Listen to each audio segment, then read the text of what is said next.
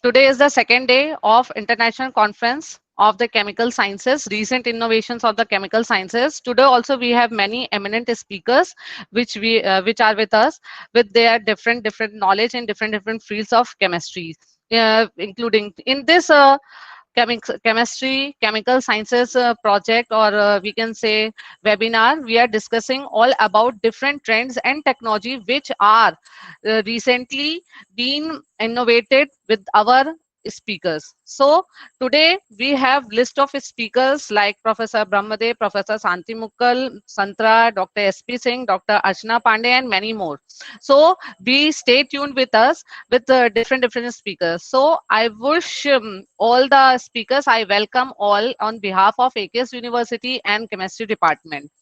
So today we will start from Professor Brahmadev.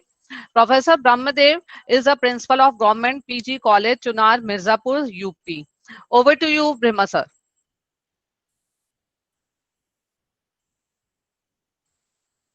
Hello. Hello. Sir अपनी mic unmute कर लें.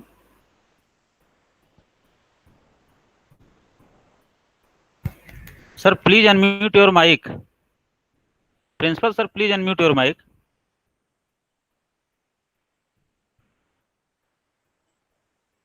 Hello. Hello. आवाज आ रही है? Yes sir. Hello. Yes sir, you are audible. Please unmute your आपको mic मेरी आवाज आ रही and है क्या? be visible. Yes sir. Yes. Madam, I am audible. Am Yes I sir, you audible? are audible. Yes, sir. Yes sir, Thank you you. are audible. Thank you. I start addressing you. First of all, I thank you all. It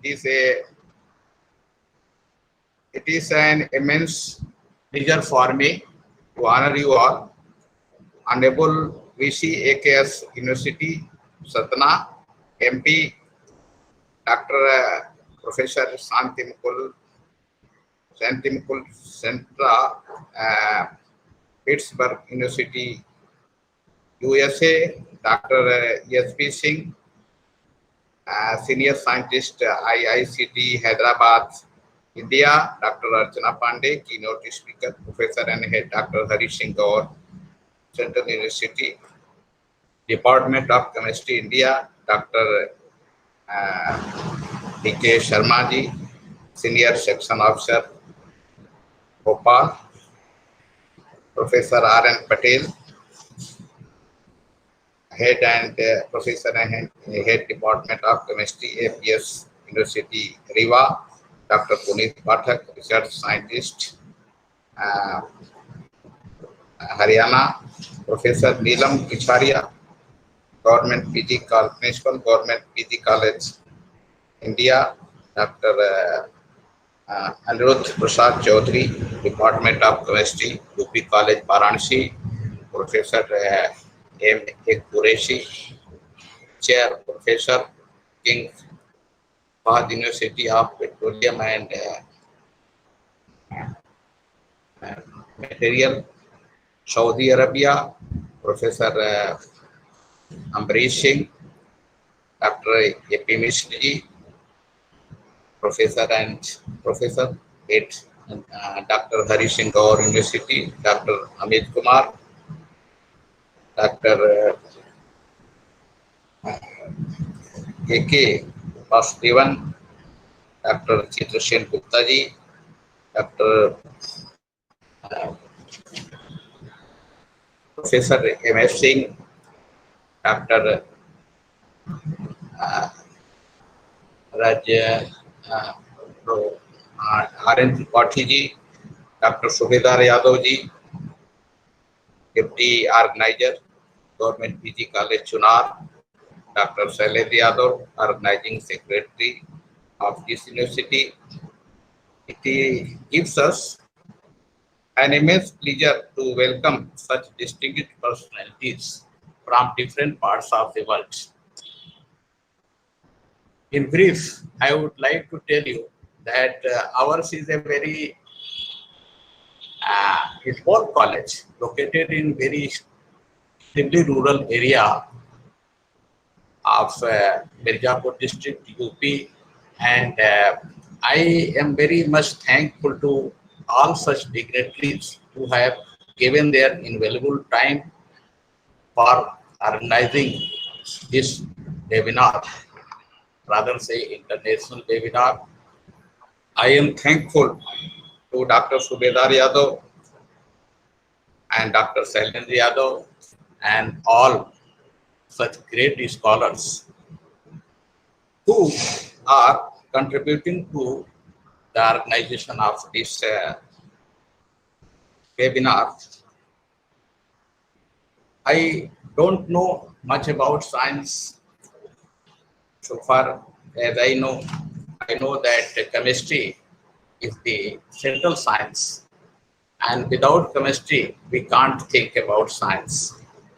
And chemistry is a scientific study of substance when it is mixed with other matters. It reacts differently, placed in different conditions. Just over 100 years before, the life of human beings on this earth was very miserable. There were no facilities, and the life span of human being was very short. But during the last 100 years, researchers, scientists, and inventors have invented many things. Many technologies have come to forefront, and these technologies, discoveries, and researches have made our life worth living on this earth. I am reminded of a very famous literary person's statement, Dr. Murk Raj Anand, who once said that among all the planets of this universe, perhaps this Earth is the most disturbed planet. And during this change scenario, in Corona period, these researchers, scientists, and chemical scientists have to find the solutions to the many problems which are challenging the very existence of human beings.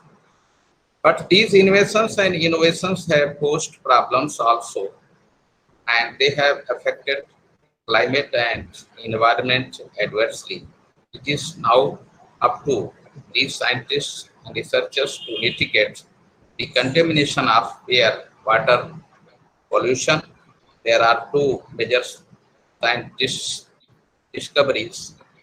So many persons are talking about 10 new innovations, and they are claiming that these innovations will drastically change the world.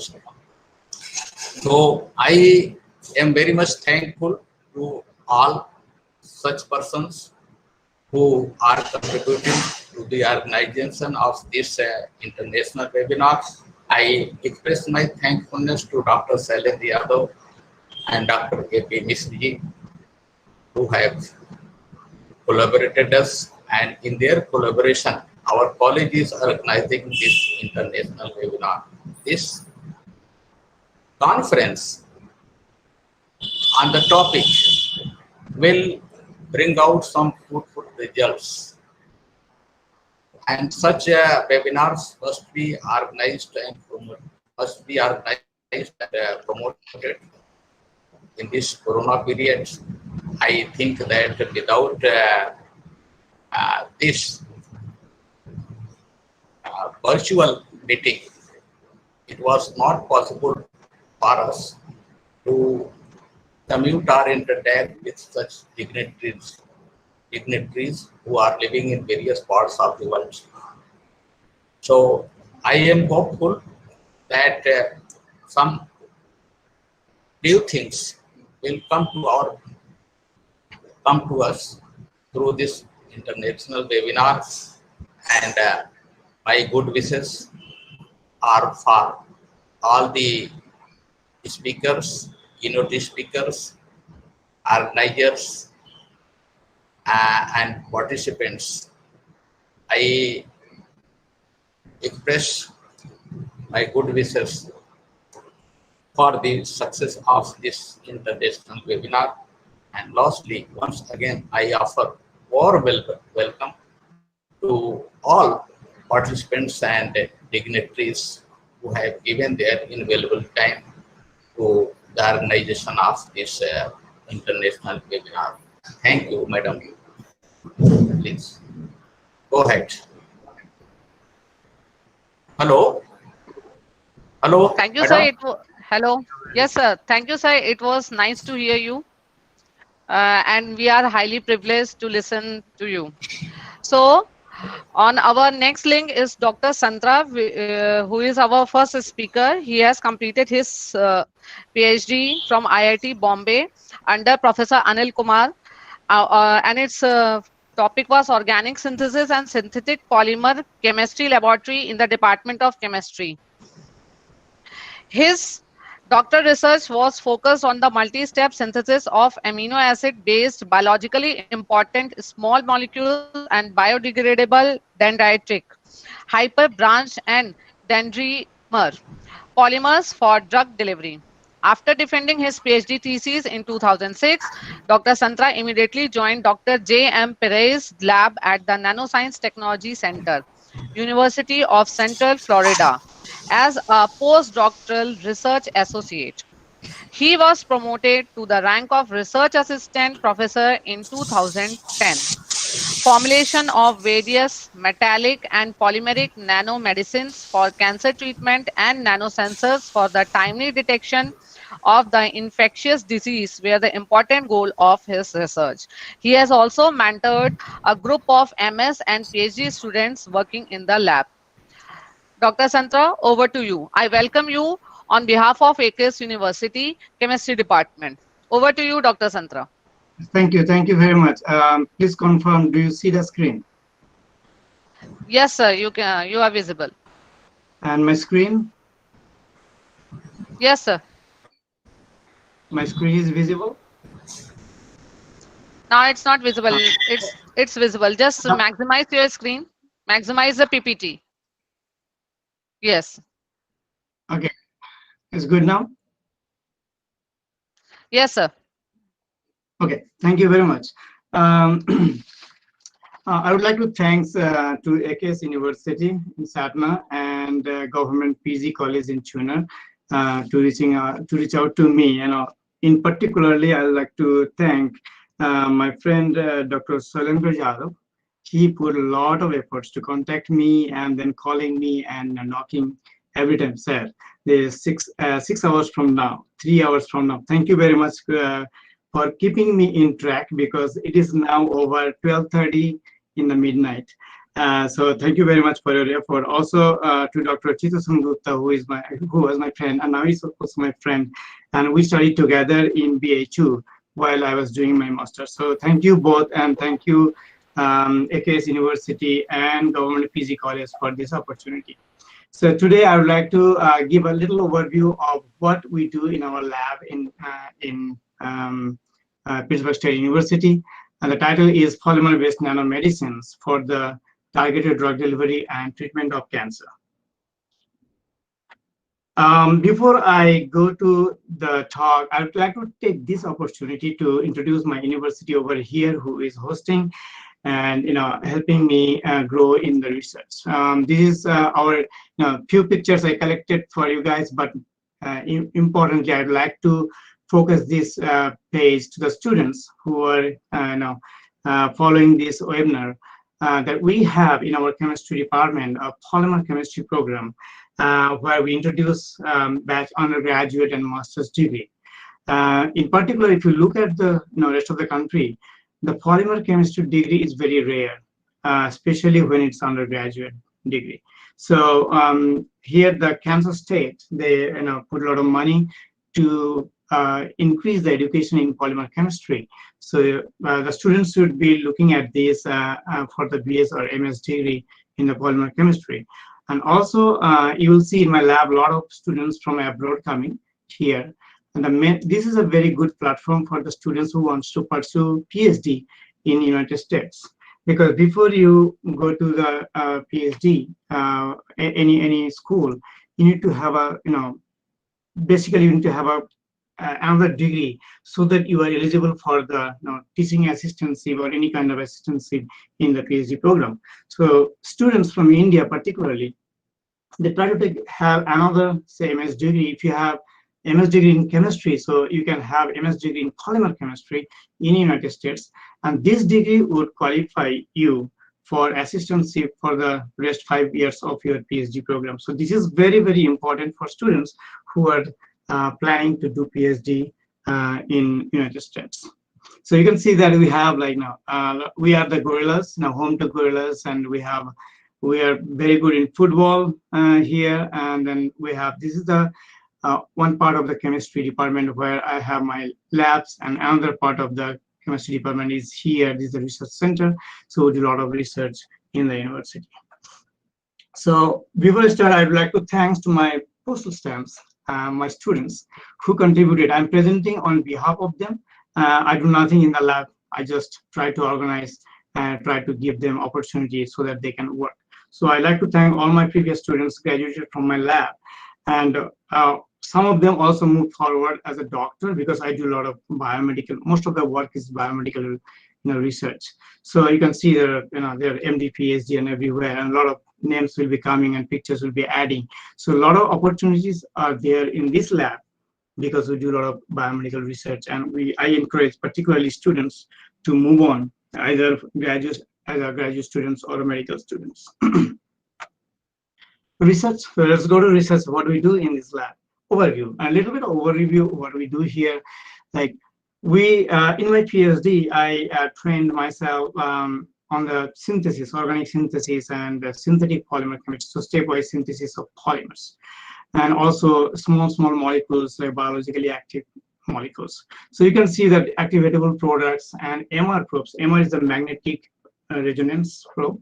This is kind of MRI, we say. So we use these we synthesize these activatable products and MR probes for diagnostics and treatment of cancer, small molecule based. Also, we synthesize here a lot of small molecules eligible to give you dendritic polymers. So what is dendritic polymers? They are like, when you talk about polymers, it's like polymer linear, say from here to Satna in UP, something like that. But it's not. Dendritic, when it's like a soccer ball, it's like a three-dimensional architecture. So we'll be taking a lot of examples of how you can create a dendritic polymers and how we can use those dendritic polymers for the drug delivery for the treatment of cancer. So that is one, like polymer synthesis, and we use those polymers, the drug delivery system, by formulating them as nanomedicine. And we target for the cancer treatments. There's another very important work that we do in this lab is the nanosensors for the detection of infectious disease. We have published several papers on the detection of Zika, Ebola, E. coli, influenza, and all. Now we're working on, of course, COVID-19 and see what we get. However, thinking of chemistry department and talking to the student from the chemistry, I would like to focus more on the synthesis of dendritic polymers, and I'll take a little bit to the nanomedicine and show their potential, how beautifully we can use them as a nanotheranostics. These are a few publications selected. This, the left-hand side is like selected what I published from here. And this is selected also what I published before I joined as an assistant professor. So we keep on building. I try to balance between publication and the grant. We are fortunate to get grant from National Institute of Health, NIH, from USDA, United States, Department of Agriculture, American Chemical Society, Petroleum Research Fund, and so on. So try to balance. So I try to keep like 4, 5, 6 maximum publications per year. So it's nice to balance between the proposals and the manuscript. So I'll just move on. And here's the nanomedicine. So we know about medicine, a little bit of thinking of student in front of me. we know medicine, when someone is having cancer, say I have cancer, for example. So I go to doctor nowadays, still nowadays, we go to doctor, a doctor says, oh, you have first stage, second stage, third stage cancer. So they start with the chemotherapy, say, for example. So they will have you have IV, and then they will inject drug in the bottle, and then it will go to the blood circulation. Good. Sometimes we are lucky, we get cured. But what happened during that time? We have seen when a patient going through this, chemotherapy for this treatment of cancer, you can see immediately the loss of appetite, cannot eat much, then hair fall, and then at the end, slowly, the heart is not working, the lung is not working, and so on. So most of the time, a majority of them, you'll see the patient is dying not for cancer only, also for the organ failure. So this is due to the side effects of the drug, that anti-cancer drug we injected in the patient's body. So the main purpose of this nanomedicine technology is nanotechnology, that you have the medicine and you kind of packed in a delivery system, and the delivery system is formulated in such a way that it will target only to the tumor, and it will not interfere or minimal interference to the healthy cells. That's called targeted drug delivery, and then therefore treatment of the cancer. So we can have this drug delivery system like polymer based, from the polymer, you can wrap up the anti-cancer drug and then deliver. Or also you can have polymer coated metallic nanoparticles. And this metal can be iron oxide, cerium oxide, gold, and as you can think of.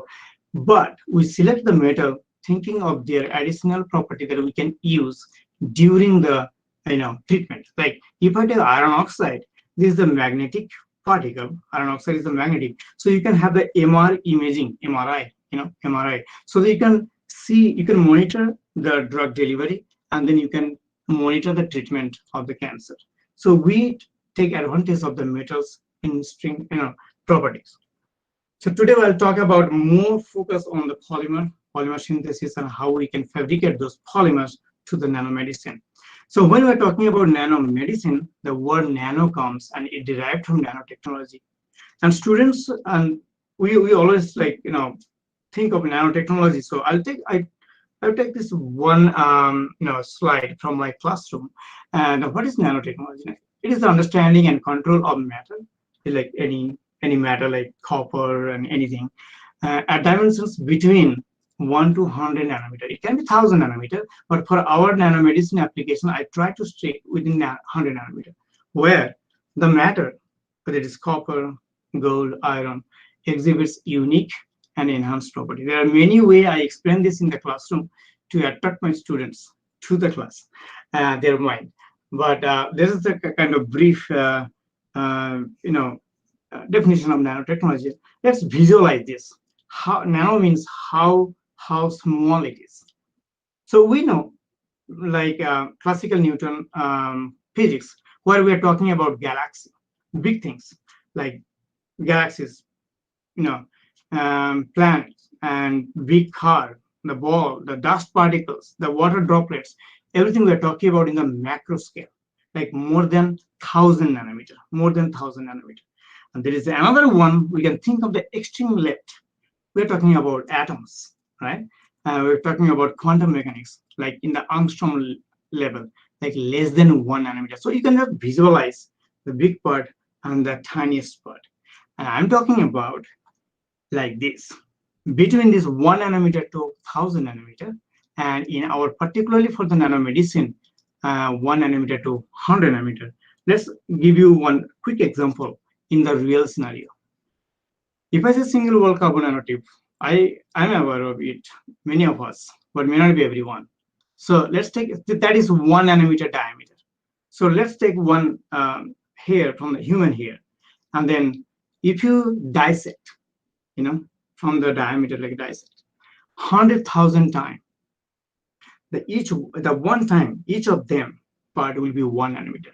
So you can think you're taking one hair, and then there's a so tiny diameter, you can't see much, and you have to dissect 100,000 times, and each time is the 1 nanometer. And we are talking about 1 to 100 nanometer, such 100 nanometer for the nanomedicine and for the drug delivery application. So that's the nanotechnology a little bit, so that when I say nano, so at least we're talking about tiny particles that we successfully synthesize in our lab, and then we use them for the treatment of cancer.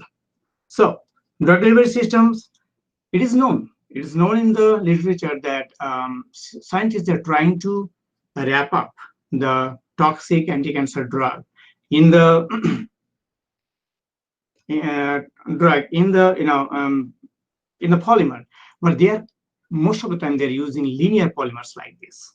So when you have linear polymers, you have very less cavity. So the drugs, they will be falling apart, and they have very less number of functional groups on the surface. They have only extreme. They have these kind of functional groups.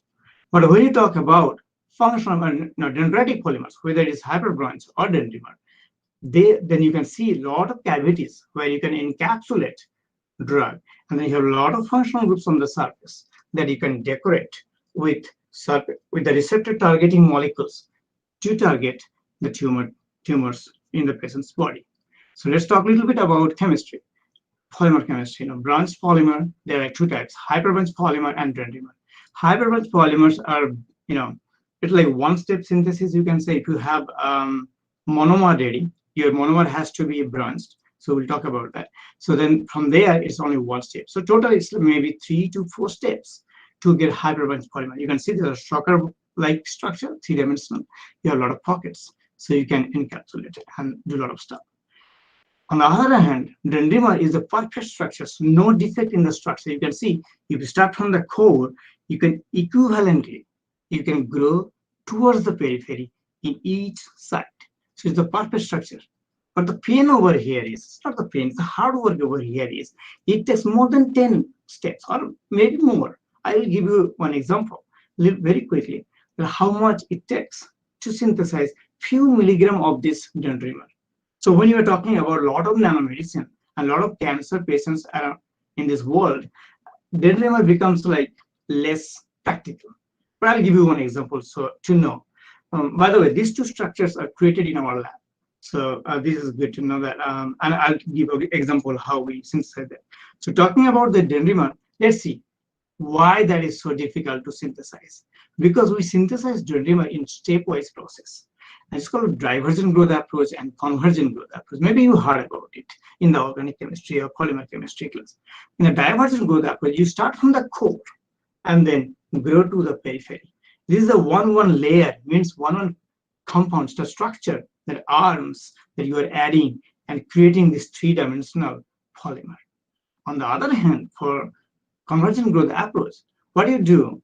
You first create the periphery, the side arm, and then take 3 of them or 4 of them and then connect to the core. And then use this is the converge to the core convergent growth approach. That's how we remember. So I'll give a quick example. I don't want to go through all the steps. It will take 1 hour.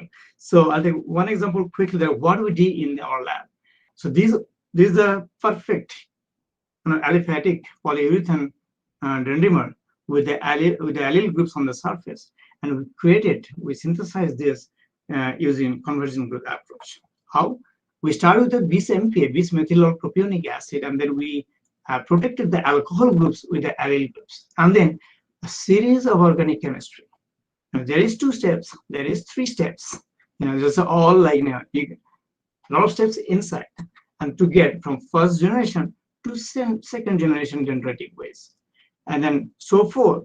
You can go repeat these steps to go to 3rd generation. So you can see you started from here, and then you are growing, increasing the wedge, size.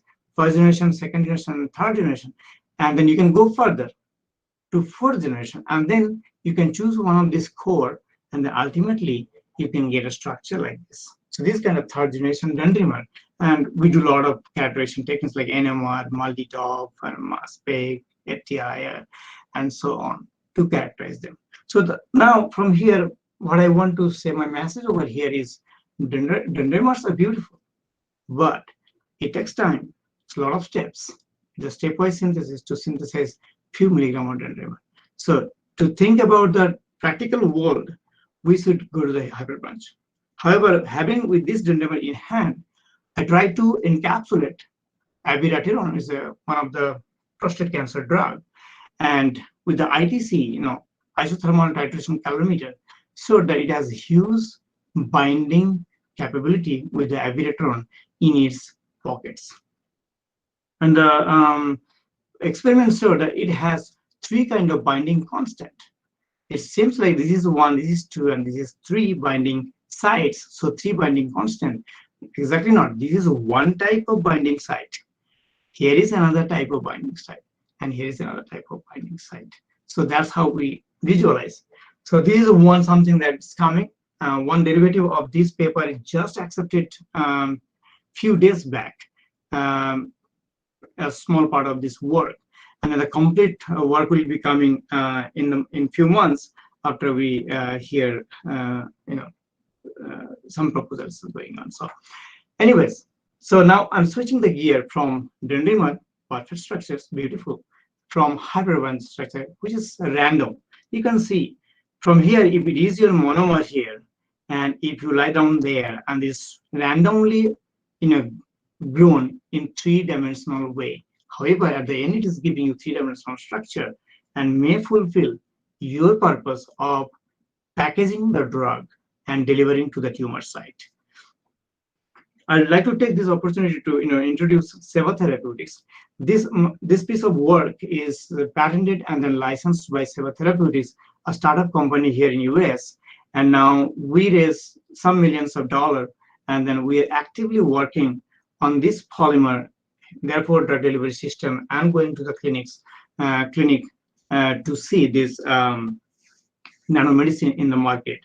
As I said, nanomedicines are not yet in the market because of the FDA rules and regulation, and we are trying our best to bring it to the market so that we do not have so many patients dying from cancer due to this non-specific treatment of cancer.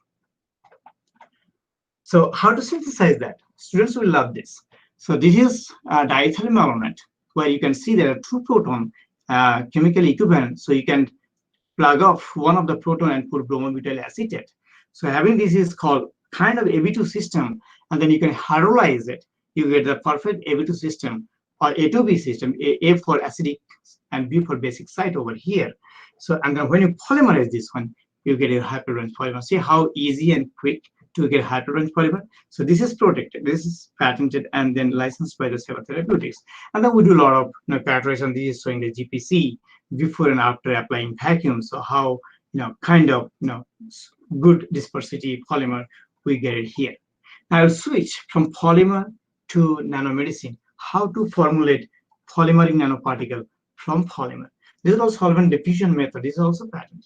And you can see this polymer has a lot of pockets that, as I shown, and then you have like drugs, like anti-tumor drug, and you can have some imaging agents like optical dyes for optical imaging. You want to see where the how the after treatment the tumor size is reducing or not, something like that. So all these are generally they're hydrophobic, and this polymer also a little bit of hydrophobic. So due to hydrophobic interactions, these drugs and dyes, they will try to encapsulate in the cavity because the cavity is hydrophobic. So it's called hydrophobic interactions, and it becomes more beautiful when you try to drop this polymer and drug solution in DMSO. Both are soluble in DMSO in water, because at the end we want medicine in the water because our body system is water. So we want to see our medicine is stable in our body system in the serum and PVS. So the beautiful thing of this solvent diffusion method is we do not use any surfactants which kills cells. So this is surfactant free, soap free, completely water-based synthesis. And then with the established protocol, we were successful in loading or encapsulating drugs inside the polymer cavity, and where you can see a lot of functional groups are on the surface and helping you to conjugate with the receptor targeting molecules. So again and again, I'm saying receptor targeting molecules, and you are thinking, what is the receptor targeting molecules? So we'll come to that. So functionality in the core, that means what are the things you can encapsulate in the polymer to make this polymeric nanoparticle.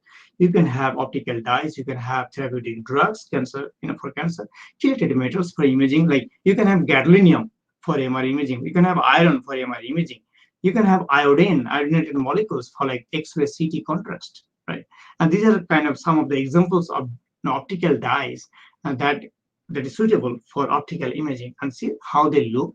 These are like DII, DID, and DIR loaded nanoparticles. So nanoparticles are like milky solution. It's not transparent. If it is transparent, they precipitate it. If it is milky, that means there is the dispersion. Nanoparticles are never soluble, or most of the time they are not soluble, but they are dispersible. So you can see there's a milky solution, and based on the color of the dyes, they're encapsulated inside, and the color of the nanomedicine you get. And then we dialyze to get rid of all the free metals, drugs, and dyes from the nanoparticles.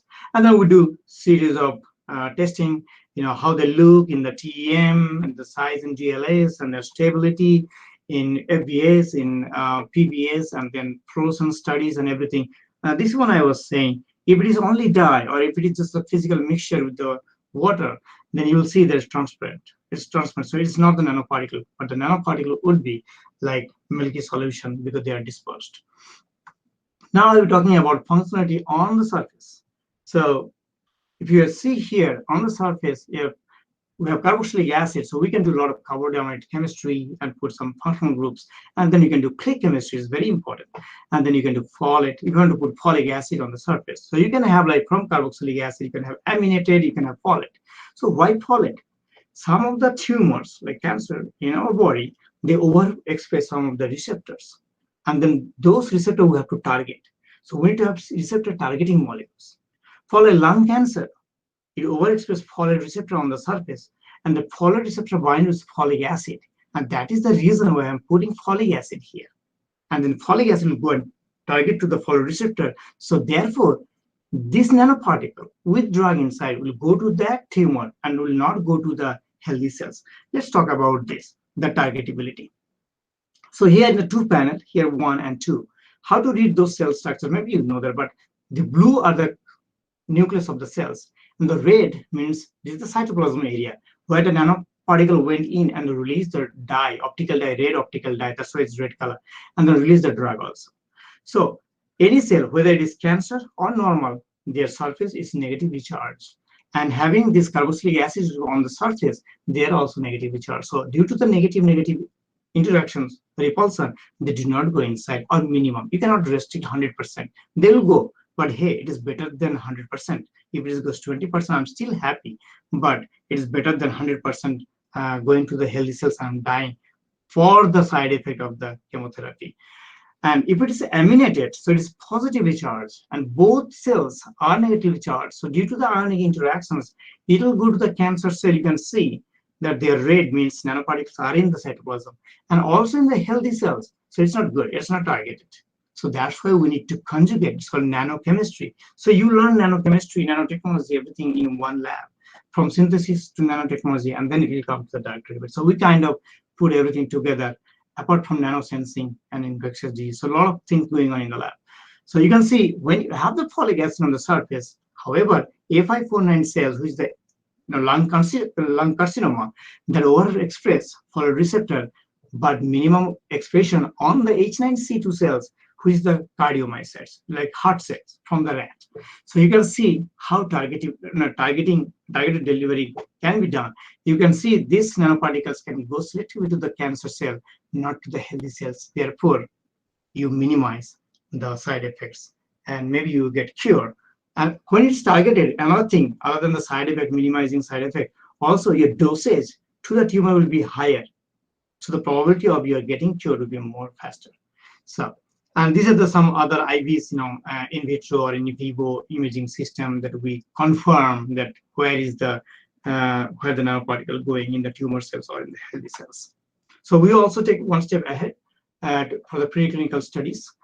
We take the mice and then we inject in their tail and sometimes in the eyes. I feel sad about that. So I prefer injecting in the tail. And then you can see this is our cancer tumor that we actually inject the tumor cells, tissues in the flank, and then we grow there, and then we put our nanomedicine here, see it's targeted or not. By the way, this elevation here, it is the healthy cells we injected. You can see it. This is the healthy cells. There we can see how much targeting here. And this is like both sides we injected tumor cells, like a positive control. So you can see having the folate receptor targeting molecules on the surface actually helps for the targeted delivery and hence effective delivery. We can target many cancer cells, not only like lung cancer. We can go to the breast cancer, we can go to prostate cancers, many things. And this is one of the this is actually for the from molecular pharmaceutics, and it is targeting the breast cancer cells. We injected in this is the body of mice, and then you can see if you have an empty nanoparticle without drug, you can see with time, day 0, day 2, and day 4, the size of the tumor is increasing. However, if you have the drug, in this case, we used our our own drug, CT20P is a peptide, then you can see the size of the volume of the tumor is reducing, which is fantastic. And then I think that's why we are moving. The company Seva Therapeutics got very interested and approached us, and then licensed and going forward. So now, as a chemist, you don't stop your research. You try to develop more and more and more and see what next with this. I mean, jumping from here to here is very easy, but working with one system and develop that technology more and more, that is the real science. Then doing another polymer, another polymer. We do, but this will be good. So I thought, okay, can I encapsulate bismuth DOTA complex, and it will be a nice X-ray contrast. I encapsulated using solvent diffusion method, but unfortunately, you can see the X-ray contrast is very, very minimal. Okay, so, and this is the OmniPAG is the clinical standard. You can see we're expecting like this, and that means the bismuth is super hydrophobic and could not hold in this moderate hydrophobic region because you have oxygen and everything, kind of amphiphilic interior. So you can see then, as a chemist, oh, we have another hydrogen left over there in our synthetic route, right? We can play with that. So as you thought, and as we thought, I tried to put sulfur in the cavity by going through this route. And you can see when you compare, this is a second generation HBPE, and then you can see the difference in the structure. Now sulfur has the affinity towards bismuth, right? So this may end up giving contrast. So after doing a lot of characterization like NMR here, and then nanotechnology, nanomedicine formulation using Taxol as a drug, bismuth DOTA encapsulation with Taxol co-encapsulation, and then putting folate, and then doing some characterization over here, and then do again, see everything is looking good, or targetability and everything, and it's killing. Yes, with Taxol, it kills the cell. So these healthy cells, like there's no Taxol, no drug, so cell looks happy and healthy. And when you have the Taxol drug in the nanoparticle, you can see how weak they are.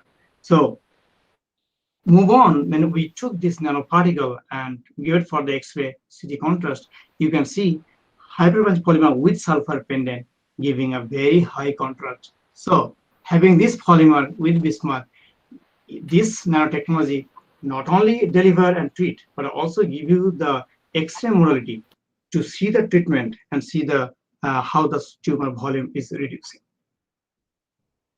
Okay, so I'll finish this, maybe the second last one, I think. Yeah. I said polymer and polymer coated, right? So I just took one slide, last slide. The polymer coated, I'm talking about iron oxide nanoparticle. We can do the same. We can take our own polymer and then make iron oxide nanoparticles. They're super magnetic.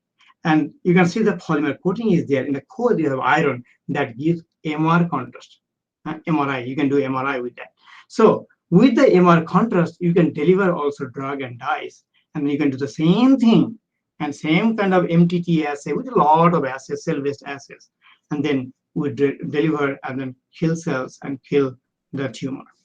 This Ferrahim, this is one of the FDA-approved iron oxide nanoparticle solution formulation that FDA approved.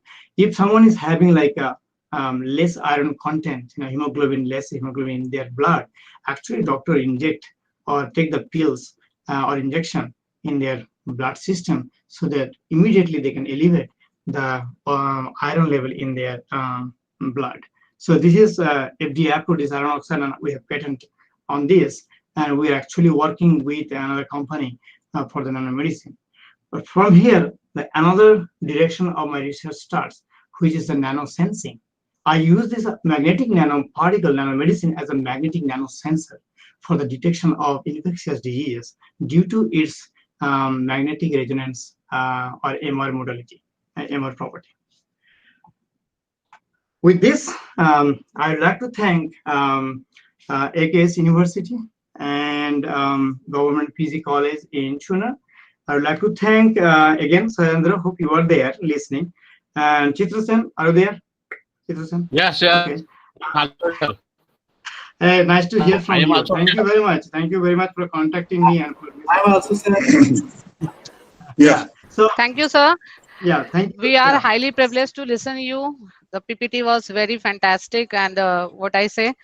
Thank you. Can we take a question? Thank you, and yes, sir. You can take questions. Yeah, I would like to have Yeah, the yeah. Here a discussion. question. Mhm. May I ask it? Yeah, yeah, sure. Yes, sir. Yes, The sir. question is very simple and very applied value. I mean, how these polymer molecules that you have studied work at a molecular level. In a neoplastic cell you are talking about.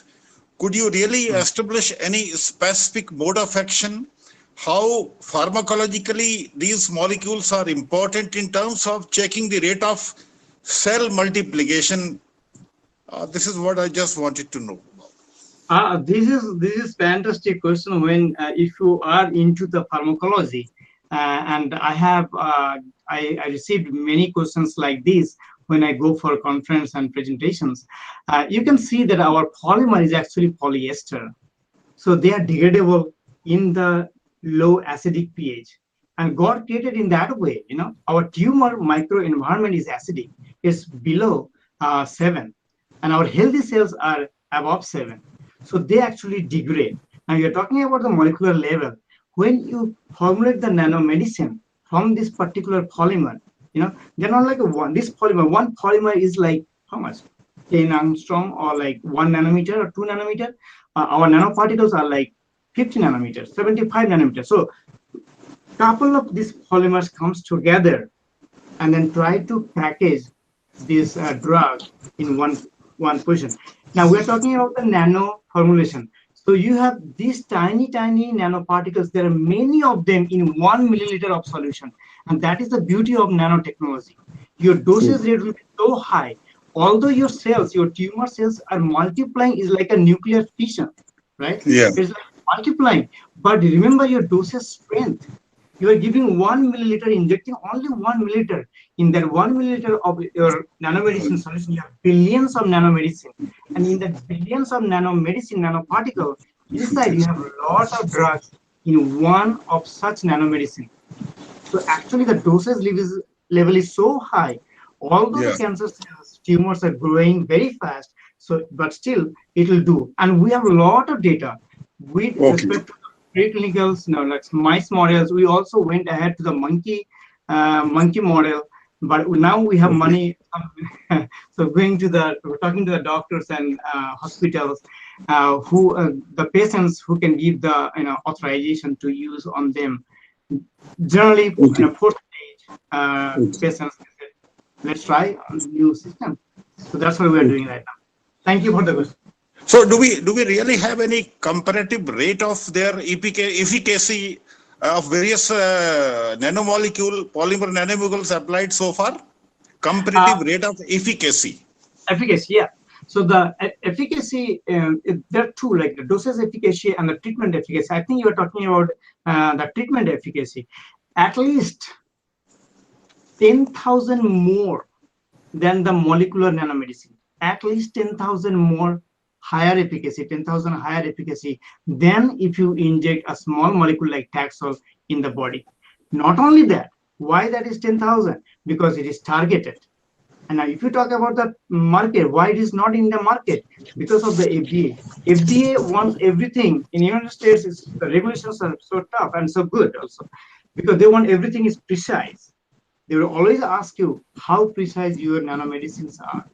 When you're talking with the polymer, precise size getting is very difficult. Yeah. Thank you. Thank you. Thank you very much. Thanks. Yeah.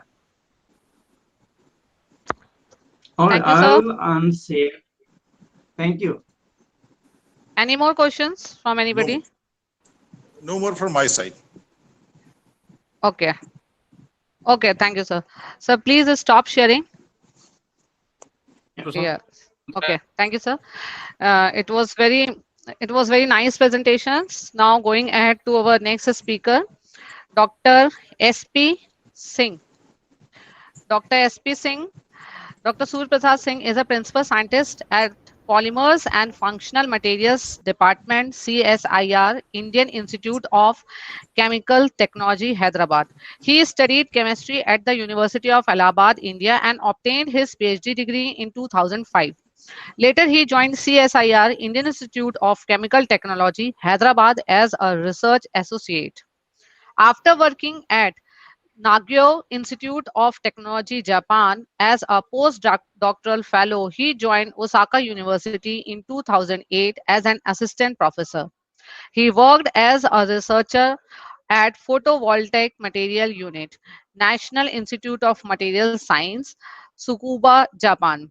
Recently, he worked as base fellow at University of California, Santa Barbara with Professor Bazan Research Group. He has been involved in design and synthesis of functional conjugated small molecules for photonic devices, sustainable dyes for textile, photoredox catalyst, and published over 180 papers, reviews in peer-reviewed journals and patents, edited 2 books, and author of 1 book chapter. In the list of his awards, he was awarded by Fellow of Royal Society of Chemistry, AVRA Young Scientist Award 2015, Bhaskar Advanced Solar Energy Fellowship by Indo-US Science and Technology Forum to Work, University of California, Santa Barbara, Young Scientist Award by the Council of Science and Technology, Government of UP, CSIR IICT Gaurav Samman conferred by CSIR IICT Hyderabad, Associate Fellow of Andhra Pradesh Academy of Science, Young Scientist Award conferred by CSIR ICCT Hyderabad, Nasi Young Scientist Platinum Jubilee Award by the National Academy of Science 2012. Welcome, Dr. Surya Prakash Singh. I Thank you, welcome on madam. behalf of AKS University Chemistry Department. It was highly privileged to see your long list of awards and honors. So, floor is all yours. Thank you very much, madam, for your introduction in detail. So, is I am audible? Yes, sir, you are audible. Okay. Please present yourself.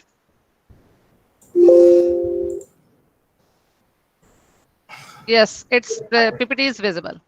Yeah, thank you very much, madam, for your kind introduction, and thanks inviting Thank me you, here. sir. Both the organizers, particular my friend Dr. Subedar. I'll be presenting on our recent achievement on energy materials. Basically, we are chemists and we work on the development of light harvesters, such as a dye molecule, functional conjugated dye molecule, which can be used as a light harvester, and we can harvest the light from sun and produce the energy. And we use our chemical technology like chemistry as a tool to develop those kind of products, such as CC coupling reactions. Also, since it is a dye molecule, so we don't only work on the energy application. Since it is a colorful, so it can be utilized for many applications, such as coloring of the textile material, flexible devices. Also, I'll be talking about how this organic molecule is better compared to the existing materials such as silicon solar cell. So my topic is a small molecule for sustainable energy, development of photonic devices and beyond. Beyond means these all the developed molecule, how we can use not only for device, for other application. So my introduction deals with the one technology. It's called dye sensitized solar cell. I'll be talking about dye sensitized solar cell and how it's a function and it's a working principle. Then organic solar cell, the organic solar cell is different from the dye-sensitized solar cell. Their electron donor and electron acceptor, these are the organic molecule. It mixed together and form the active layer, and we can make the device. Then perovskite solar cell. In perovskite solar cell, we will be working. I will be talking about how to develop a new technology which we can make for the large area of the solar cell. And finally, summary. Here, this slide is the deals with our group activity and some of its representative publication, such as OPV, organic solar cell is one area where we are working. Dye-sensitized solar cell is another area, and then perovskite solar cell. And also we work on the conductive ink. What is the conductive ink and why this conductive ink required, and it's related with these two components. I will tell you. Conductive ink means we can make it for the flexible devices, like device which can be folded. We can fold it and we can print it. For that, conductive ink is required. Then before this is our humanity top 10 problem for next 50 years. This is before the COVID-19. That time energy was on the top. Even energy is required, even at present time also. So energy is on top for the top 10 problems for the next 50 years. This is the global data. Then the energy industry and its ecosystem. It is divided into the two sections. One is non-renewable and renewable energy. Renewable and non-renewable. In the non-renewable, it's a coal, oil, gas from the natural sources. And if we have the coal, oil, gas, we are utilizing it, and after some time it may deplete. So we don't have. And renewable energy, solar, wind, biofuel, hydro, and other. I will be talking about the solar energy, which is our core research area. The energy consumption by the US and American data this is, and where is the now people are consuming. If you look about the renewable from the across the globe, only 2% utilization of the renewable energy in 100%, which is very less, and mostly it comes 40% from the coal. As I say, coal, it may deplete after some time. So we have to look for the alternate energy source. Then next is the gas. 19% energy coming globally for the from the gas. Nuclear energy, and that's 16%, just next to the hydro and coal. So nuclear energy is good. The most of the developed country, even our country, we have the nuclear energy. It's a good, we can get the uninterrupted power and energy throughout the year. However, once a natural disaster it occurs, it cannot sustain. I will tell you one example where I am the witness of this nuclear disaster. If you all remember, in March 2011, there was a big tsunami in Japan, and I'm the victim. I was there, and then there was a Fukushima nuclear plant. It blasted actually, and then people, they moved. Still about more than 30 kilometer radius is still, it's sealed. So nuclear energy is good, but once natural disaster happen, then it cannot be controlled of this because it use a lot of radioactive material. Similarly, long back it was Chernobyl in Russia. Because of the natural disaster, the nuclear plant, it blasted. Then, being a responsible country and citizen, we have several other international norms. We have to follow it. And in global summit, it was decided how to reduce the carbon production. Because, and by 2030. So there are several agenda internationally made, and it was decided that how to reduce this carbon dioxide. And mileage is one. And if you notice, earlier when the automobile, it was giving less mileage, and now we have good mileage automobile, good mileage vehicles. Earlier 1 liter, we were used to have at least 14 to 15 per kilometer or 10 kilometer, but now we have 20 or more. So mileage means we are burning only 1 liter, but our mileage is more. So it is energy efficient. So one option is to enhance the mileage, another energy production and efficiency.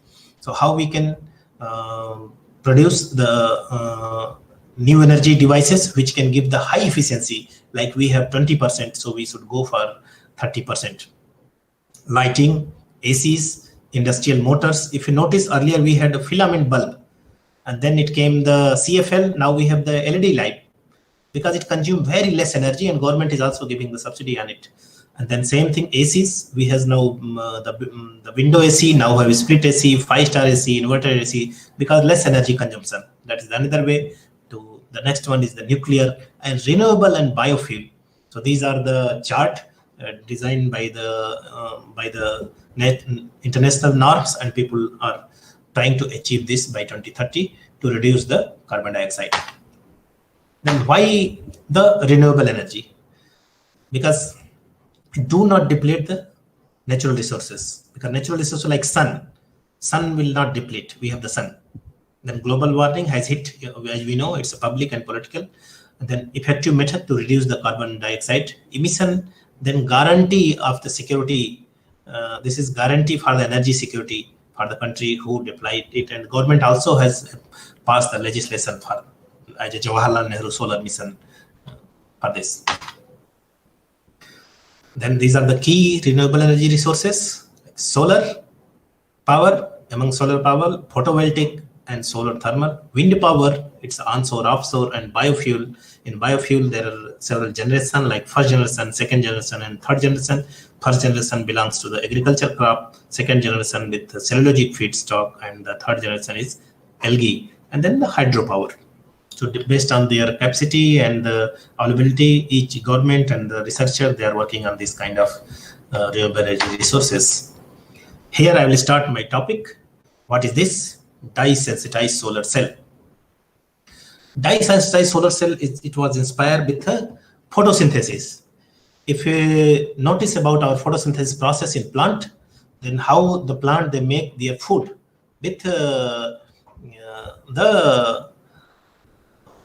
natural dye, that's called chlorophyll. And then the plant, it survive, and it has different kind of, the color, because green color comes from the chlorophyll.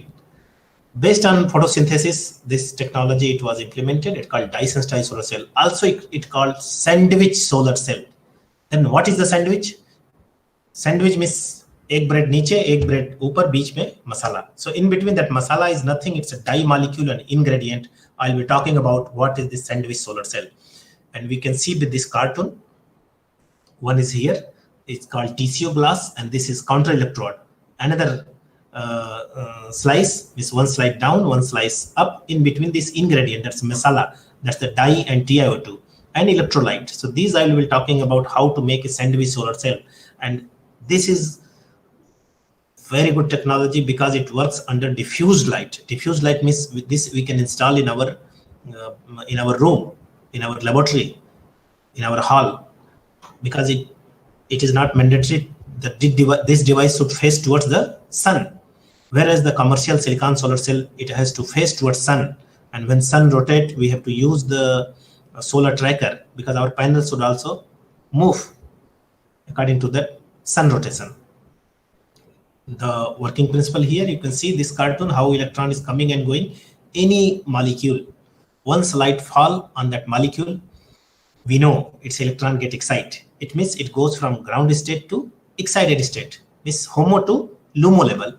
And then it come to, again, it stays certain time, with transient that lifetime, and then again it come to the ground state.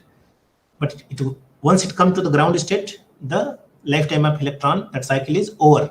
But here what we are doing, we are using the redox electrolyte, and again this electron is regenerating, and then continuous, we are getting this cycle, and then it producing the current. This is the simple technology. And here, this is one ruthenium metal. It is used so far as the best champion photosensitizer, this ruthenium dye. This ruthenium dye structure, the chemist, they can easily understand 2 bipyridine connected with the ruthenium metal and 2 NCS group, thiocyanate group. The merit, it's a low manufacturing cost, very cheap material, colorful and flexible. The flexible means because it works under diffused light, it is not required to face towards sun, and it can be folded.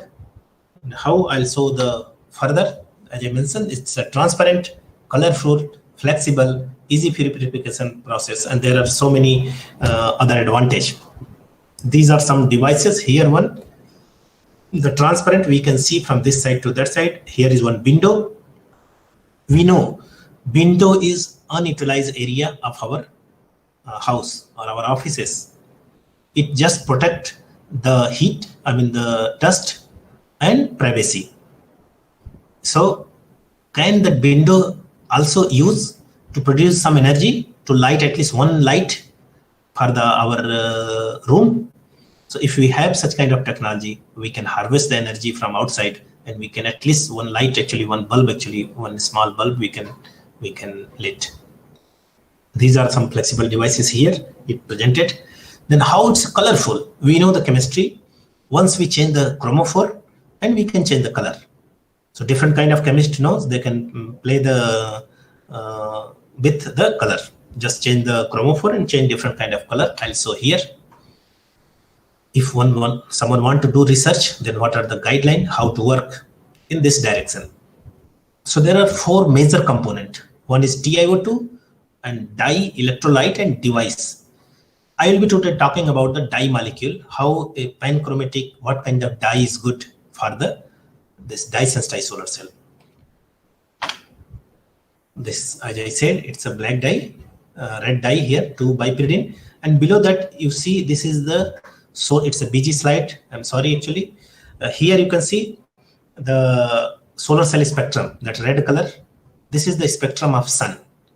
So with principle, if we have any dye molecule which shows its absorption parallel to sun, it means we are harvesting all the photons present in the sun, and then we can generate, it can be generated as energy. That blue line, blue curve you can see, the desired one. But across the globe, people are working in this area. You can see we could able to harvest up to this much, this green one, only this much from the sun.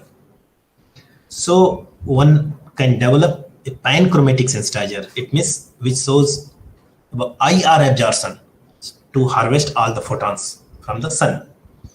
Based on this, our methodology and concept, we try to develop few sensitizer. You see here, DCBIQ, DC-biquinolene, then monobiquinolene, and you can see here DCBPY, it is a bipyridine. So based on this 4 complex, we made the complex. And here you see the right hand side below. With bipyridine, we can get absorption up to 330 nanometer, 530 nanometer. With pyridine quinoline, 580 nanometer, and biquinoline, 625 nanometer. So based on the concept, if you see 625 nanometer absorption is good, we can get very good energy from this. And then we made the device using this complex. Further at last, if you see this IPC spectrum, the pink one, there is no current, though absorption is 625 nanometer. Now one can ask the question, based on my concept as I described, it should give the highest efficiency because the absorption is 625 nanometer. But when we made the device, the pink, please notice here at the pink one, there is no any current. If no current, then where is our concept? Then we studied very deeper that what is the problem, why this concept is not working. And if you see this HOMO-LUMO chart here, that yellow our mark, this one HOMO-LUMO chart here, the HOMO is minus 5.6, electron volt and LUMO this, and in here left hand side is the CB, that is called the conduction band, and INJ means injection. So if we have the HOMO, once light fall on this our molecule, it goes to the LUMO, excited state. If the LUMO is below the CB, conduction band of the TiO2, then electron injection is not possible. So we cannot get the current. So it is not only that only the high absorption, high absorbed molecule give the high efficiency. No, it should fulfill the redox properties also. Like its LUMO level should lie always below the conduction band of the TiO2, then only electron injection is possible to get the high efficiency. And if LUMO is below CB, we don't get current. Here one example of color, you see the yellow color of the device. This device was made in my lab. This 3-bipyridine, 3-bipyridine, yellow color, this red color 2-bipyridine, and this is the tripyridine, 1 to 3 terpidine. It is giving the red, sorry, black. Here it looks a blue, green, but it's a black. Based on this, we have synthesized a series of metal complex, more than actually 4 dozen. But here I will show only one example because this is not the forum to explain all.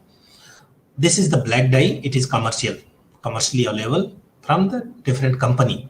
And we have done a small molecular engineering. At 1 pyridine, we have installed this 4-methylstyrene group.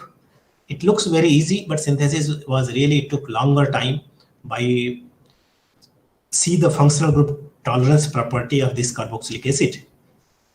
When we install here 4-methylstyrene group and we name it HIS2, and the IPC spectra you see with the champion dye, like black dye, the blue one, here we are getting one V shape. It means this much energy we are losing, whereas our HIS2, our molecule, we are able to harvest all light, and the device shows 11.1% efficiency, which is very high for the organic molecule, and with the black dye 10.5%. This was published, and also it came in a Nature News also. I'm not showing here. So this is the so far the one of the best champion sensitizer. And based on this, a few of our representative metal complex I'm presenting here. This slide will show that some of the good ruthenium complex here. Again, now, as I say, this device is, this solar cell technology is very cheap. Now, one can ask the question, how it is cheap? We are using the ruthenium complex, and ruthenium metal is not cheap. So how we can claim it's a cheap? Considering this, we have moved our next objective to develop a simple organic molecule like the photosynthesis, like the small organic molecule. We have developed a simple organic molecule here. The series of new small molecule we have synthesized. This also shows equally good power conversion efficiency based on the different kind of dye. You can see here porphyrin dye. We know that porphyrin, it is in our blood, that heme. Here is the porphyrin, triphenylamine based, AK01. You can see here indolin based. Again here, the diketopyrrolopyrrole based. The concept here, what I would like to mention, you see in the middle, organic photosensitizer, that green color, our text, we have used the push-pull kind of concept, donor and acceptor. Push means one side it will push, and here the cyanocarboxylic acid, that CnCO2H, that will connect, that hydrogen bond, it connect with the TiO2 and it will give. So based on the push-pull kind of concept, we have synthesized all our organic molecule, and this organic molecule tell us we don't require the ruthenium complex. This organic molecule is good to harvest the light and in a less expensive manner.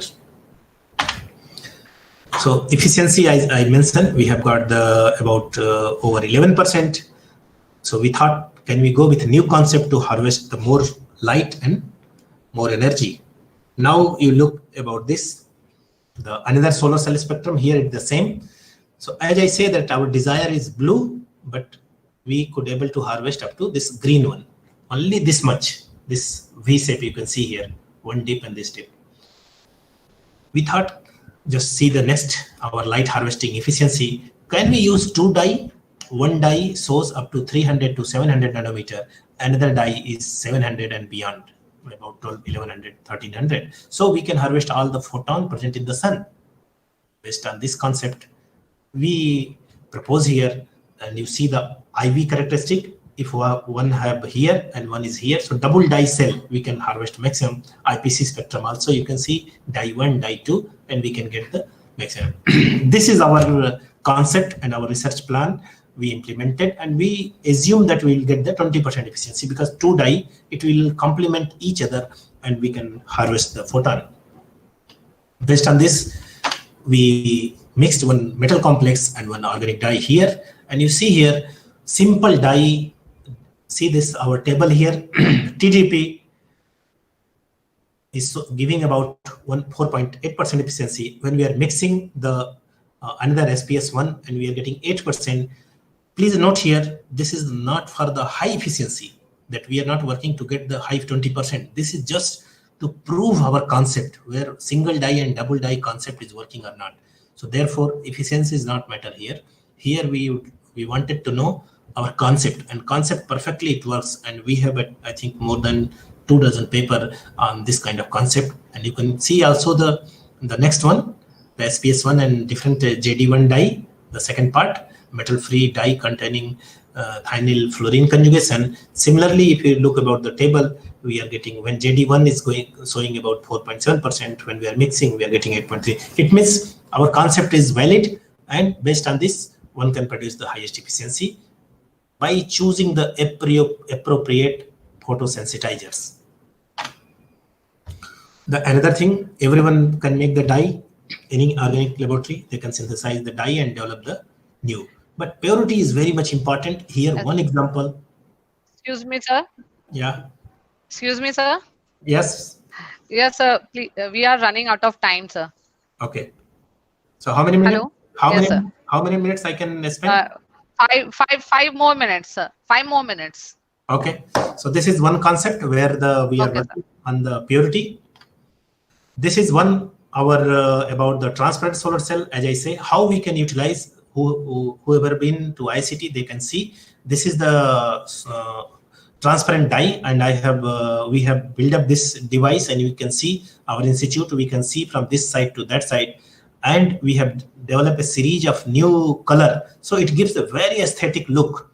We can provide a different kind of look, and we have used the simple CH activation chemistry, and you can see here once chromophore change, color is changed. So unutilized area like window also, and we are getting 9% efficiency based on this. So unutilized area like window, we can make curtain also out of this. Coming to the next technology, it's called organic solar cell. Here electron donor, electron acceptor is used, and we can see here polymer, and the electron acceptor is fullerene. The advantage is it can be printed as roll to roll, and the disadvantage is fullerene is very less soluble, and polymer gives a batch to batch variation. Like one batch gives like 12,000 molecular weight, next batch may give less or more. So we want to replace polymer with a small molecule. Here is the concept. We have developed several small molecule. You can see here, mostly the stellar coupling we have used to synthesize these molecules. Since we don't have time, so I cannot explain a lot. Just I'll go through it. And this work, I worked with University of California, Professor Bajan and Heger. He got Nobel Prize during 2000. So I was fortunate to work with him, and you can see here we got about 9.1% efficiency. And this is our lab. We have developed a series of different kind of organic molecule with various efficiency. These are the synthetic. Now donor acceptor we are mixing together. So we thought, can we synthesize a molecule which gives the simple donor acceptor in one unit? Here is one we have synthesized donor acceptor, and the work was published in Govt during 2016. We don't have to mix donor acceptor separate. This is only the one molecule. It works as donor acceptor both. There are a lot of actually good chemistry, but time is running, so I may not be able to explain in much detail. These are some fullerene derivatives we have synthesized because it's soluble, and few of them are commercialized. So some Japanese company, they are selling it. Interested can. Not only that, this is the commercially available, but it has a 5-step procedure, and we have developed a single-step process. And compared to the commercial one, this is the best. And these are the other molecule based on fullerene. But fullerene is, as I said, it's not soluble. So based on that, we have synthesized non-fullerene acceptor. Though it's an organic molecule, but it works as a fullerene, so it can be replaced. So here are our synthetic step, and we are able to get up to over 10% efficiency. This is one, if 1 minute time permit, I can show how we are working on the paint. So can we develop the molecule or some light harvester which can be painted? We can paint it on the wall because we have a big wall, so we don't have to use extra land for the solar cell. So this concept we are working, maybe in some other forum I can present about the solar paint. These are the another concept, because perovskite is contain lead, so we want to replace lead with the lead-free perovskite, and these are the the second half part is for the OLED. So how we can see here, cesium lead bromide, when we are doping with iron, we are changing the color. It's a dual emission, is very good for the OLED application, and light emitting diode. This, as I say, for the flexible devices, I have a good video, but I may not show. This we have developed the conductive ink, and we have printed on the paper. You can see CSIRICT. This paper, we could able to get the energy, light. There is no wire, just we have provided the energy, and we can see. And our Science and Technology Minister also visited here. This project is very good for industrial. So we are working this project with the industry. These are some the demo when I was during my Japan. We had this dye-sensitized solar cell car race, and we also participated. My photo is not there. Because I was taking the picture.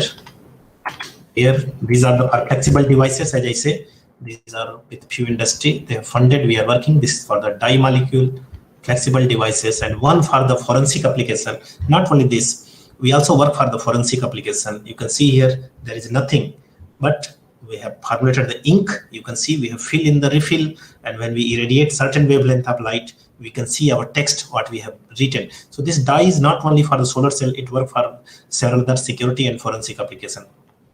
The dye for ink, you can see we have formulated the ink, and it is visible, and it is very stable even in water. So our dye, our ink is very stable even at 70 degrees centigrade for 1 hour. The blue ink, yellow one. So organizer, if you feel, because it's still a lot of, so I will just stop here. So this is dye for the textile industry we are working. This is the funded by the industry. Not only this dye, what I've shown, we have several other dye, because the dye generate a lot of effluent.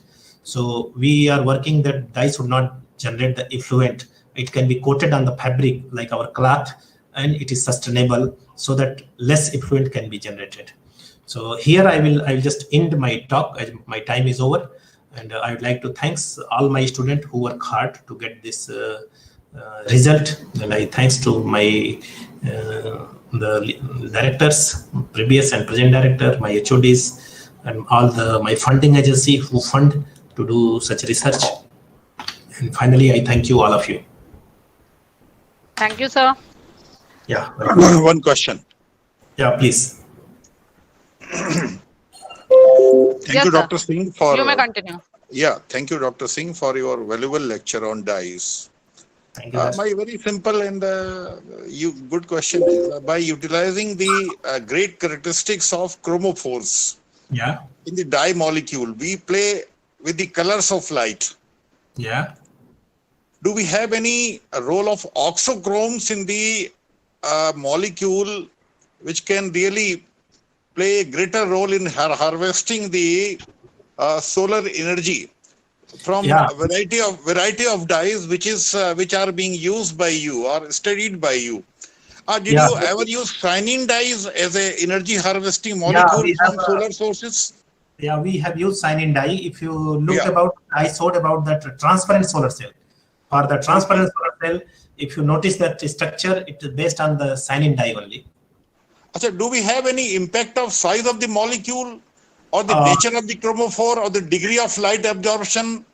Size doesn't matter, but it should follow certain route, such as homo-lumo should be appropriate, and its absorption. If we have better absorption and follow the shows good redox property, then that's okay. Regarding the size, if we go longer size, it may require a lot of lengthy procedure to synthesize. So we believe that, of course, the size matter a lot, but smaller is best. That's why we say small molecule. If it's small, then synthetic utility is easy and it's a low cost. If you go for extent, there are many molecules we have synthesized large scale. Large compound. That really the synthetic utility is not very handy. We have to spend a lot of time to synthesize that. So we believe that a small molecule is better. So any specific dye accepted to the level of actual application now? Porphyrin dye is used for the several application. Actually, for domestic use, it has come. This transparent dye which I showed, that is now those kind of dye. Entire Geneva airport, it has been used. for the domestic application. If you visit the Genova airport, the one company named Glass to Energy, they are our client. They have utilized this dye for the entire Genova airport. They are harvesting and producing the for domestic purpose, because dye-sensitized solar cell cannot give that high level of the energy, because the durability is so. But it's a very cheap, so people are using for a small domestic application. So any patent so far? Oh, many patents, sir. We have, I think, 17 patents. Myself, I have. That's great. That's great. Wonderful. Congratulations. That's great. Surya Prakash, I am Professor A.P. Misra from Sagar. Pranam, sir. Hello. Sir. Namaskar. May I just know, you delivered a very beautiful talk, wonderful, many more things that I harvested as an inorganic chemist, stations of stimulation. Still, can we have some replacement for the ruthenium by some simple metal? So far, because you have worked a lot on this very area. We can replace, before that, Professor Tiwari asked that, can cyanide dye work? So small molecule like indolene based molecule, triphenylamine based molecule. So we are completely working to replace the metal. Now I'm asking as a metal, the replacement of ruthenium by any other metal.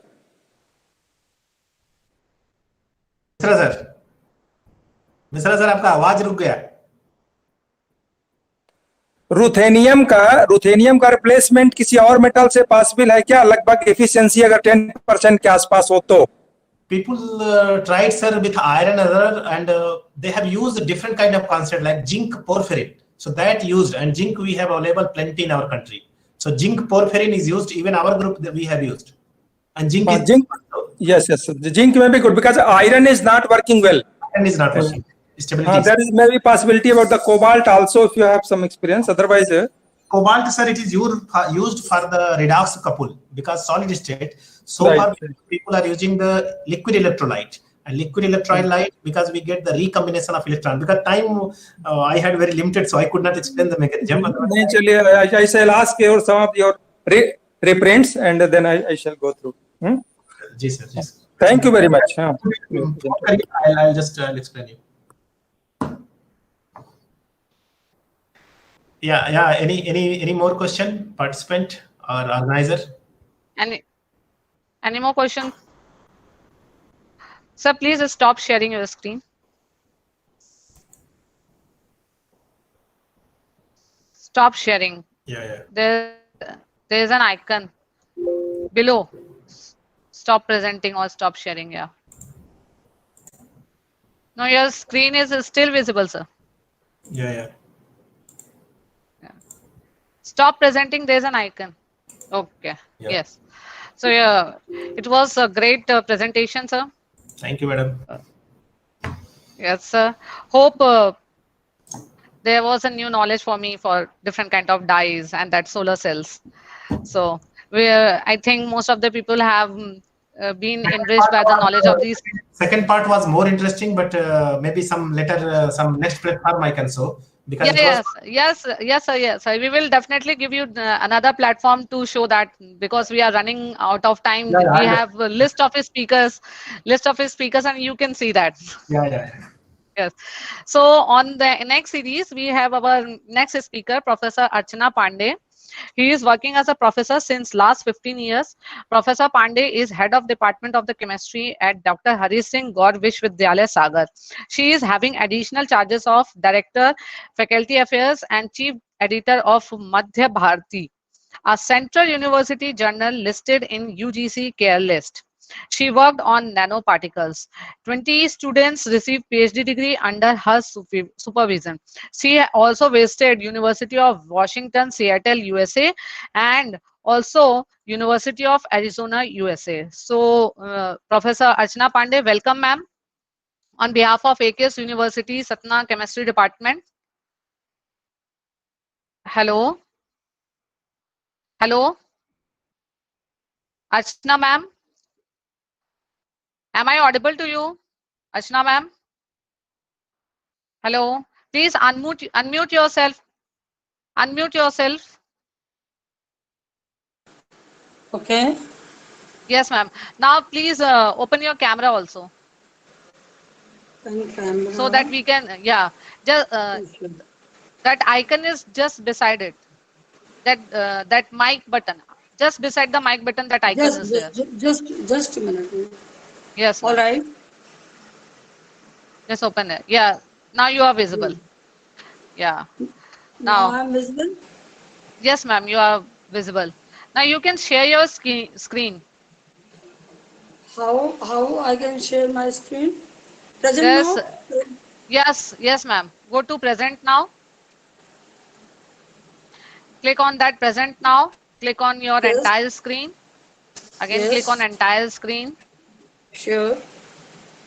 Go to entire screen. After clicking your entire screen, you will see one dialog box will Sure. appear, which will show your window. Click on that, and after that, the share button will be enabled. Yes. Share button is here. Enabled? Is it enabled? Yes. Just click on that. But it is not working. That's why I'm saying that just first click on that screen. Share your Okay. entire screen. Yeah, click on that Okay. All screen. right. After clicking, Yes. that share button will be enabled. Yes. Share button. Yes. Yes. Present now. Yeah. Yes. This one is the present now. Yes. Yes. Present now. Go to present now. Then go to Yes. your entire screen. Yes. After Then going to share. entire screen, then not directly share. Click on that window which is appeared before the screen. Just click on that Yes. window. Yes. Yes. Yes. Blue. Yes. Yes. Click on that. Hmm. Yes. Yes. After clipping, yes. Now Yes. you're, yes. Now minimize the Sure. window. Now I can see your Sure. screen. Yes. Minimize your window and open your PPT. Yes. Open your PPT, ma'am. All Yeah. right. Your PPT Is it visible. Just, yes, it is visible to visible every, now. Yes, you have to visible to maximize everybody? the PPT. Yes, ma'am. It is visible. Now All just maximize it. Maximize it. right. All right. All right. Yeah, it's visible. It's Now fine. floor yes, ma'am. Now floor is yours. Okay. Now, my topic before delivering my lecture, I would thanks AKS University Satna and Department of Chemistry for giving me this opportunity to sharing my views with all of you. My special thanks to Dr. Dinesh Mishra, head of the Department of Chemistry, for interacting me and for introducing in AKS University Satna. Since I know that AKS University is running number of courses in the agricultural science, and therefore I have taken my topic, that is the nanotechnology in agriculture. This is not research oriented topic. This is a generalized topic. That's why everyone can understand this one. Either it may be a chemistry people or not belong to the chemistry department. Before starting my lecture, I will say few words about my university because yesterday we were celebrating the 75th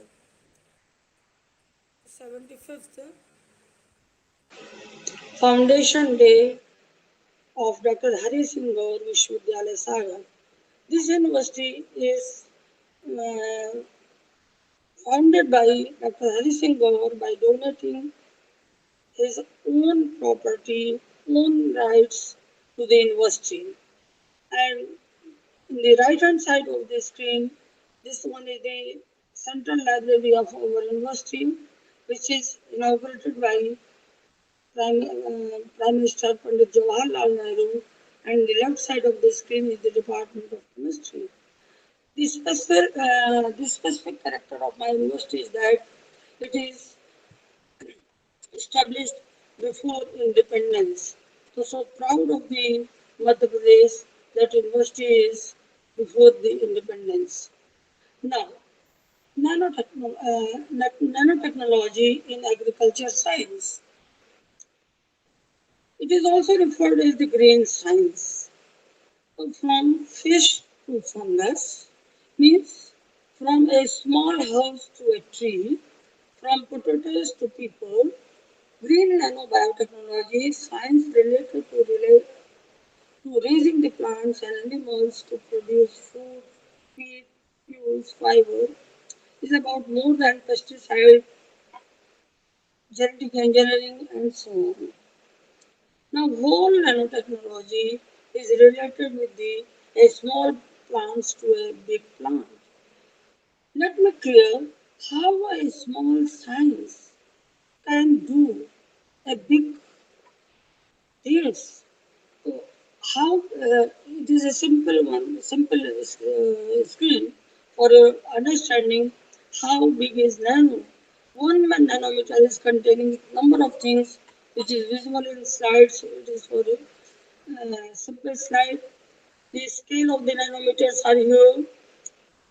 Now the different size of the things are given for general introduction. Now, where is nanoscience in agriculture and food science? I have already told you that this is not research oriented. I am not taking in details. So first, we prepare the materials of the agricultures. And these materials may be nanoparticles, nanoemulsions, nanocomposite, nanostructured materials. And these materials are used in the agriculture science or the food science. Now, how to process these materials? There are mostly four methods to produce heat mass transfer, nanoscale reaction engineering, nanobiotechnology, and molecular synthesis. After the production of agriculture product or the pesticides, we we pack this one and deliver to particular site. The major thing is that how to protect, just a minute, how to protect these things. So the nanotechnology provides nanosensors and nanotracers. Now, the problem where the nanotechnology faces in case of the agriculture and food science, first one is the pathogen, which causes the disease and contamination. It is difficult to tracking the crops and the products.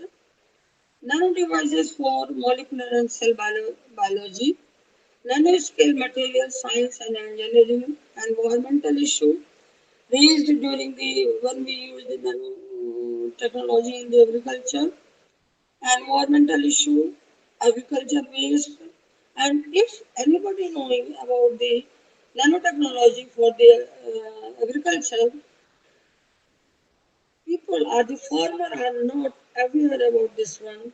So last duty or the most important duty is that to educate the farmer or the common people for this technology. Now, first one is the pathogen or contamination, which can be detected by the. Imagine using nanotechnology to create self-healing materials. Self-healing materials means the pathogen can be automatically destroyed at that place, or coating that can modify agriculture materials, or packing to prevent microbial contamination. Another application of the nanotechnology is nowadays is used, that is the sensor, which earlier speakers are already discussed. So with the help of sensor, we can detect the pathogen. Now, with a simple example, I will describe how the nanotechnology is useful in agriculture and food sciences. Now, when the pathogen chemists are doing that experiments on the pathogen disabling nanoparticles to keep chickens healthy. How it is performed? Nanoparticles are added to feed and mimic cell surface inside the chicken. The tiny pathogen germs, because they are very small, they get confused and bind to the particle instead of the real cells. Then automatically they go through the PKPD or the digestive system of the chicken, and the chicken is safe and healthy. Now, next one is on the other hand, scientists are working to find out the simple handheld instrument that can detect bacteria in 15 minutes using this technology. Nowadays, traceable nanotags and food quality sensor could improve food quality, taste, nutritional value, preserve food, and extended nutritional stability. Nanoscience in molecular and cell biology. Nanotechnology is making revolutionary changes within cell, which will improve agriculture and the food industry in amazing ways. Develop better soil additive, fertilizer, pesticide, and soil condition. Now, it is a very generalized word that develop better soil additive. But here, the methods are available to develop the soil additive, to minimize the use of fertilizer, to minimize the use of pesticides. Develop because when we increase the surface area, there is automatically less use of the pesticide, fertilizers, and the others one. Now, I will explain with another method. Identify new agriculturally derived molecule for industrial and biomedical applications. In case of the food, which is used in the which kids are used to say, no, no, it is not tasty, I will not eat. This one, it is a common practice in houses. So by using water, it is very, very useful for the heart patient also. By using water instead of oil in foods to reduce fat. Now, one question comes in mind in everybody that how the oil is replaced by the water, but the processes exist, and researchers are doing it in this field also, and creating texture that feel like high food in your mouth, and the kids are saying that wow, it is yummy. I have taken one example of the ice cream, which is very frequently used by our kids. Not only nanotechnology allowing oil to be replaced by water to make foods. When they replace the oil by the water, they increase the surface area. And when the surface area is increased, the reactivity is also increased. Like ice cream healthier, it is also developing low fat ice cream by decreasing the size of the emulsion particle. When we increase the surface area, the size of the emulsion particle will decrease, and it texture of ice cream is also beautiful. Using up to 90% less of the emulsion and decrease fat content by 16% to about 1%. There are some nutrients which is available in the market, and it is very, very useful for energy intake also. Now, if you reduce the oil by water, if you replace the oil by the water, means the energy is less required to burn up anything. As a result of the large surface area at the nanoscale, it can extend the useful lifespan of the oil, and it heats up more quickly, which reduces the energy required for cooking. So here you're reducing the fat contents as well as the fuel also. Uh, uh, Now, nanomaterials, engineering, and material science and at the nanoscale is also improving agriculture and food industry, which I have already told you. Researchers are conducting research to better understand the mechanics of nanomaterials such as self-assembly, like self-assembled capsule on the right. Here is the self-assembled capsules, developing nanomaterials using DNA as a building block, like DNA nanowire, DNA microelectronics. If there are any environmental issues or agriculture waste, yes. Agriculture waste is a big problem amongst the farmers. Therefore, understanding the role of nanoparticles in organic and organic in the movement of the uptake of the nutrients and pollutants and the movement and toxicity of the nanoparticles in agriculture pollution, dust, flood, runoff, reducing or converting animal or plant waste into useful products. So how we can do this one? Nanoscience is trying to reduce this one and also trying to change the carbon emission also. Now, nanotechnology conversing water, understanding the role of nanoparticle in soils, water retention. This one. How we can control it is a very simple example. It is not in detail. Create ammonia needed in fertilizer. Create artificial iron in water. The process is already given by many researchers. Prevent erosion with soil binders that hold soils together. Create soils using nanoparticles in water that clean the soil as they pass through it. Thus, the wastage problem is little bit decrease. In the near future, nanostructured catalysts will be available, which will increase the efficacy of the pesticide and herbicides. Although researchers are already doing, researchers are already working on this field, allowing lower dose to be used, and hence this field is also very much interesting. How to enhance the photosynthesis, improve germination, improve fishing practices, breeding and antibiotics, remove contamination from water. Now going to the nano market.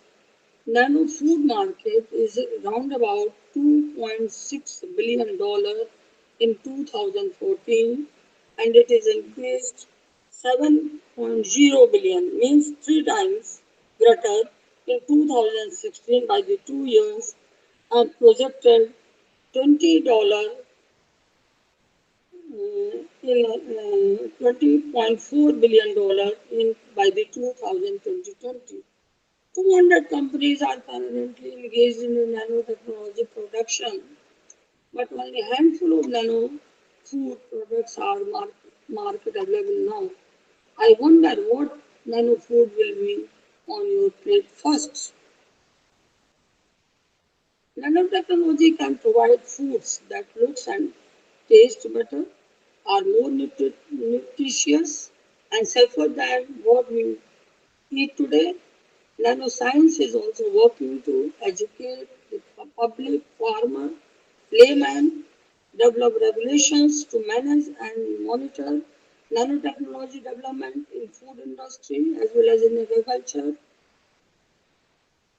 Some social and ethical problems are also here, which can be sought out by the scientists. But this nanotechnology development in agriculture and food technology infringe on human rights? No. Could any of them decrease privacy of individual? Answer is no.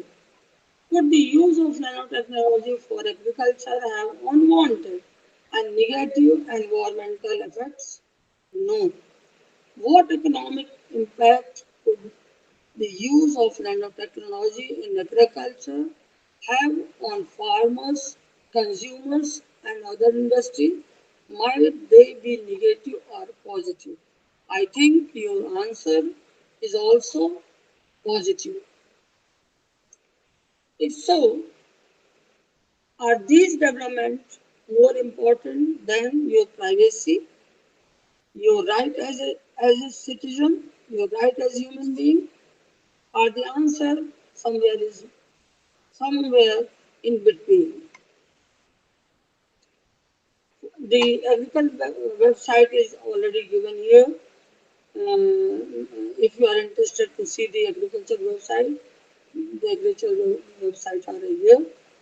The Asian Food Regulation and Information Science and its website is also available here. Before giving the thanks, I will tell you the strength of my work, and my students are my strength, and their names are written in the right side of the slides. And thank you for hearing me. Thanks a lot. Any question? Yes.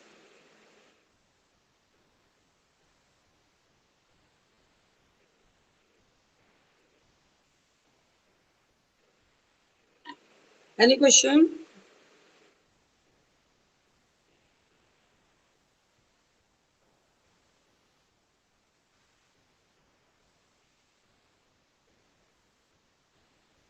So again, I thankful to Department of Chemistry, AKS University Satna, and the whole organizing team for giving me this opportunity.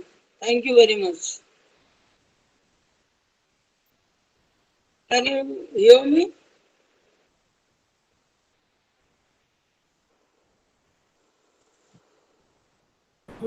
Okay, thank you, ma'am. Thank you so much. Am I audible?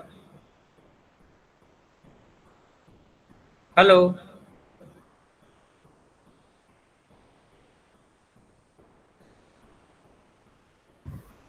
Hello, am I audible? You are Yes. audible, sir. Give the chance to the madam who is leading this program. If she is there, she has to proceed to the next. Hello, Pragya ma'am. Are you there?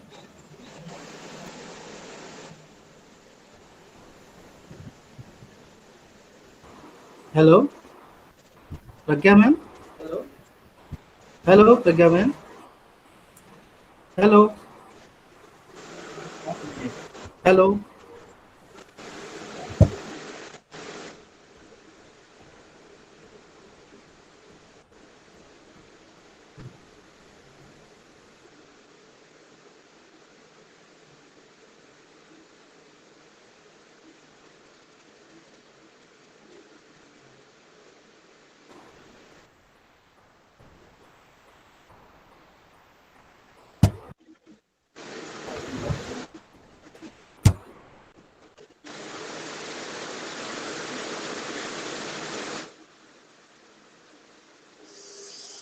Pragya ma'am, proceed. Pragya ma'am, proceed. Yes, sir. Yes, sir. Yes, sir. Okay, Thank proceed. you for your beautiful presentation. It's very nice hearing you. Ma'am, please stop sharing. Just click on that stop sharing button. Archana, ma'am, please stop sharing. Sure. Yeah, your I will screen try. is still. Yes, ma'am. Stop sharing. There is an.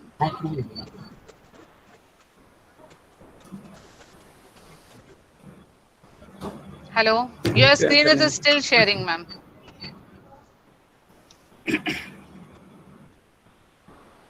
Stop sharing.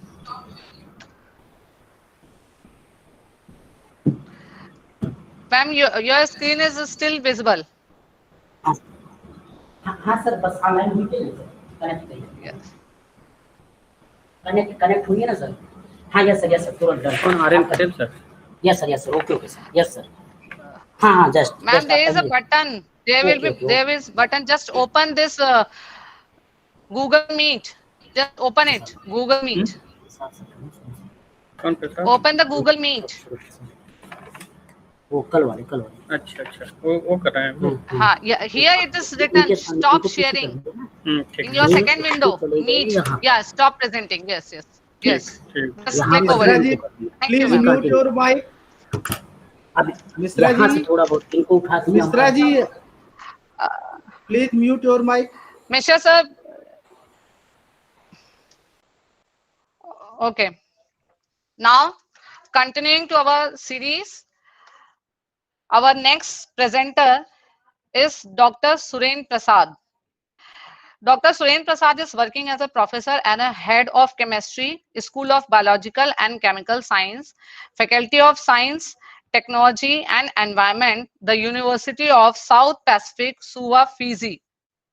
Dr. Prasad has more than 28 years of research experience along with 25 years of teaching experience. He supervised a number of postgraduate, graduate, PhD students for their research project. He organized and attended many conferences and published more than 65 research papers in professional journals. He completed many of research projects in collaboration with scientists, researchers of other countries of all over the world. His research area specialization are analytical and inorganic chemistry, applications of chemical kinetics as an analytical environment tool, pollutant, toxicants, food chemistry, kinetics and mechanism of ligand substitution and oxidation reactions, microbial degradations of organic pollutants, synthesis, characterization and biological studies of inorganic complex, pyrolysis of hydrocarbons. He has more than 115 published papers in top international journals, 3 review articles, books and chapters, 6 journal publications of public interest, 9 journals and books edited, 7 course books written and revised, 37 invited keynote lectures in different countries, and 80 abstracts published in conferences and presentations. So, Dr. Suren Prasad, I welcome you on behalf of AKS University Computer Science Department. Hello. Hello. Dr. Prasad. Hello, Dr. Prasad, I am audible to you. Just unmute yourself. Dr. Prasad, just unmute yourself. Just unmute yourself, Dr. Prasad.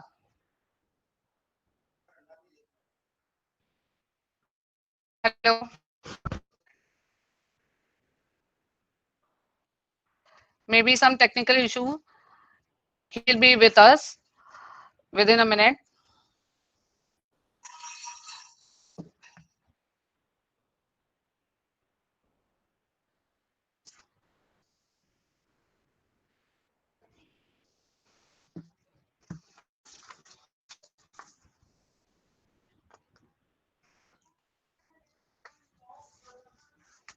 Yes, sir, he is.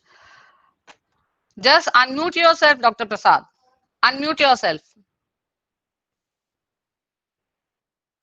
Click on unmute button. There is an unmute button which is red in color. Just click on that.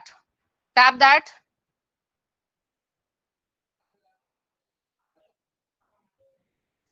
Tap that.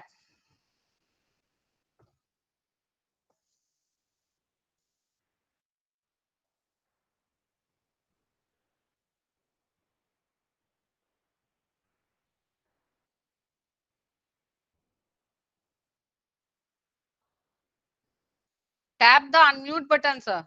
Tap the unmute button. Tap the unmute button.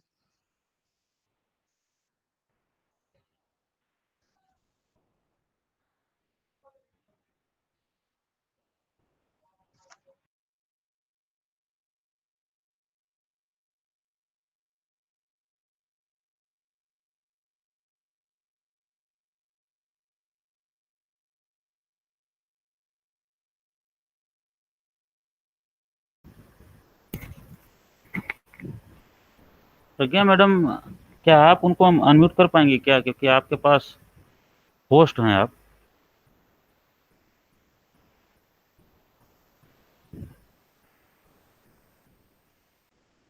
Yes, sir. Hello. Yes, sir.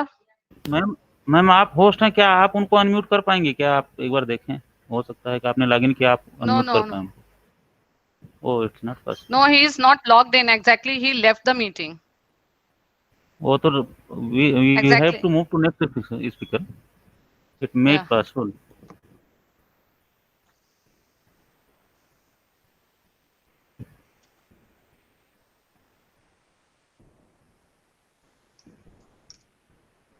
Hello, Salim, Hello. sir. Yes.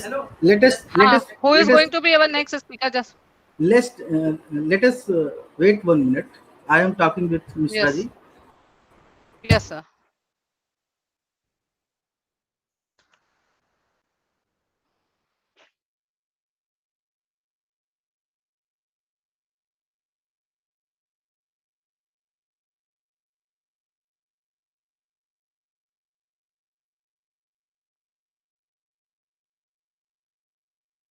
Hello, Pragya ma'am.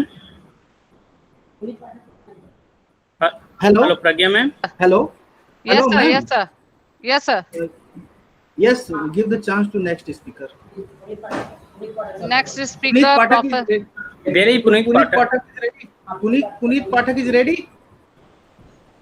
Puneet Pathak is not logged in, sir. No, Puneet Pathak is. Hello. Hello, Puneet Pathak. Hello. Yes. I'm Yes, here. And yes, I'm ready. ma'am. Okay. May I share my presentation? He is with us, ma'am. Please Yes, connect sir. the Puneet Pathak. Please connect the Puneet Pathak. फिर problem आएगी तो समस्या क्योंकि problem फिर से वही आएगी। Hello. Hello. हाँ, Dr. Puneet Pathak, can you hear me? Yes, ma'am. Yes. So may I share my presentation? Yes, sir. You can share your presentation. Dr. Puneet Pathak, I welcome you on behalf of Chemistry Department, AKS University, Satna. Thank you. You can share your screen.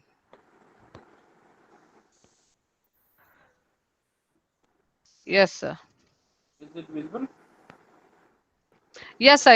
It is visible. Now you can continue. Okay, 1 minute, ma'am.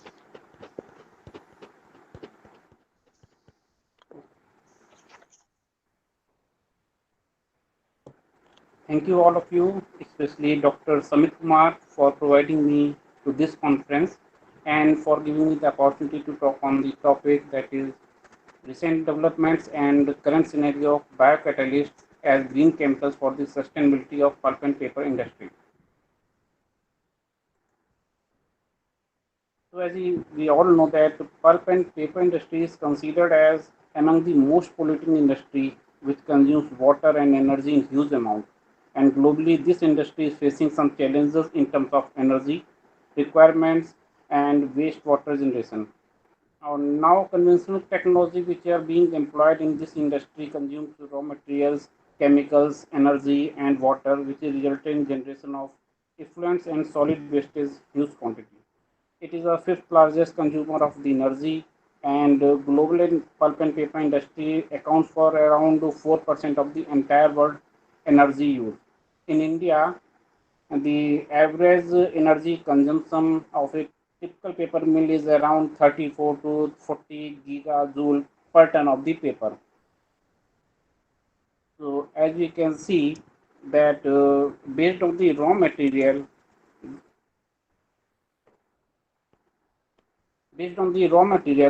there are three types of the paper mills in the India and in the global market. One is on the wood based, second one is on this recycled paper based, and third one is on the uh, agro waste. So in most of the today's paper mill employs technology ranging from the oldest to the most modern, and that is mainly because they have been in the existence of for many years, and these mills use a large variety of the raw materials like wood, bamboo, recycled fiber, bagasse, and wheat straw. So the percentage sharing of recycled fiber waste mill in India is highest, that is 58%, and which is followed by the 25% of the wood-based paper mills, and the last raw material is that the agro waste, which accounts for the 17%. And besides using 25% of the wood, pulp and paper industry manufacturers in India do not destroy the forest. In fact, this industry planted more trees than it has taken from the land. So,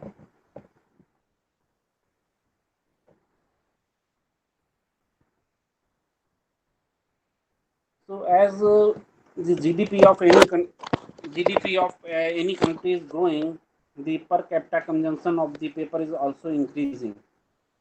So among all the countries, we can see that the per capita consumption of India is very low. It is around 13 in the present year, and it is expected that it will be around 17 kg per capita till the year of 2024 or 25. So there are some facts of the Indian paper industry that India has around more than 1,000 mills. Among these 1,000 mills, around 750 mills are operationals, and we can see that in India the paper mill are highly fragmented, which can be seen by this graph, in which you can see that the top three paper mills of India shares only the 9% of the total production, while in the other countries, the top three players contributes around 32 in USA, Indonesia at 28, and in the China at 21%.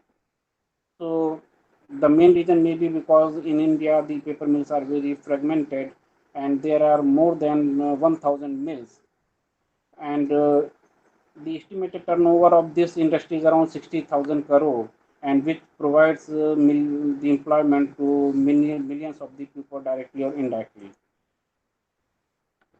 So as I have already said, that paper industry is using the lignocellulosic raw materials like agro waste, wood, and recycled fiber, and all these raw materials contains uh, fibrous structures which is useful for the paper making, especially the cellulosic portion. So in a typical fiber, there are three main components, that is cellulose, lignin, and hemicellulose.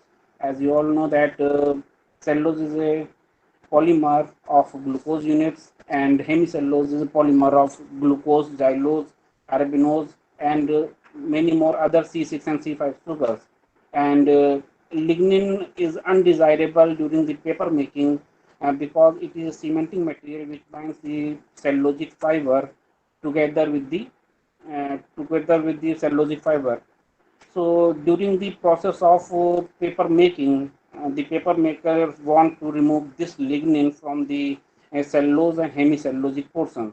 So at high temperature and with the use of chemicals, this lignin is uh, being fragmented by the use of sodium hydroxide, sodium sulfide, and all other pulping chemicals. And these chemicals dissolve the lignin, and after that, the cellulosic fiber portion is used for the paper making.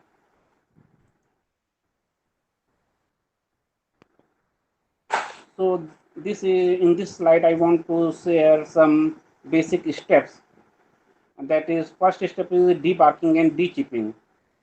In this, the log of the wood or agro waste residue are fragmented into chips or small portion. After that, there is a process of pulping.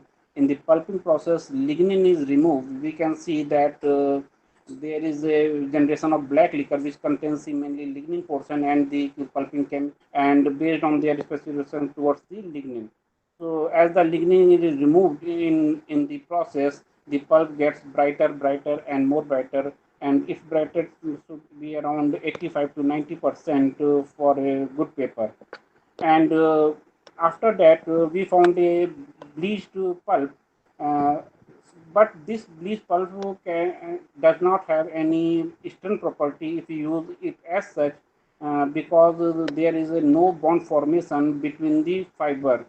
So there is a process that is refining in which mechanical energy is given to the fiber so that the lumen of the fiber is flattened to give more surface area, and after that there is some fibrillation on the fiber surface. You can see in this figure that there is a fibrillation on the fiber surface.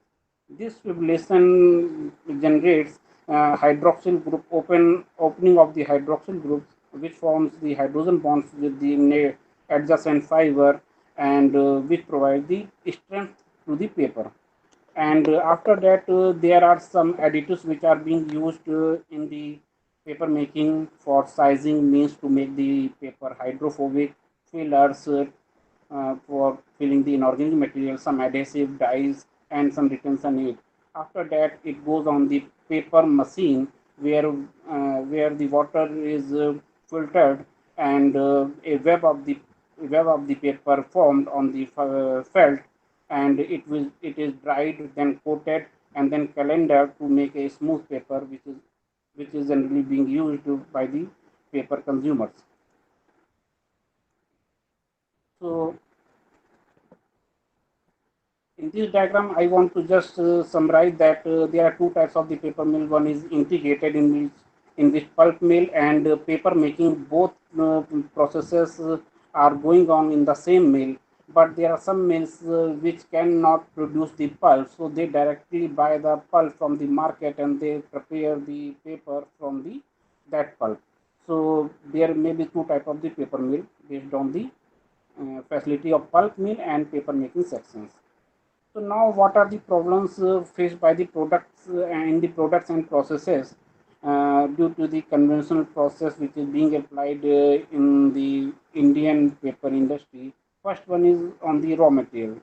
The main problem is based on the availability, cost, and its storage and preservation, because we cannot store the raw material for a long time due to microdegradation. Then pulp quality issues, because in this paper industry different type of chemicals are being used, so there are some quality related issue occur, like brightener sealing and brightener reversion, loss of viscosity, and pulp drainage. These are some terms which are generally being used in the paper industry, and these quality issues arise during the paper making. Then material and resource utilization means high chemical consumption, high water consumption, because the paper makers are under pressure to minimize their energy consumption and chemical consumption. So this is the main problem: material and resources utilization. Then paper quality upgradation and chemical recovery are others problems related to the processes. So to overcome these problems, there may be some eco-friendly solutions which are being used by the paper makers in the paper industry nowadays. In each and every process, biocatalysts that we all know as enzymes can be used. But some enzymes are at mill scale, some are at pilot scales, and some trials are at laboratory scales. So basically, these enzymes are proteins and certain class of the RNAs with catalyzed properties due to its power of specific activation, and these are specific towards a specific substrate. Means a specific enzyme will act on the specific substrate. It cannot act on the other substrate, and there are these enzymatic application needs mild conditions in the application processes. So these are the areas. I have put some major areas. There may be some other areas, but here I have given the names of those areas which are being applied in the paper industry at mill scale or at a pilot scale. So as you can see that enzymes have been applied in the bleaching area at mill scale, pilot scale, and laboratory scale. And in the refining area, it is at the mill scale. And in the sizing area, means for the reduction of viscosity for the starch, amylase are being used in many of the industries in India as well as in the whole world to reduce the viscosity of the starch. So in this slide, I just want to show a study carried by the Damner, which shows that most of the enzymatic patent have been taken by the one of the two enzyme industry, that is Novo Nordics and Novozymes. These are the leading enzyme manufacturing industry which have patents in the area of pulp and paper industry. And there is only one paper mill from the Japan, that is Ozi Paper, which have taken around 19 patents on the pulp and paper processes. So means paper industry nowadays are going to use the enzymes in their processes, and most of the enzyme manufacturing industries are also producing enzymes, especially for the paper industry. Uh, the total consumption of enzyme for pulp and paper industry is 2% against the detergent industry, that is 30%, and starch, that is 12%, baking for 8%, and textile 11%. It is quite low, but now people are using these enzymes in the paper industry. So what are the main enzymes? On the bottom of the slide, you can show that cellulase, xylanase, lactase. These three enzymes are mainly used for the paper industry, and the uses of these enzymes can be seen in this slide. That bleaching, boosting efficiency of enzymes is the major area where enzyme has been applied. There are some other areas that increase in thermostability, delignification improvement, fiber modification. All these areas are also touched by the enzymes for the paper industry. So as I have already said that these enzymes are specific to specific substrate, and so based on those specificity, cellulase can act only on the cellulose, and it will partially hydrolyze during the fiber modification process in the refining process to increase the strength of the property. So in this slide, I want to show where enzyme can be used, what there is application, and what is their function in the industry. So during recycling process, these cellulases can be used for the removing the ink from the fiber surface in the inking process. And for the drainage improvement, these cellulase act on the fine content to improve the drainage of the water. So if drainage is good, then machine maintainability will be good and paper production will be enhanced. Then xylanase act on the xylem. So it is used generally in the bleach boosting uh, for the dinking, for the bleaching purposes. Then mannanases act on the glucomannan, and it removes the glucomannan, and it also acts as a bleach boosting enzyme. So all these enzymes save the bleaching chemicals, means they are responsible to minimize the chemical consumption which are being used in the bleaching, that is chlorine, chlorine dioxide. These generate some organochlorine and furans type toxic chemicals, which can be reduced by the use of enzymes prior to bleaching portion. So then lactase act on the lignin, again for the bleaching, manganese peroxidase for lignin, lipase act on the fat oil that is used in the printing process, means some contains oil as a carrier. So during de-inking, these lipase enzymes can act on the oil, so the lipase degrade the oil portion, and that's why they assist in the ink removal. Amylase enzyme acts on the starch. So during the coating, starch viscosity should be low. So in place of using chemicals, industry are being used amylase for starch modification. Then protease act on the proteins.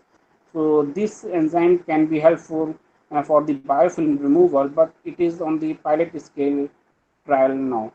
Pectinase act on the pectin, and it hydrolyzes the cambial layer. So during the debarking stage, these pectinases can be useful to minimize the energy save to minimize the energy consumption. So now I want to show some details around about the biopulping. So biopulping is the process in which fibers are removed from the wood chips to make the pulp fiber. So in this, wood is debarked, then chipped, and then screened, and then is a pile is formed. It is sterilized, and fungal inoculum means some white or fungi are inoculated in these piles, and it is highly ventilated. After 1 to 4 weeks, these white rot fungi will grow, and they will degrade the lignin. So if lignin is already degraded prior to pulping, so less amount of the energy and less amount of the chemicals are required during the pulping process. So there will be the reduction in the pulping chemicals. So the selective degradation and the modification of the native lignin which is present in the wood chips are mainly degraded by these white rot fungi. And the most utilized bioprocess by using enzyme biobleaching, and that is a process which removes the lignin from the chemical pulps. So as you can see that this is the pulp which is obtained after the pulping process, but after the use of several chemicals, the brightness of this pulp is increasing, means it becomes more brighter. So enzymes can be used after prior to any bleaching sequence. So these enzymes can be hemicellulose and lignolytic enzymes. So these gyelinase enzymes mainly attacks on the hemicellulose, and it alters the interface between the cellulose and lignins. Means it breaks the bond between the lignin and cellulose. So if the bond is already weak, then when we apply the pulping chemicals, then those pulping chemicals, those bleaching chemicals will be easy to get into the lignin portion, and it will be more effective in the presence of enzymes. So as you can see that when enzyme is added, the hemicellulosic portions are degraded, and it is easy to remove the lignin from the cellulosic fiber. And it also acts to hinder the redeposition of these hemicellulose on the fiber surface, because they protect the cellulosic fiber for the penetration of the bleaching chemicals. So more chemicals is required if enzymes are not used. In the presence of enzymes, these hemicellulosic layers is dissolved, and the chemicals which is used for the bleaching can be easily penetrated to the lignin portion of the fiber.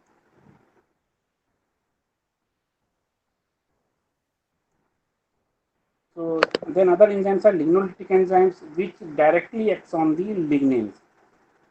And these enzymes are mainly the lignin peroxidase, manganese peroxidase, and lactases. But these enzymes are under the trial at pilot scales uh, due to the short half-life period of these enzymes. So these enzymes are not currently being used at a mill scale. Now, third application is on the biorefining. So in this slide, we can see that there is a fiber, and there are several layers like primary layer P1, then secondary layer. Secondary layer is again divided into S1, S2, and S3 layer. So for the paper making process, if bonding is required, then this S2 layer is responsible for the bonding. So we have to remove this S1 and P layer before paper making. So by mechanical action, that is refining in the PFI mill or valley beater, this S2 layer is exposed, and the lumen is flattened, and some fibrillation occurs. All these helps to make the paper stronger due to the bonding between the adjacent fibers by intra and inter hydrogen bonding. So cellulose and hemicellulose helps to remove this S1 and P layer, because it is cellulose and hemicellulose. So cellulose and hemicellulose can act on this layer. So energy requirement in the successive treatment will be lower if enzymes are used in combination with the mechanical treatment. Now for the recycled fiber, enzymatic dinking is being used. As you can see that this is the waste paper, And if we form any paper from this paper without removing the ink from the fiber, then the whole pulp sheet will be black.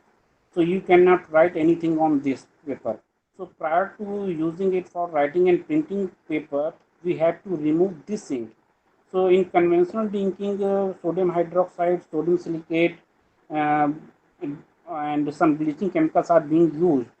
So there are some waste paper which cannot be dinked by this chemical dinking. It's like photocopier paper or laser printed paper, which are generally being used in our offices in huge quantity. So these paper cannot be recycled back into the writing and printing paper. These are dumped. So for those hard to dink toner ink, uh, enzymes are required. So in this, if enzymes which are reacting with the fiber, they are mainly cellulase, hemicellulase, pectinase, and lignoleic enzymes. But there are some enzymes which act directly on the ink, on their carrier molecule, that may be the oil base. On that cases, lipases can be act, and there are some ink like toner have some polymeric component. So on those ink, esterase may be act. So these enzyme attacks on ink itself and fiber cells, and it weakens the in fiber and ink particle bonds, and thus remove the fiber and fines. So in this slide, there is animation. This is the fiber surface on which ink particle are attached. So it is entrapped on the cellulosic fiber. So when we use enzymes, the symbolic enzyme, they act on the cellulosic fibers and remove the microfibrils from the fiber surface along with the ink particle. On the other side, they also fibrillate the fiber surface so that the strength of paper is not going down. And during the washing and flotation process, this ink is removed. Now, last application is stickies control. And in the recycled paper based mills, they are facing the problem of stickies. Stickies are the material which have tackiness and hydrophobic property. And these sticky materials may come from the ink particle, from the gum, which is generally applied on the papers. So these sticky materials, when it comes in contact with the draft section at higher temperature, they melt on the paper machine. So there are some deposits on the paper machine and draft section. So it can be removed by the use of esterase enzyme, because these esterase enzyme can break the ester bond in the polymers, and thus the runnability of paper machine is improved, because less cleanliness is required if enzymes are being used. Now, what are the limitations? Because paper industry are using different type of enzyme in the acidic range, in the alkaline range, in the normal temperature range, higher temperature range. So enzymes are working in the mild conditions. So the main limitation is that these enzymes is working in the mild conditions. So it should be effective and stable over wide range of the pH and temperature, and it should be compatible with the technology of the pulp mill, because no pulp paper or pulp industry wants to deviate from their conventional process. So your enzymes should be retrofit in the existing processes. So and bio bleaching, gyrase and lignoleic enzyme are used, but there is a possibility that during the production, the cellulase enzyme may be present in that enzyme as a contaminant. So that cellulase enzyme can harm the cellulosic fiber. So it should be free of cellulase enzyme. So these are some advantages that for the enzymes, low temperature and low energy are required, less byproducts are generated, and if these enzymes are immobilized, then it can be reused. In some mills it is used, and 2 or 3 times it was recycled for the any purpose. And these enzymes are biological molecules, so these can be degraded biologically, and these are some disadvantages, that they are unstable at extreme temperature, they are unstable at extreme pH, and they are in current scenario, some enzymes are expensive, like lignin peroxidase, manganese peroxidase. These enzymes are expensive, so they are not being used in the paper industry. So there is a need of third generation enzymes that non-cellulitic preparations have been produced by genetic enzymes in the lab, and by selective inactivation of the cellulose producing enzyme. And now the researchers are focusing on the discovering of thermostable alkaline active enzymes and high turnover numbers. Already some enzymes are being used, like amylase enzymes, uh, which is used in the surface sizing for the reduction of viscosity, and that can act at the temperature of 90 degrees Celsius. So people are working on this aspect. So in the last slide, I want to say that industry is sustainable when it produces goods and services in such a manner as to meet the needs and aspirations of the present without compromising the ability of future generation to meet their own needs. But on the other hand, some balance is also required. Means excellent environmental performance is meaningless if no wealth is created for the paper industry. So they are thinking that manner, that wealth in a destroyed environment is equally senseless, no matter how wealthy society fundamentally looking in social equity cannot be sustained. So thank you, all of you. Question. Hello. Hello. Here the question. Yes, sir. Thank you, Pathakji, for your good presentation. My very simple and general question is, we always talk about the traditional paper technology in the country. Yes, I mean, in our country, India. yes, Now, looking to the vulnerability of climate change, our forest and the existence of forest is very crucial and necessary, as they serve as a great carbon sink. yes, India, as you know, has vast amount of agriculture and horticulture waste.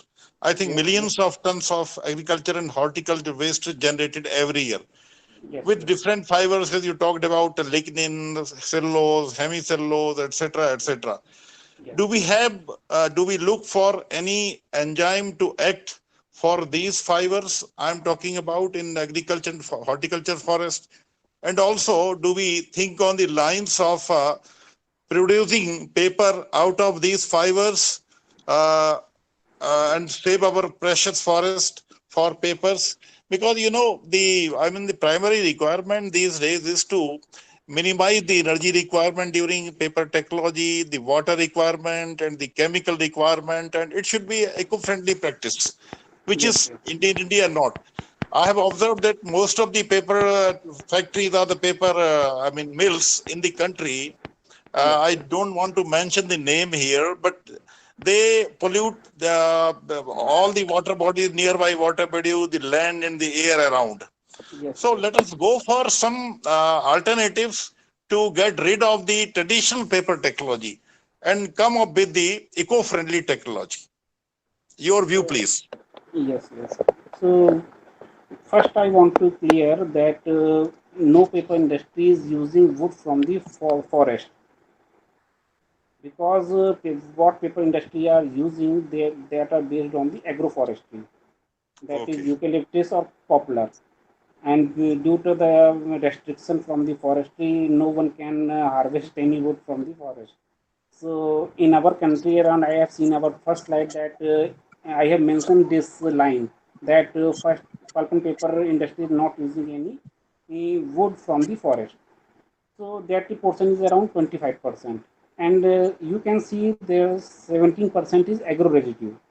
So paper mill is already using the agro residue, but the agro residue which are being used, that is mainly the wheat straw, bagasse, and in some cases that is rice straw.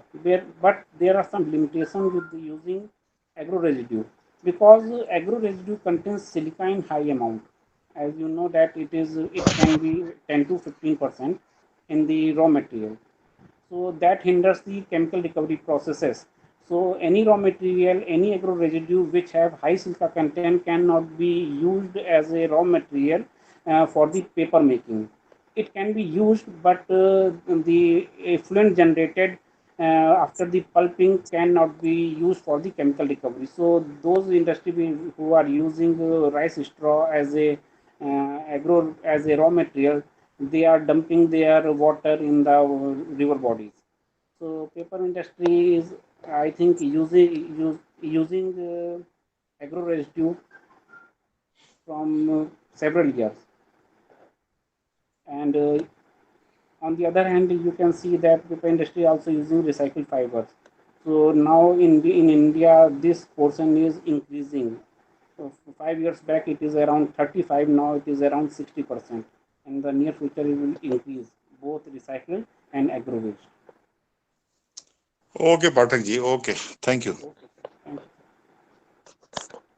I will stop my presentation. Thank you, Dr. Puneet.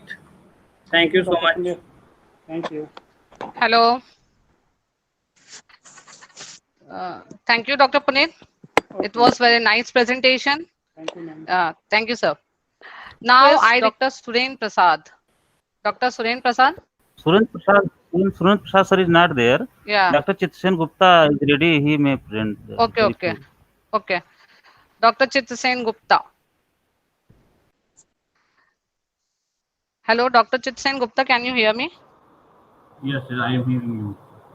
You can also hear me. Yes, sir. Yes, sir. You can share your. Pragya ma'am. Hello. Yes, sir. Actually, Dr. Prasad is there, and he is ready. Okay. Suren Prasad. Yeah. So, yes, sir. So, may I continue with Dr. Suren Prasad? Yeah, ma'am. Dr. Suren Prasad, can you hear me? Dr. Suren Prasad, can you hear me?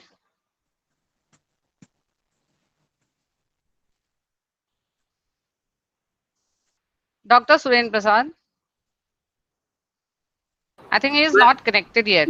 Wait just a minute, ma'am. Yes, Wait just a minute. Yes, ma'am. Yes, sir.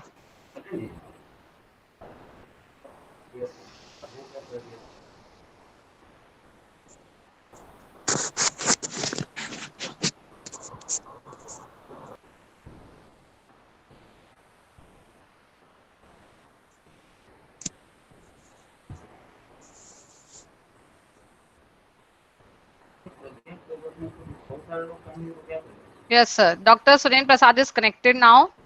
Dr. Suren Prasad, can you hear me? Just unmute yourself, sir. Just unmute yourself.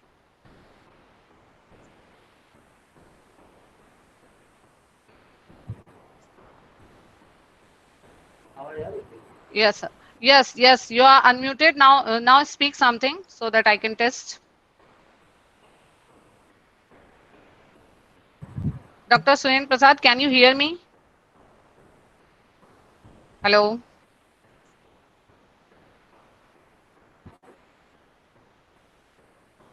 Hello. Hello. Dr. Suren Prasad, can you hear me?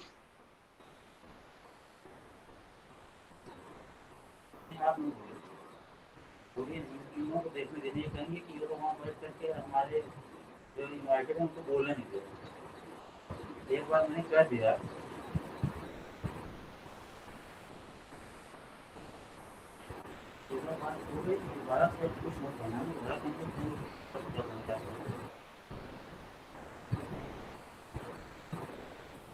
मेरी आवाज आपको आ रही है क्या?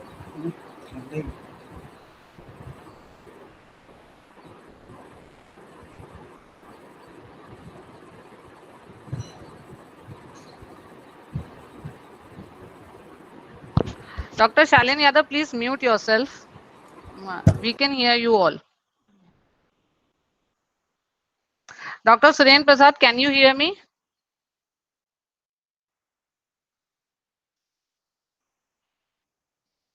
Dr. Sunil Prasad, can you hear me? You have muted yourself, unmuted yourself.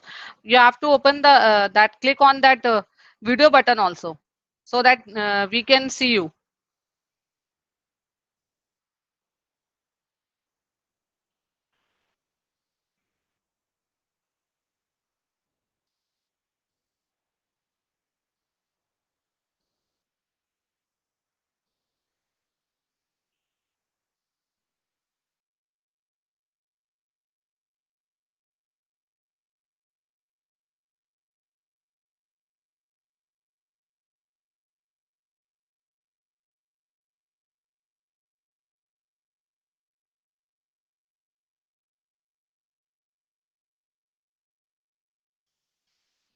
Hello, Dr. Sunil Prasad, please unmute yourself. Unmute yourself. Yes, you have already unmuted. Now speak something so that we can listen. Hello. You are not audible. You are not at all audible. We cannot listen you.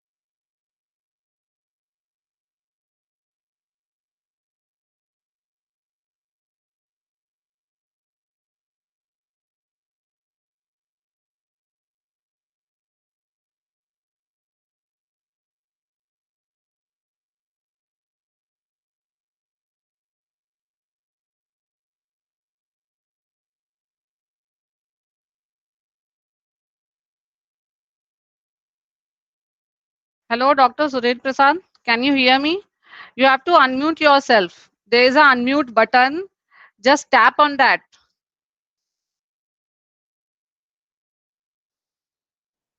Tap on that unmute button.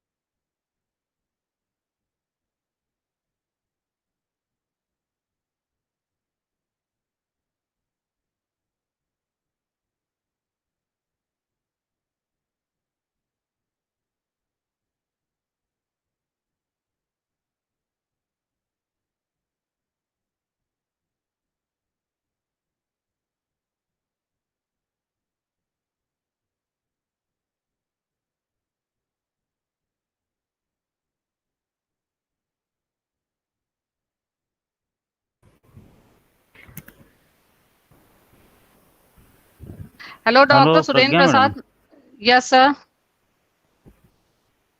Hello, If Dr. Suren Prasad is not able, then if yes, sir. possible, then permit another presenter.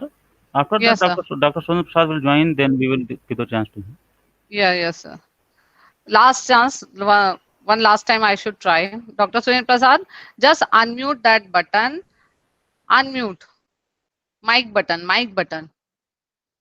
Tap on that. Tap on that. And there is one more button of a camera button just beside it. Just tap on that. Hello?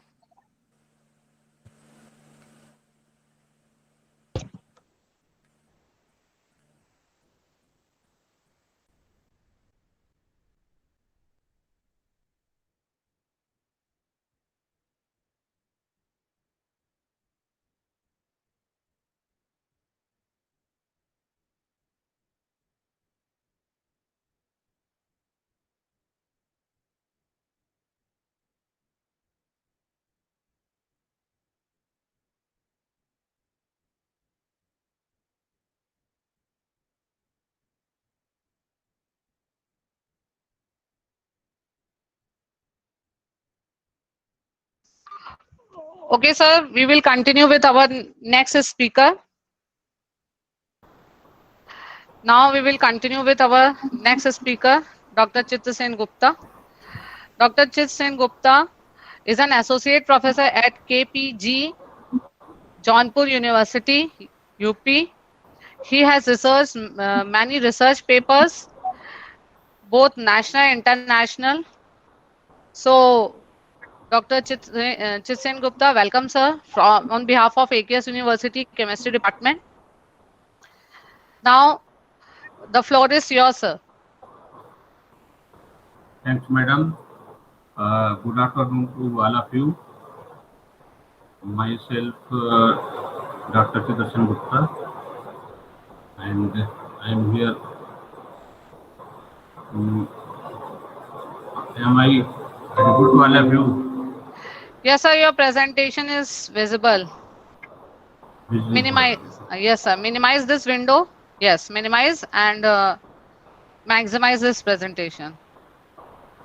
Okay. Okay, yes, it's visible. I am going to start my presentation. Yes, sir. This is myself, Chitrasen Gupta. I am Associate Professor in Department of Chemistry, Koti Postgraduate College, Chakke. And this is my college. And this is the topic for today's presentation, teaching aids for e-education of chemistry, done by Chitrasen Gupta. Before starting anything, first of all I would like to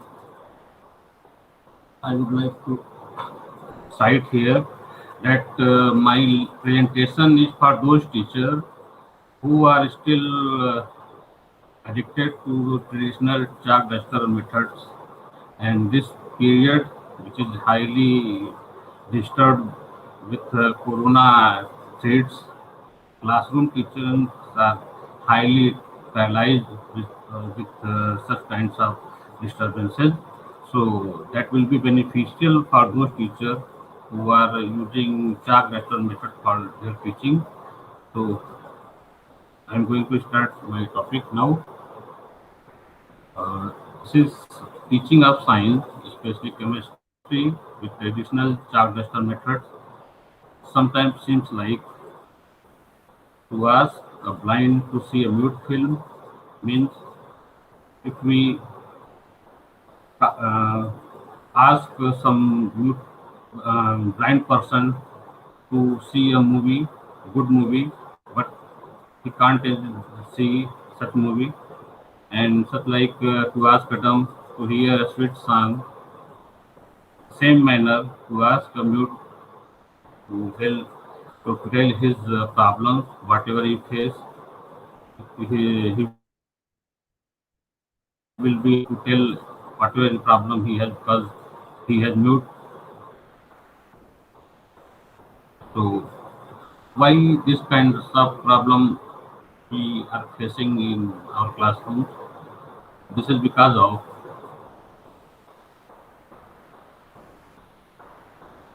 three-dimensional presentation and chemical aspects of giants and complex molecules, time consumption, drawing complex structure, complex equation, radius calculation, and so many other various problems we are facing in that type of classroom, and so on. Beside these problems, we are facing several other problems like number of students, disturbance made by students, and so on. So I am not going to discuss that kind of problem here.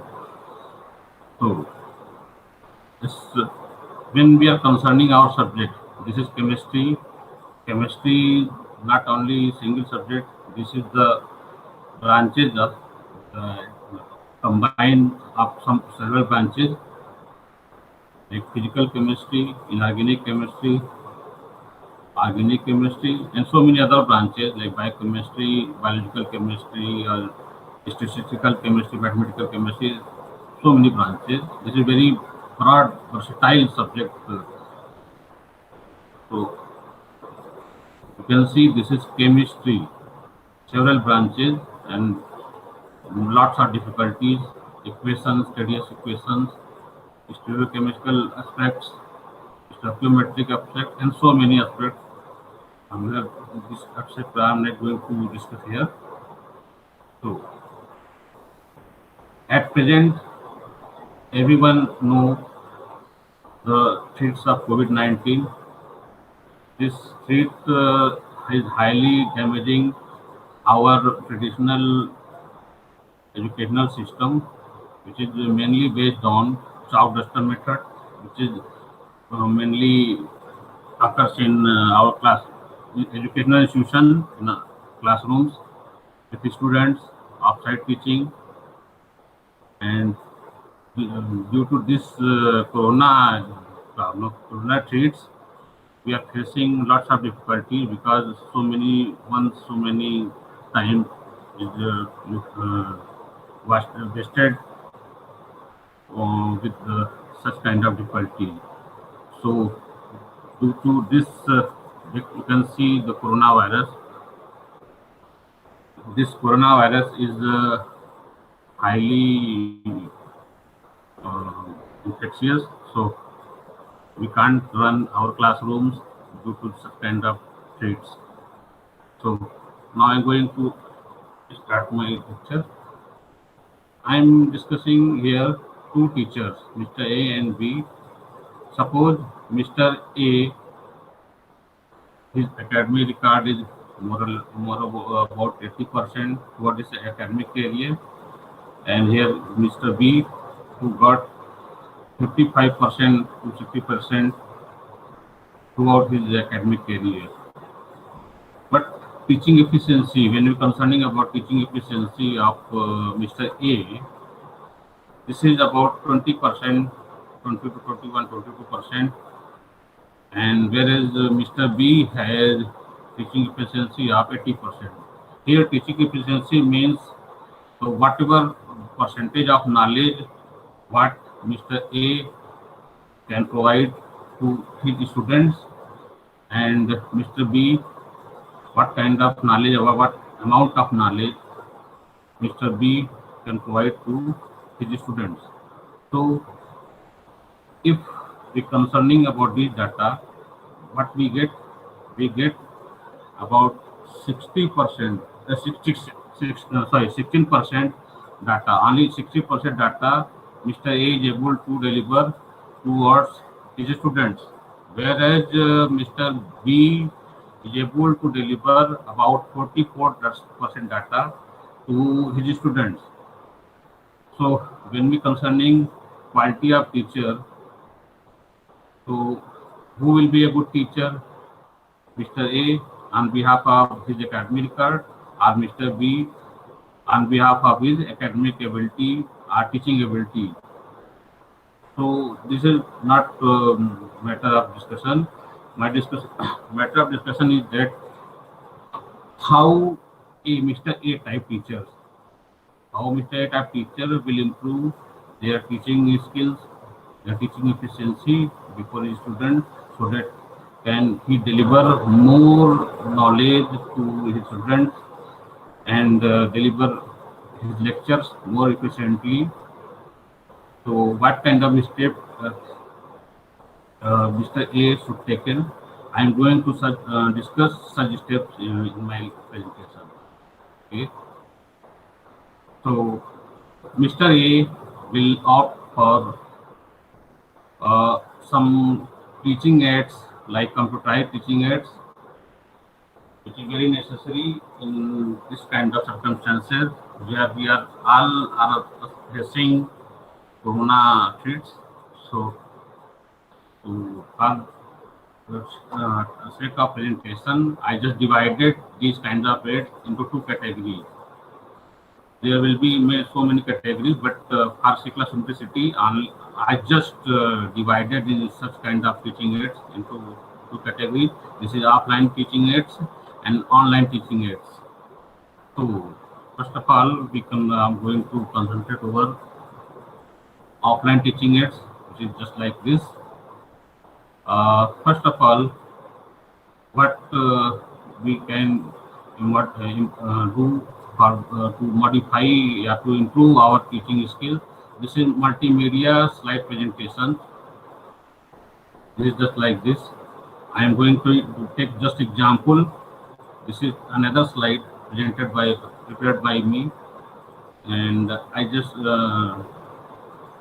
taking it as example for the PowerPoint presentation. So just everyone is here is understand what what is PowerPoint, so I am not concentrating over here. I am going to just next topic, animated graphics and movies, which is more related to here.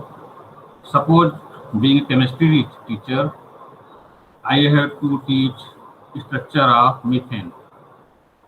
So when we concerning the bond angle of methane, we find this is 109 degree to 8 minutes here, and when we going to draw the structure of methane on blackboard, generally we made the structure of methane like this. So here we are citing here the bond angle of methane is 109 degree to 8 minutes, but you can see there is no 109 degree to 8 minutes. It seems about 90 degree. So students will face more difficulty to understand it. Now another way to draw the structure of methane in two-dimensional blackboard. This is just like this. Here one angle seems like 120 degree and another one angle seems like 60 degree. So what we should do to eliminate such kind of problem? We just go for animated graphics and movies. This is just like this. This is structure of methane, what I prepared with the help of some software. I am discussing later. This is structure of methane. Any student can understand easily the bond angle of CH bond between is very well visible to all students, all of you, that bond angle is about 109 degree. This is quite more than 90 degree and quite less than 120 degree. Okay. These are several structures of methane, which is very well citing bond angle of methane. Another example what I have, this is 3D image of cyclohexane.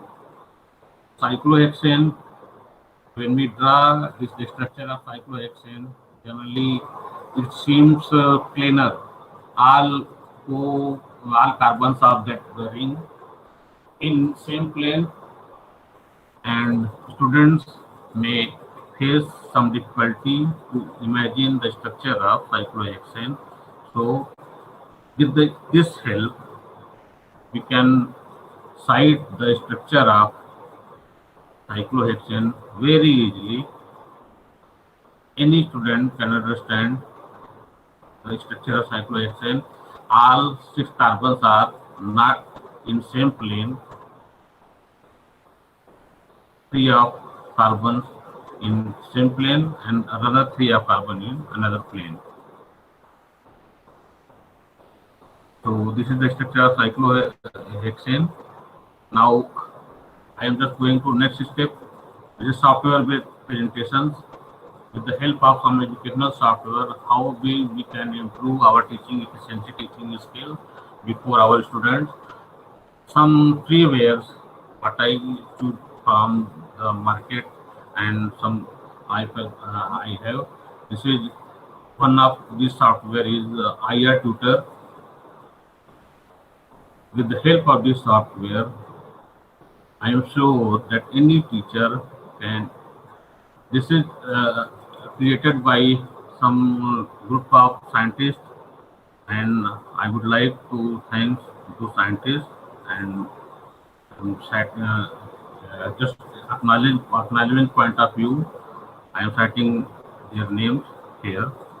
So this is one software through which anyone can teach all the lectures of IR spectroscopy without speaking a single word.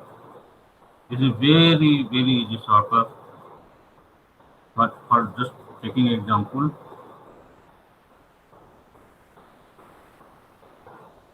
you can see this is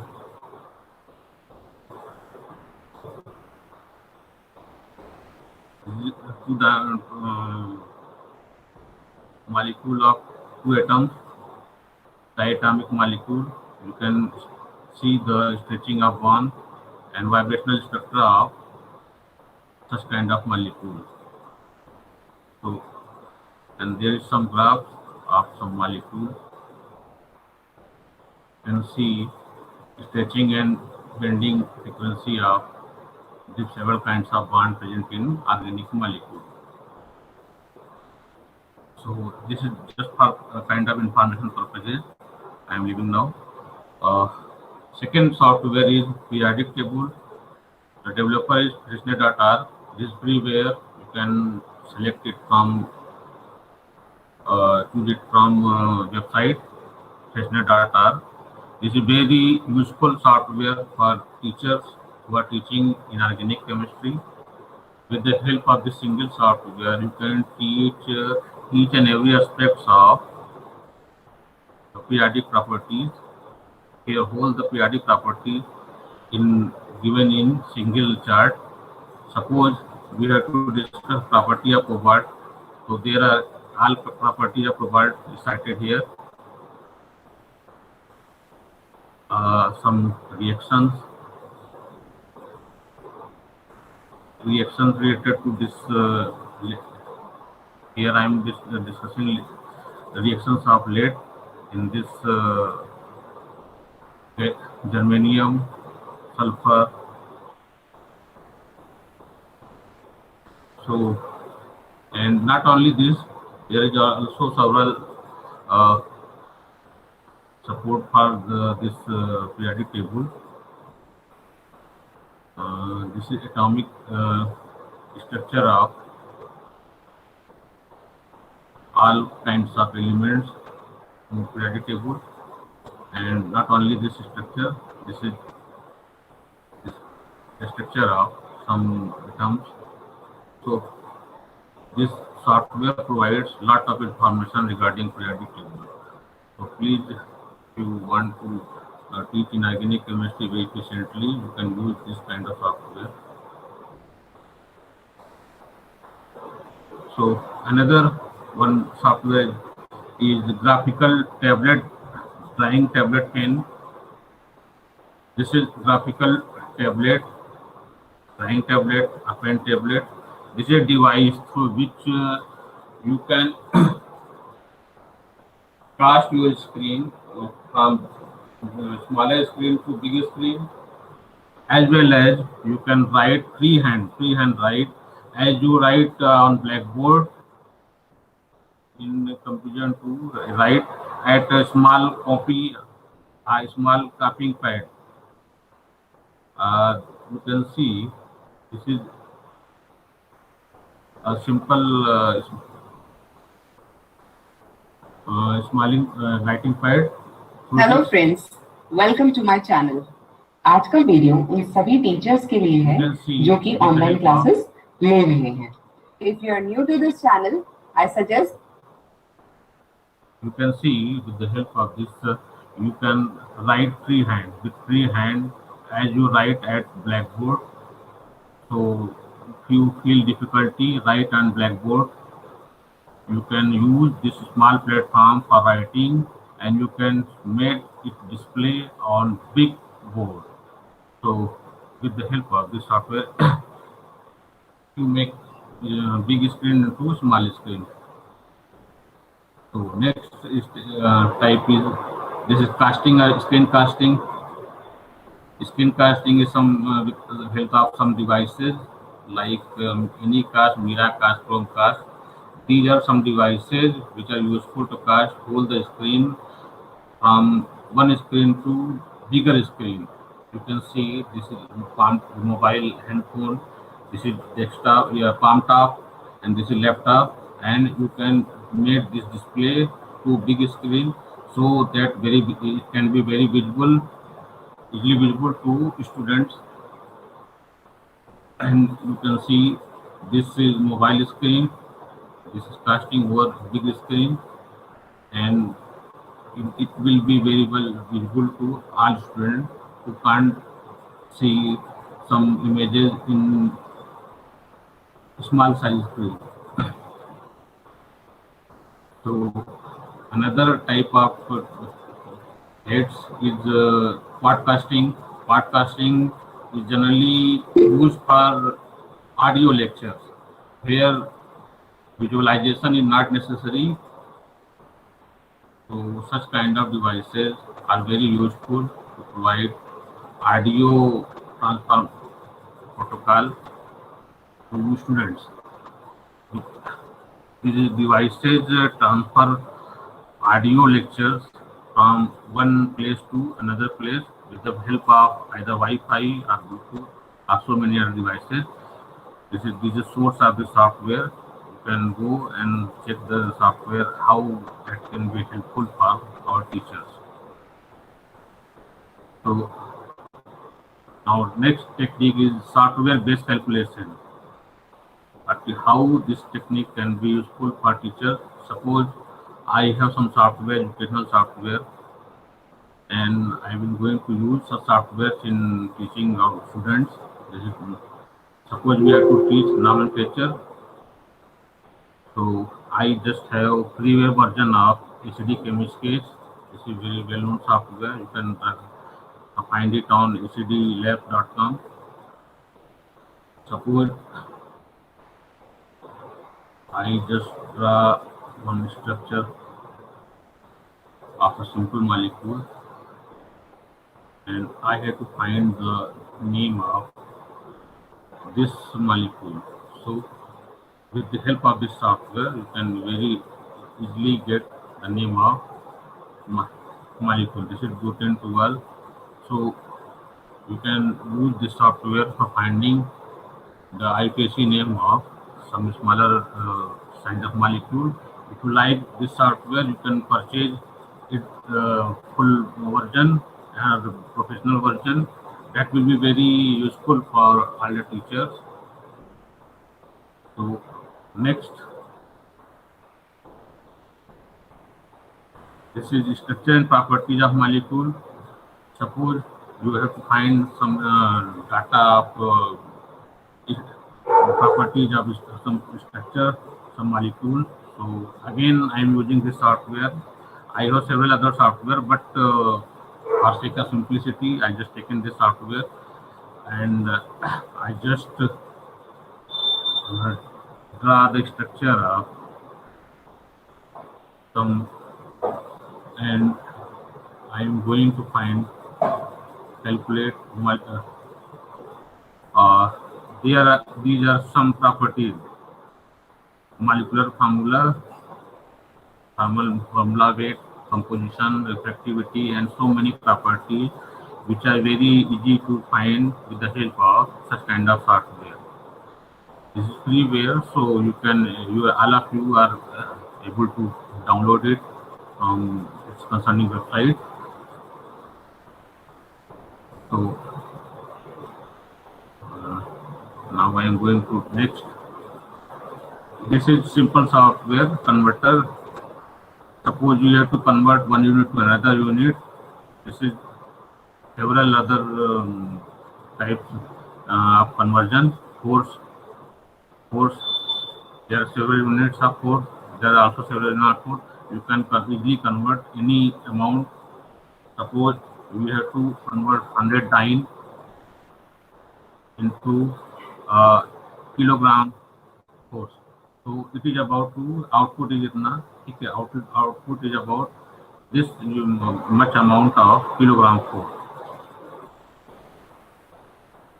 So this is the use of the software.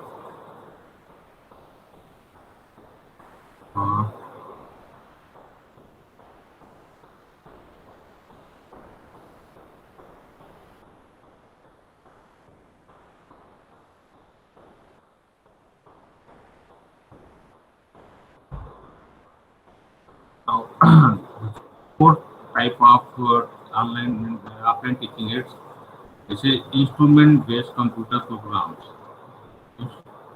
Instrument-based computer programs are generally those programs like HPLC, GCMS, NMR, IR.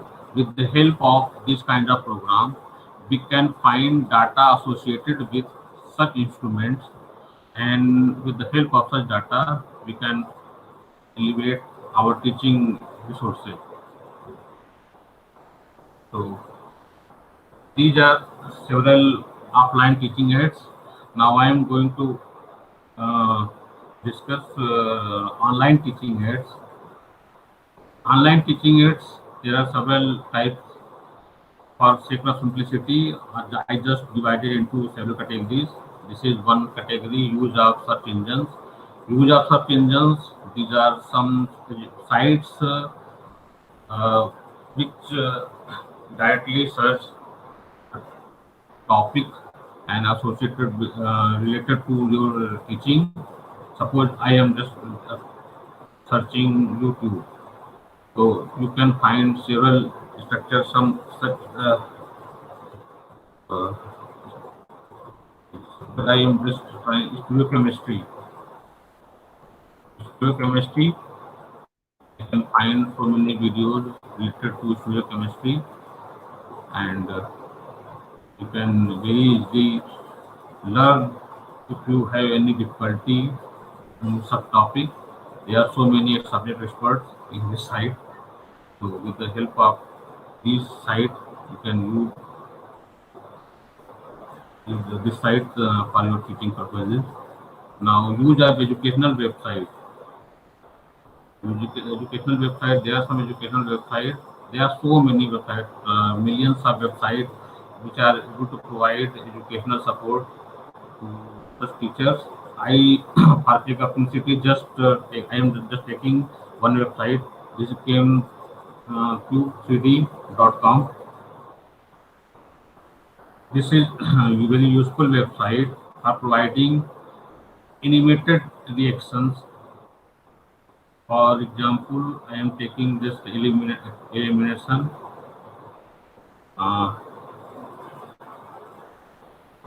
Through this website, you can get so many structures, animated reactions, and I think internet speed is slow, so it is not able to visualize such reactions.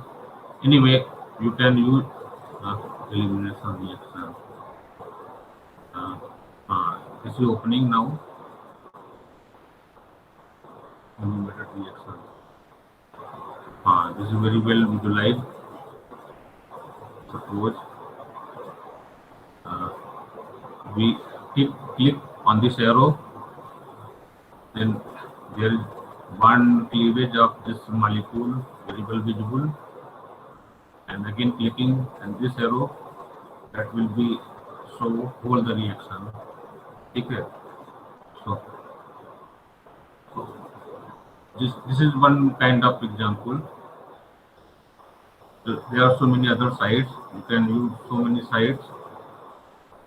Now use a virtual classes, which I find a study lecture.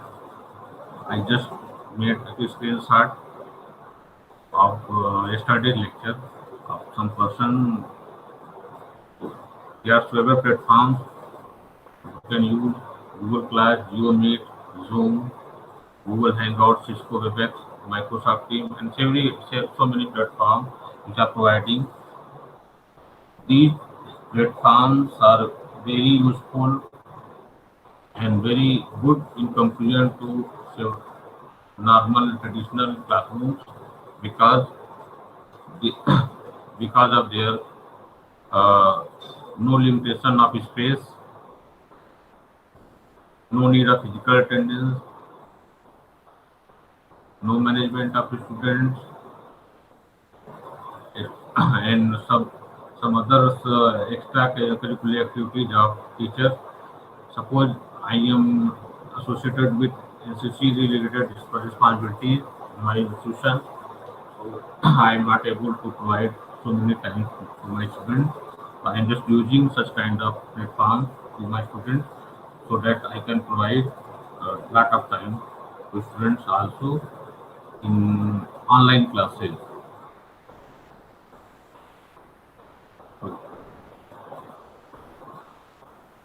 Use of e-resources. These are several kinds of electronic resources through which you can find freewares, educational material freewares. This is free through pdf.com. Through this site, you can find free PDF materials for your educational needs. This is again very slow.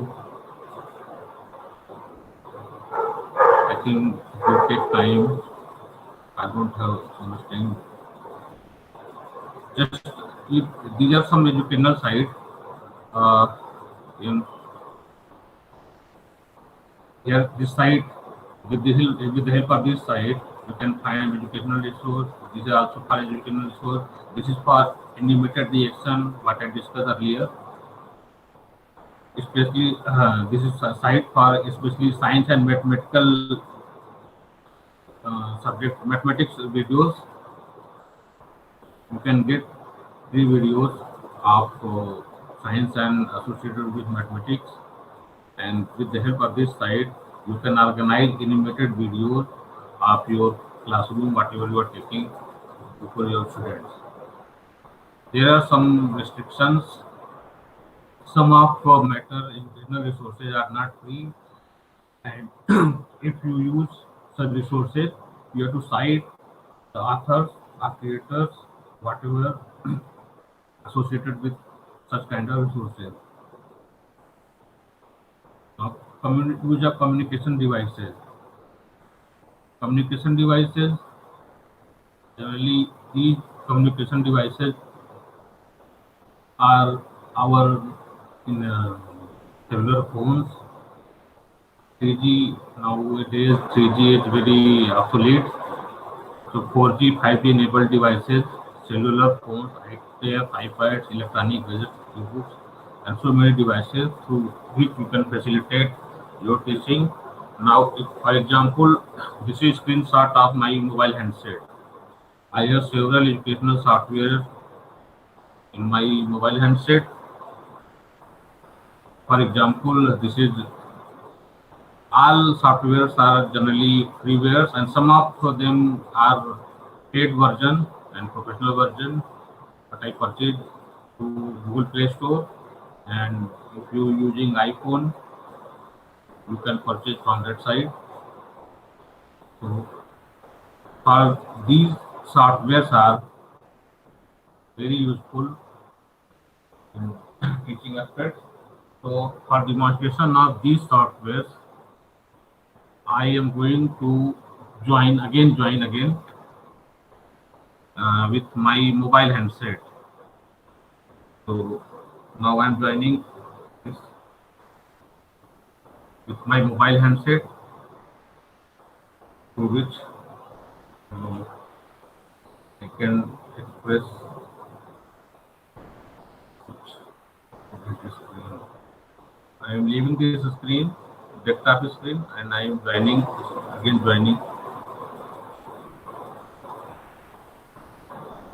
Let's see that.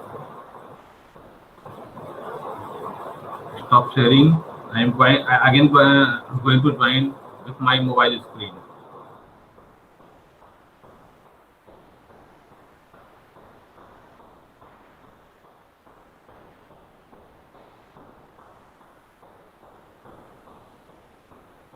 Am I visible to all of you? Hello.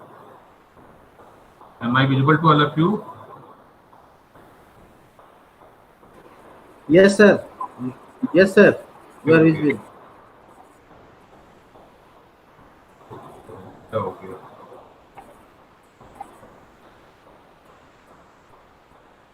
Hello. Yes, sir. You are visible.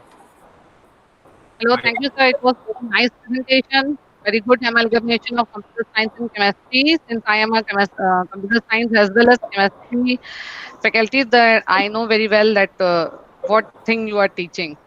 Now, thank you. Okay. Now coming to our next speaker, Dr. Chitrahansh, please stop sharing your screen. Pragya, hello. Pragya Yes, जी, sir. Pragya proceed Yes, करने sir. दीजिए sir को, Chitrasen sir को proceed करने दीजिए, उनको अच्छा. Proceed कर लेने दीजिए, फिर आगे किसी को कॉल करो, उनको प्रोसीड करने दीजिए. This is here I am sharing my screen. Yes, sir. Okay. These are some educational software. You can use this software through your mobile handset, and these softwares are some like I don't have too much time to express all software, to cite all software in this, but these are chemistry helpware, formula, Kindra, and so many. One useful software I am going to cite here is Chemistry by Design. Those who are belong to organic chemistry field, this is very useful. You can find several step synthesis of long molecule, multi-step synthesis. You can see with the help of this software, you can find so many molecules, synthetic route of so many molecules. There are other software which are very helpful.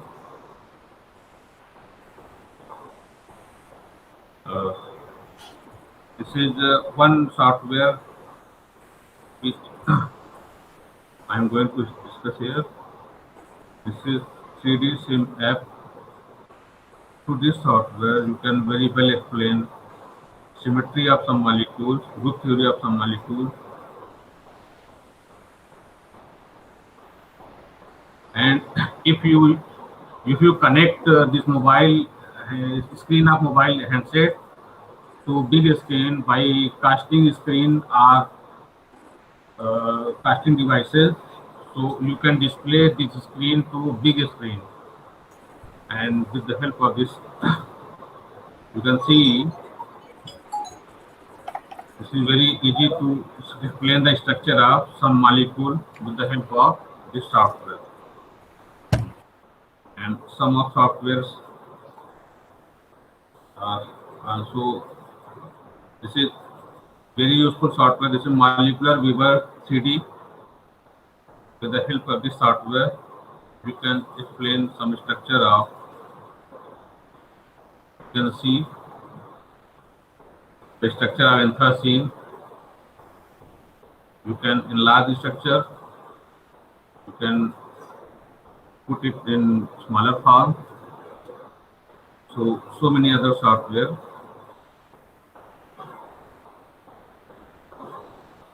Now you can see there are too many software. I am not have too much time to discuss each of everyone. So I'm just leaving this site, and again I am joining presentation to this site and sharing. Sir, we are running out of time, sir. Okay, okay, madam, I am leaving now. Yes, sir. Yes, sir. Okay. Thanks a lot to all of you. Thank you, sir. Good presence. Thank you, sir. Okay, thanks, madam. Sir, just mute yourself.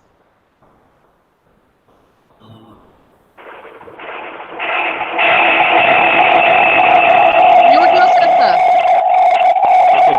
Sir, mute yourself. You are. Yes, sir.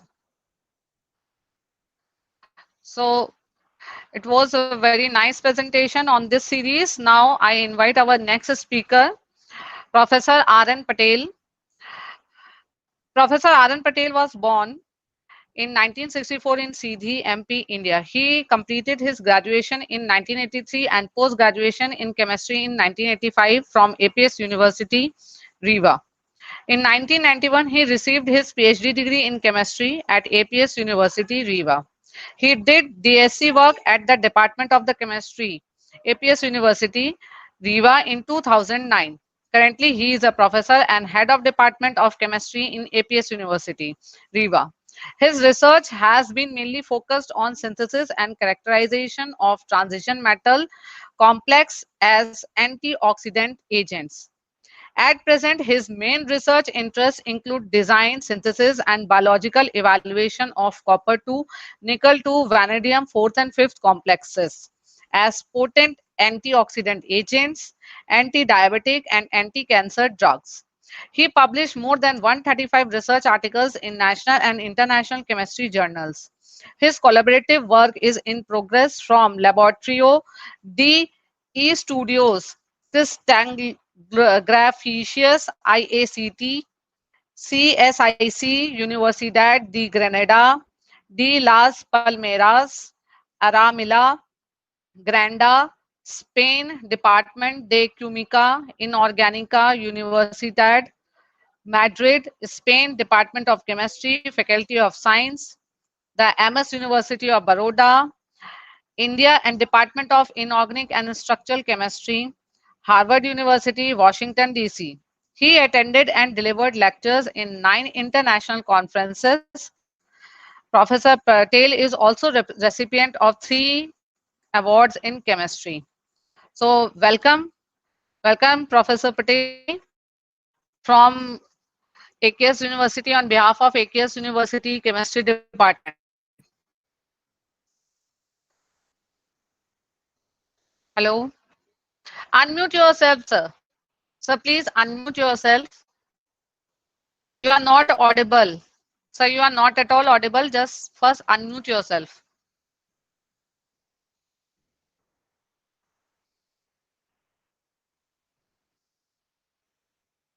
No.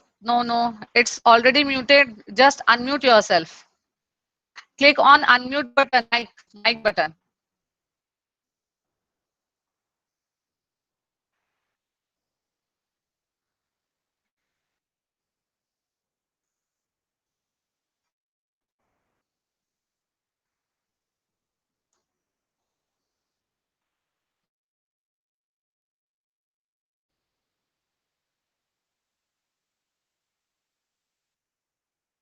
Unmute yourself and click on that video icon as well.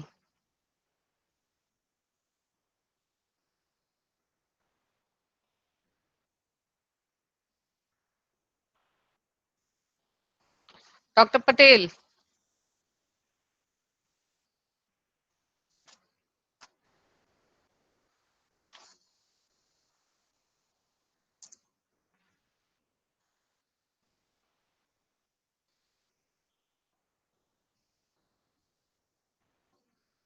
Unmute yourself, Dr. Patel, and click on that icon. Camera icon is there. You have to click on that. And beside that camera icon, there is a mic icon also.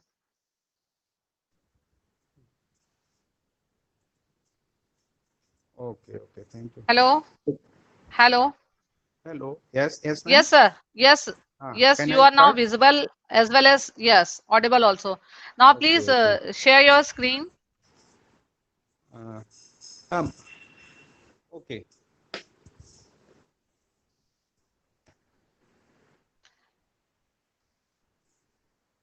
Okay, ma'am. I am going to start my lecture. The Yeah. topic of my lecture is importance of hydrogens and their complexes. I have already given my slides to Dr. Dinesh Misra, and I think he will show, and then I will explain all this. Yeah, yeah. So before I start my Yes, lecture, sir. I would like to thanks to organizer of this 2 days international conference, patron of this international conference, convener of this international conference, faculty member of AKS University Riva, and all delegates who are associated with this conference. So, well, now my topic of this lecture is importance of hydrogens and their complexes. Your PPT is now visible, sir. Okay, now next, please. Next. Okay. Okay. Hydrogens are the versatile ligand and are considered as azomethane compounds. And all of you know the azomethane compound means those compounds which have the carbon, when nitrogen is connected by a carbon by a double bond, then it becomes a example of the azomethyl compound. I will show you the some example of the azomethyl compound along with their characteristic features which are already designed in my lab. So then hydrogens are usually named after their carbonyl compounds from which they are derived.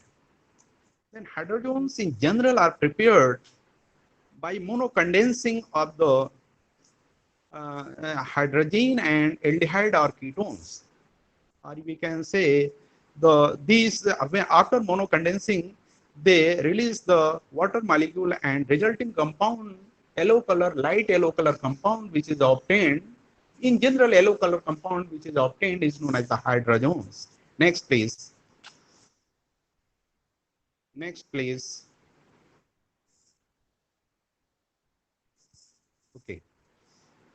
The hydrogen ligands are the classified according to the number of the hydrogenic groups into the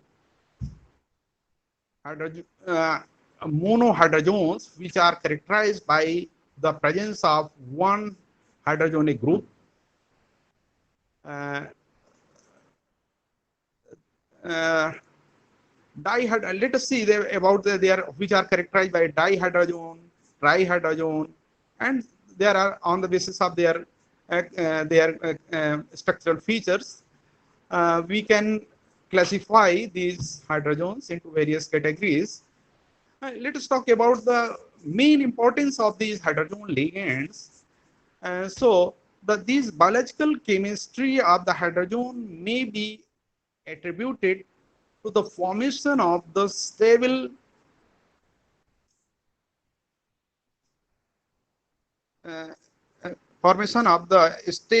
chelates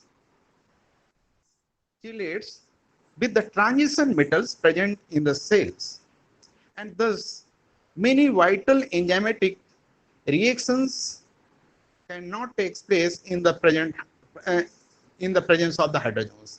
Hydrogen ligands and their complexes have wide applications, like these metal chelates are used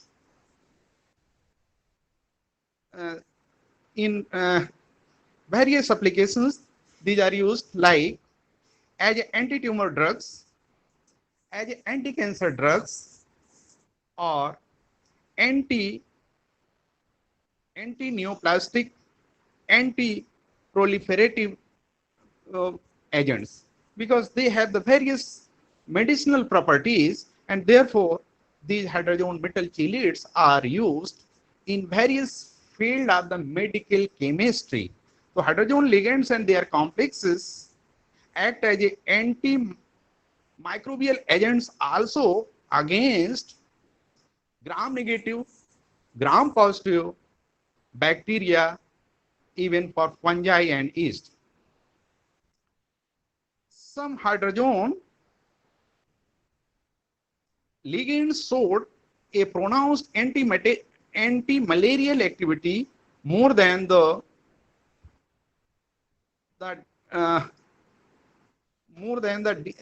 dysferrioxane drugs. It's a standard drugs, and acyl hydrogen derivatives showed the ability to inhibit the growth of the chloroquine resistant strains of the Plasmodium falciparum.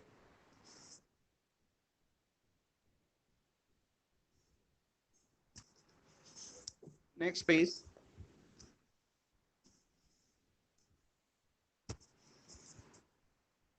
Next page. So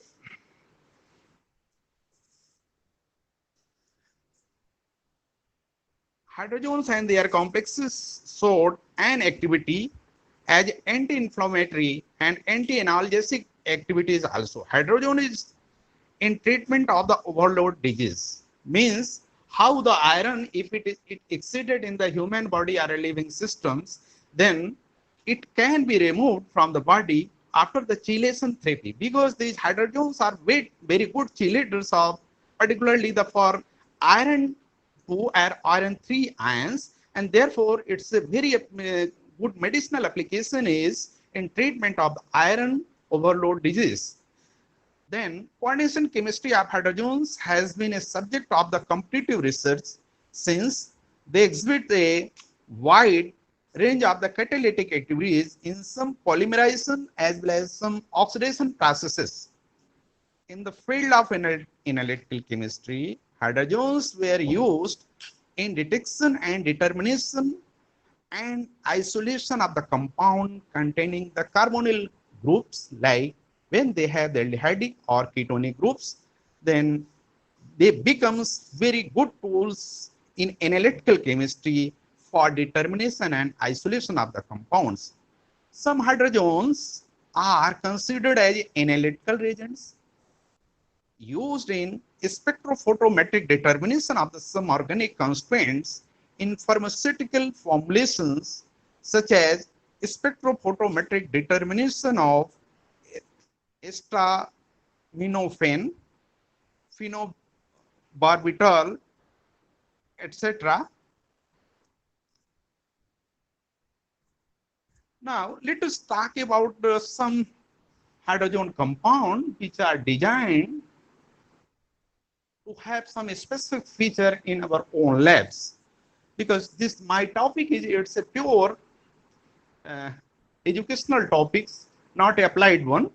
So I'd like to tell the delegates and our viewers of these lectures how these hydrogen ligands are designed and how these are characterized by using the various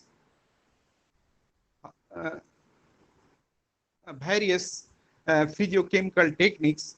Like after designing, after synthesizing, first of all, we go for microanalysis and mass spectroscopy.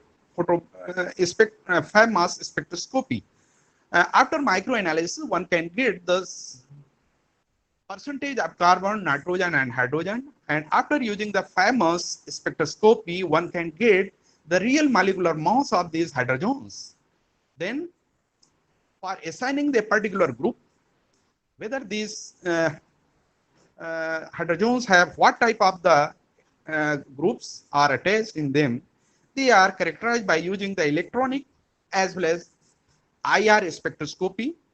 Then one can characterize if these hydrogen metal chelates of hydrogens are paramagnetic in features, then having this special property of paramagnetic of these metal chelates, one can very well study these hydrogens using the electron paramagnetic spectroscopy. Then redox properties of these metal chelates can very well be studied after using the cyclic voltammetry and differential pulse voltammetry.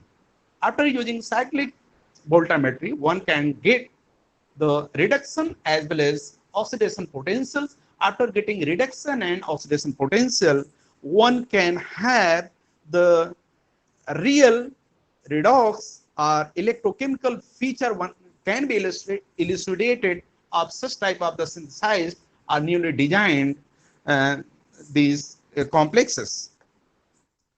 And in the same way, one can have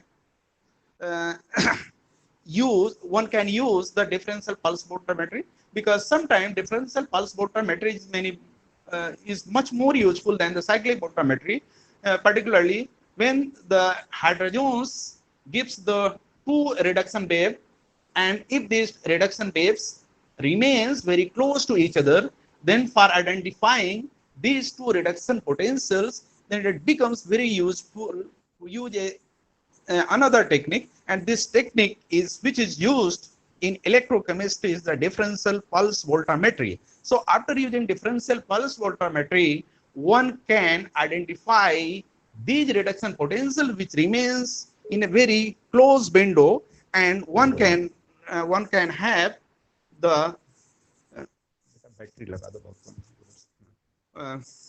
then let us see the synthesis of a few hydrogens.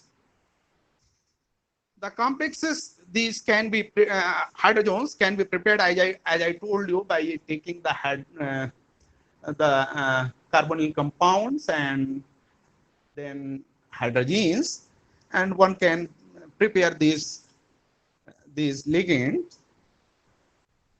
After preparing these hydrogens and characterizing by using the various physiochemical techniques, then one can use these organic compound for preparing the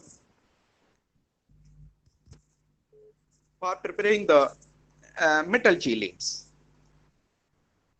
And these metal the geometry of these metal chelates varies, and it depends on the chelation sites of these hydrogens, because these hydrogens are very good chelators and they can trap the metal ions, particularly transition metal ions. As I am using the copper ions, nickel ions, and particularly vanadium ions to see their medicinal values of these metal chelates. So I will tell you the synthesis of few example of the copper chelates which are prepared after using these hydrogen ligands. So let us take example synthesis of a metal chelates of copper. Please next. Please next. Next one. You saw the okay. Next again. Next. Next. Okay. You see here in this slide you see there is synthesis of the metal chelates are given after using the hydrogens. So here two metal chelates are formed after using these hydrogens, and you see here in this metal chelates copper ion is attached by 2 moles of hydrogens, and here the geometry of the copper metal ion is square pyramidal because 5 coordination site is covered by these metal ions. And as you see here in the same molecules there are 2 paramagnetic centers, then you can say this it's a example of the binuclear metal chelates, and each metal chelate each metal center which is paramagnetic in nature is bridged by a acetate ions because it is prepared by taking a copper acetate. Similarly, one can prepare bridged copper complex by using the copper nitrate, and you see here the oxygen atom of the nitrate ion is chelating the 2 metal centers and you can say 2 paramagnetic centers. Therefore, again we are getting the binuclear metal chelates after using this particular hydrogen complex. Please, next, please.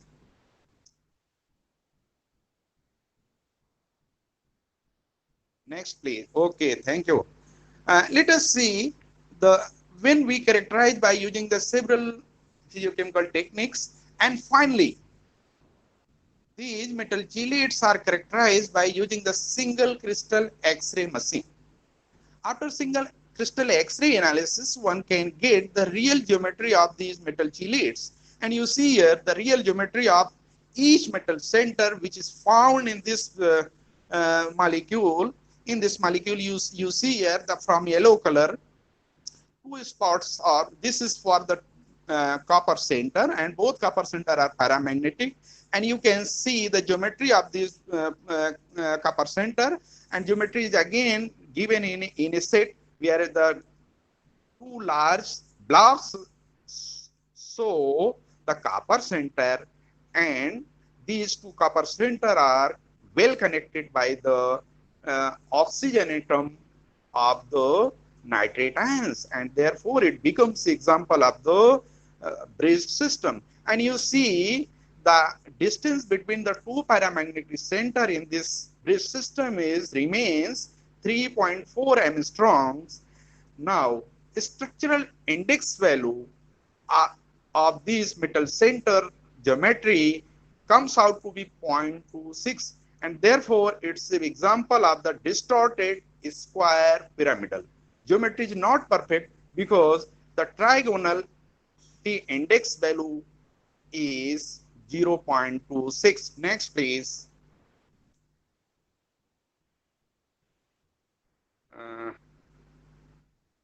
Next. Okay. Okay.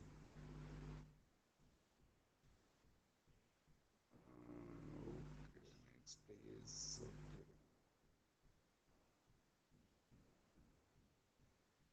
Back. Please go back. Please go back. Please go back. One more slide. Go back. One more slide back. Okay. Okay. You. Okay. Okay. This is the next example. It is again. Next. Next. From the next. This one. Okay. Okay. You see, this is another binuclear metal complex, which is again found by the hydrogen complex. Here again, green centers denotes the metals, iron copper metal ions, and this time these two metal ions are bridged by the acetate ions. Two acetate oxygen atom of two acetate ion, they bridges two metal centers. So it becomes example of the binuclear complex, and it is paramagnetic in nature. And in this complex, you see the the distance between two metal center means copper-copper distance remains to be 3.297 angstrom, and value of tau he remains 0.18. So again, we can say its geometry remains distorted square pyramidal in this case. Next, please. Next one. Okay, now this is the again example of the next system. Here again, hydrogen ligands are taken, and by synthesizing the newly designed hydrogen complex. Here again, it's a nitrato bridge systems, and this time the distance between two metal centers remains 3.459 angstroms, and the value of rho remains close to 0. Therefore, we can say its geometry is trigonal pyramidal. Trigonal pyramidal, because its value is close to 0. Okay, next, please. Now we have did some theoretical calculations. Some theoretical calculation means electronic excitation involve the transitions mainly from metal ligand bonding molecular orbital to the beta spin lowest unoccupied molecular orbital with the dominant copper dx pi characters and to the beta LUMO +1. The experimental UV visible spectrum presents a very weak and broad spectrum centered around 700 nanometer, along with a soldier. With the soldier, this occurs found at about 820 nanometer. The calculated electronic excitations give rise to the same pattern of the band at the energies in a good agreement with the experimental ones. So these are the homo-LUMO molecular orbitals of these binuclear complexes. Well, next page. Next page. Okay. Then we have studied by using the electron paramagnetic resonance spectroscopy. It's a very good techniques for having the paramagnetic nature of metal chelates, as in these centers, two centers remains paramagnetic in nature. Therefore, we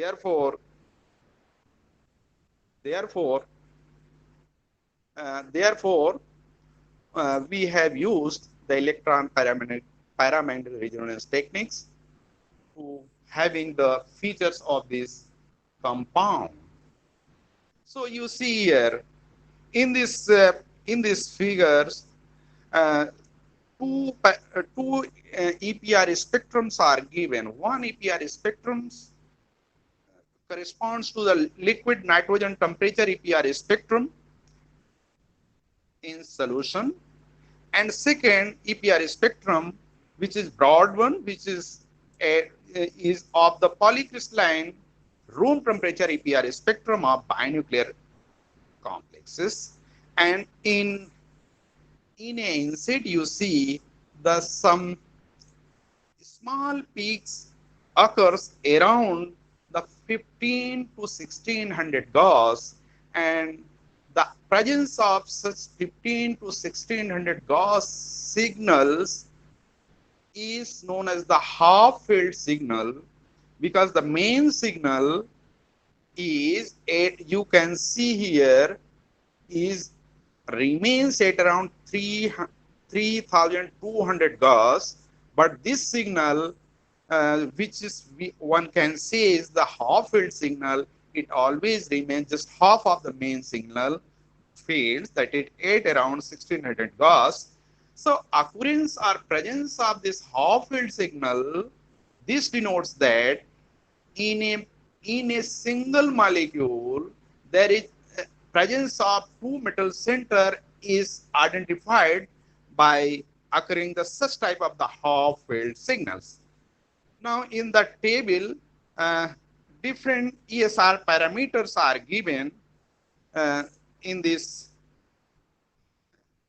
table, like G parallel value of this becomes 2.190 for complex 1, and for complex 2 it becomes 2.168. Similarly, G perpendicular regions, and we have also calculated the exchange parameter, because in the same molecule there are two paramagnetic centers, and therefore due to interaction of the spin half spin of one metal center and half spin of the second metal centers, so interacting features occurs, and therefore exchange parameters for this system comes out to be 3.495 for complex 1, and for complex 2 it comes out to be 2.520. As these values are below the 4, means there is exchange interaction in between two metal centers. Okay, next please. Well, then we have also recorded some ESR features of some polycrystalline ESR spectrum of these hydrogen metal chelates. In these metal chelates, these are the simple one. There is no strong interaction of seeing ESR parameters of given for these, and ESR parameters G parallel and G perpendicular. These are usual, not very amazing, and A parallel for these complexes comes out to be 160 Gauss for complex 3 and 155 Gauss for complex 4. Next, please. Next, please. Well, as I told you, one of the main technique for having the electrochemical feature of this metal chelate is the cyclic voltammetry. After using cyclic voltammetry, one can get the redox potentials. So you see here two redox, two CB cyclic voltammograms are shown here. In this cyclic voltammograms, you see in each cyclic voltammogram, which is shown by a red line and a blue line, in upper features, which are the reduction potential, you see the two humps. Two humps means EPC1 and EPC2. EPC1 means electrode potential due to reduction. So as we are getting at the two humps means two electrode potentials, two redox potential, it means this kind of the cyclic voltammogram shows that in a single molecule there is a presence of two metal centers. Therefore, we are getting here the two peaks here, and corresponding these two reduction potentials, we are getting this two oxidation peaks. So these corresponding, we are getting these two peaks. Let us talk about the peaks of complex 1. So first reduction potential remains 0.1 volt, second remains at 0.32 volts, and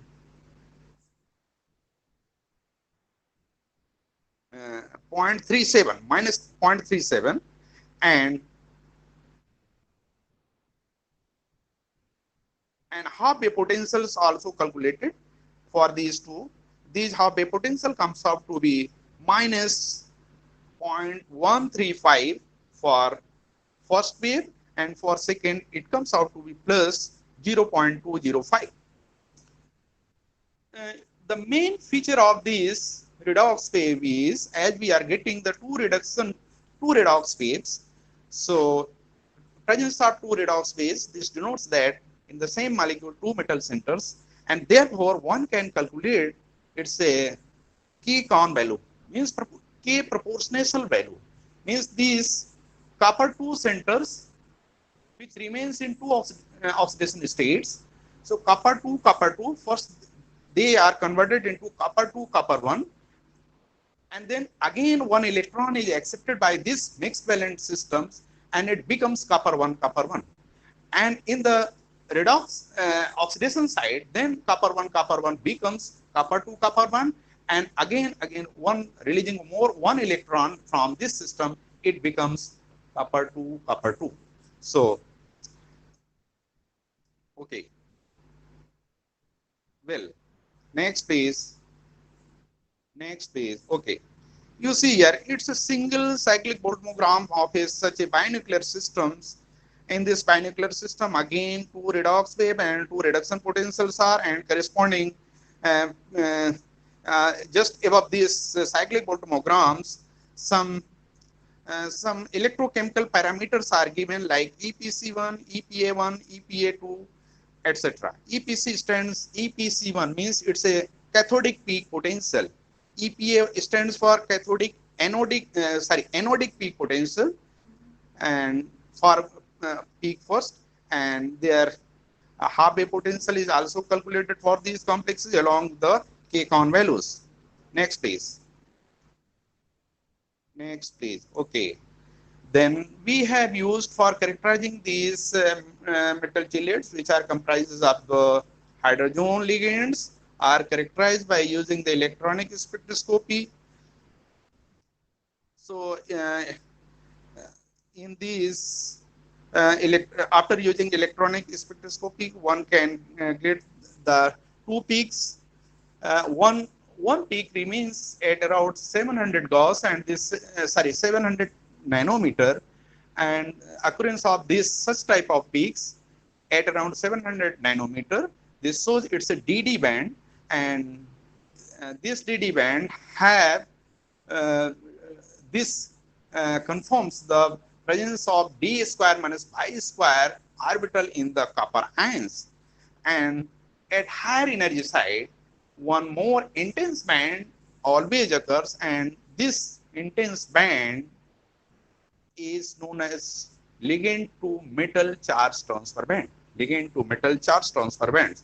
So after using these visual bands and CT bands, LMCT bands, one can give those some characteristic feature of using this electronic or your visual spectroscopy. Well, next is then catalytic features of these metal complexes were collected. The main characteristic feature I would like to tell you that we have collected the superoxide dismutase activity, superoxide dismutase catalytic activity of these complexes. So what is the superoxide? Superoxide, it's a O2 minus ion. In all living systems, this superoxide is generated after so many metabolic activities. And this generated superoxide anion is very dangerous. It can cause so many disorders in the living system or in the body. So God has gifted us by giving a protein. And this protein is known as the superoxide dismutase. What is the role of this superoxide dismutase? This superoxide dismutase disproportionate this toxic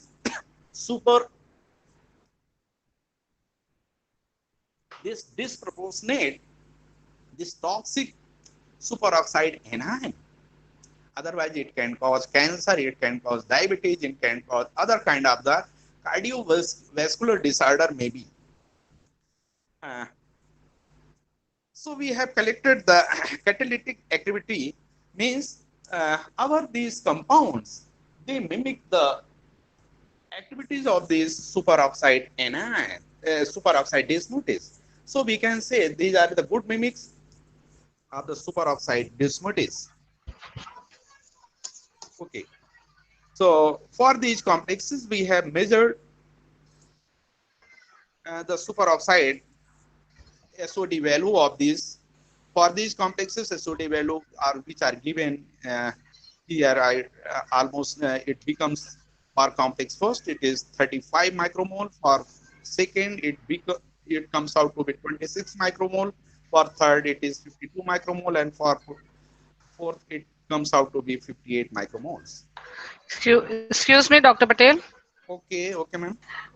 Sir, we are running out of time. If you proceed fast. I will conclude in 1 or 2 minutes because okay, it's sir. I think it's my last slide. Okay. Okay. Okay. So the purpose of collecting this SOD data is to compare these hydrogen complexes, whether they can be used as inorganic drugs. So if they mimic, if they show the good IC50 value or good SOD activity, then they can be used as inorganic drugs or as a chemical therapy. They can be very well used. Next page. Okay. Then we have collected some antibacterial activities of these complexes also. And so see, these complexes are very active for antibacterial, even some antimicrobial activities also collected and discussed. Next, please.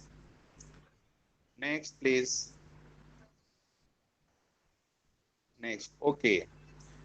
Then DNA cleavage activity, DNA interactions for these complexes, because they can interact with deoxyribonucleic acid, they can cleave these in centers, even they can bind the deoxyribonucleic acid, they can also bind some serum proteins. So these properties of these metal chelates, which are comprises of the hydrogens, these such properties are collected and discussed and compared with some novel SOD mimics. Okay, next please.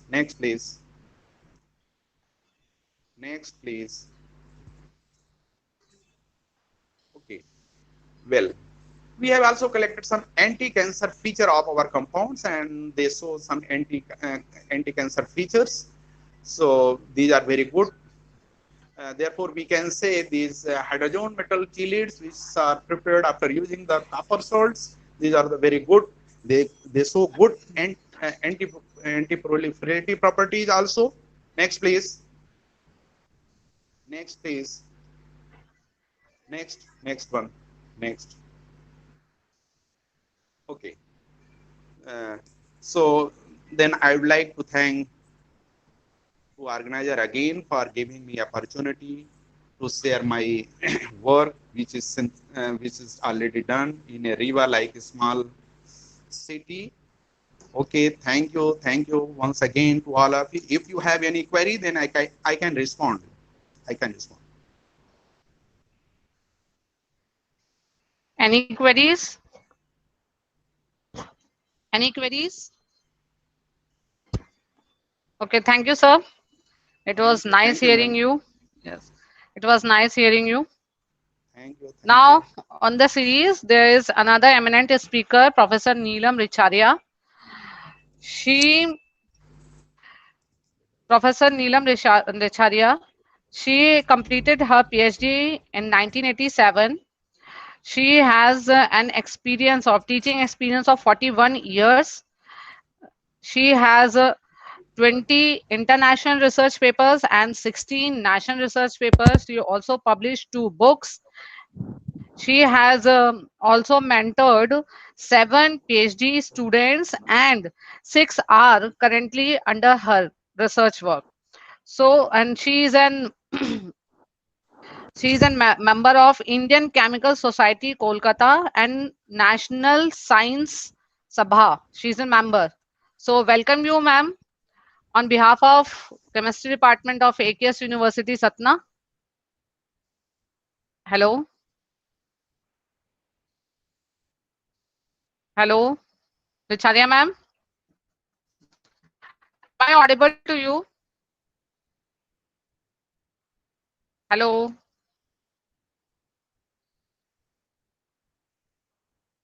Hello.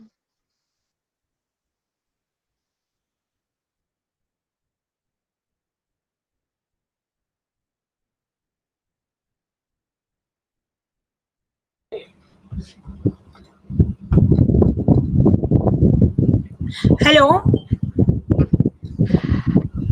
Hello. Good morning, ma'am. Am I audible to you? Good. Yes. Yes, ma'am. It's nice to see you again. Thank you very much. Thank you, ma'am. She was my HOD at that time when I was doing MSc. Thank you, ma'am. It is very nice to see you again. Welcome on behalf of AKS University. Now, floor is yours. Okay. Now, start.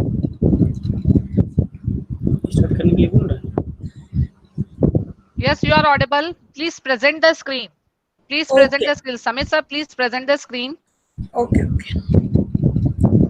Honorable Chancellor of the University, Shri BP Soni ji, Pro Chancellor Anand Soni ji, VC of the University, Dr. Banik sir, Pro VCs, Dr. R.S. Tripathi ji, and Dr. Harshvardhan ji. Dean of the Basic Sciences, Professor R.N. Tripathi ji, and all the members of the chemistry department whose hard work and given this international seminar. First of all, I would like to pray for the wellness of the people around the world and conveying my best wishes to all corona warriors, because in this era, whole world is facing the difficulties of COVID-19 pandemics. Now, I will come to my topic, recent trends of chemotherapy in cancer treatments.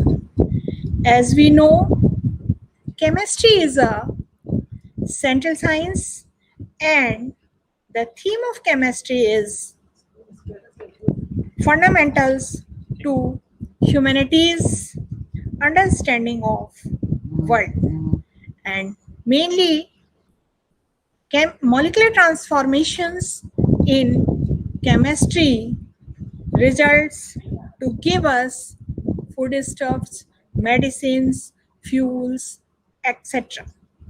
We know that all the medicines are chemicals, and the treatment with chemicals is chemotherapy. Here we are going to talk about the treatment of cancer.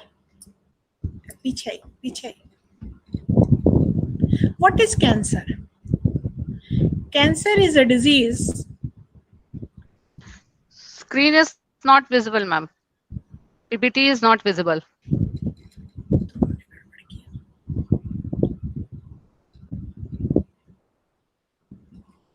It's now visible. It's now visible. Cancer is a disease characterized by uncontrollable, irreversible, independent, autonomous, uncoordinated, and relatively unlimited and abnormal overgrowth of tissues. Over 100 different types of cancers are known, and each one is classified by the types of cell that is initially affected to the cell. We can see cancer is the second leading cause of death worldwide, and this data is expected to increase fivefold in the next 25 years. If we see on Indian data, there are prevalence 2.5 million, over 8 lakhs new cases, and 5.5 lakhs deaths occur each year by cancer, in males mainly by oral cancer, and in female by cervical cancer. In India, daily 6 persons die from cancer, and 40 to 50% directly or indirectly, cancer patients are related to tobacco. Causes and risks. When we will discuss about causes, the first factor is environment. Environmental factors may be, we know we are using chemicals in different ways for our daily needs, and these chemicals may be major cause of generation of cancerous tissues. Cigarette smoke, UV light, and different type of viruses may also cause cancer. In metabolic processes, free radicals, DNA copying and repair defects are also cause of cancers, and there are number of inherited genetic mutations which can be cause of cancer. Mainly, when we discuss or talk about the treatment of cancer, there we know we can talk about anti-neoplastic drugs. Anti-neoplastic drugs are those which are medications used for cancer treatment, and these drugs are also known as anti-cancer drugs. The anti-neoplastic drugs are mainly of three types. These three types are chemotherapeutic, immunotherapeutic, and targeted therapy. In chemotherapy, cytotoxic agents which can destroy or inhibit the growth and division of malignant cells in the treatment of cancer. In immunotherapy, treatment of disease by inducing, enhancing, or suppressing an immune response. In targeted therapy, a form of molecular medicine target the cancer tissues, and by targeting the cancer tissue, it blocks the growth of cancer tissues. And these specific targeted molecules are needed for carcinogenesis and tumor growth. The immunotherapy and this targeted therapy we can see by the examples given in this slide. In immunotherapeutic work, we can see when T cells bind to tumor cells, they deactivate, and immunotherapeutic drug can block tumor cells from deactivating T cells. Mainly, chemotherapy is a major treatment of cancer, and in chemotherapy, actually, science is using cytotoxic drugs because these cytotoxic drugs directly attack on cancer cells. Cytotoxic drugs are of various types. First are alkylating agents. Under alkylating agents, nitrogen mustards, ethylamine, alkyl sulfonate, nitrosoureas, triazine, methyl hydrazine, and platinum. And we all know cisplatin was the first complex used for chemotherapy. Second are antimetabolites.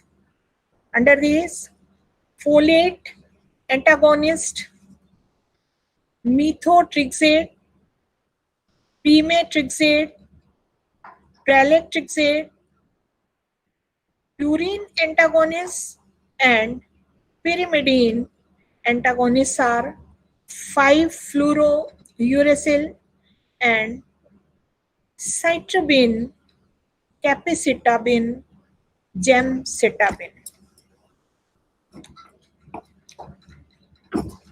Third are antitubulins.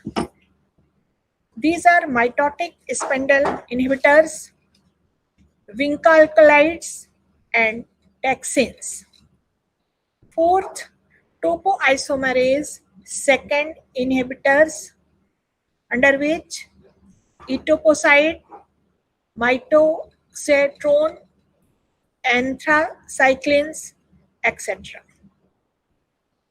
Topoisomerase first inhibitors, irinotecan, topocan, etc.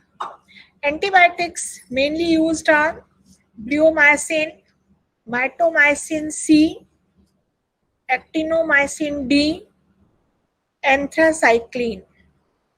And miscellaneous cytotoxins are L-leucin, anagrelide, arsenic trioxide, hydroxyurea, etc.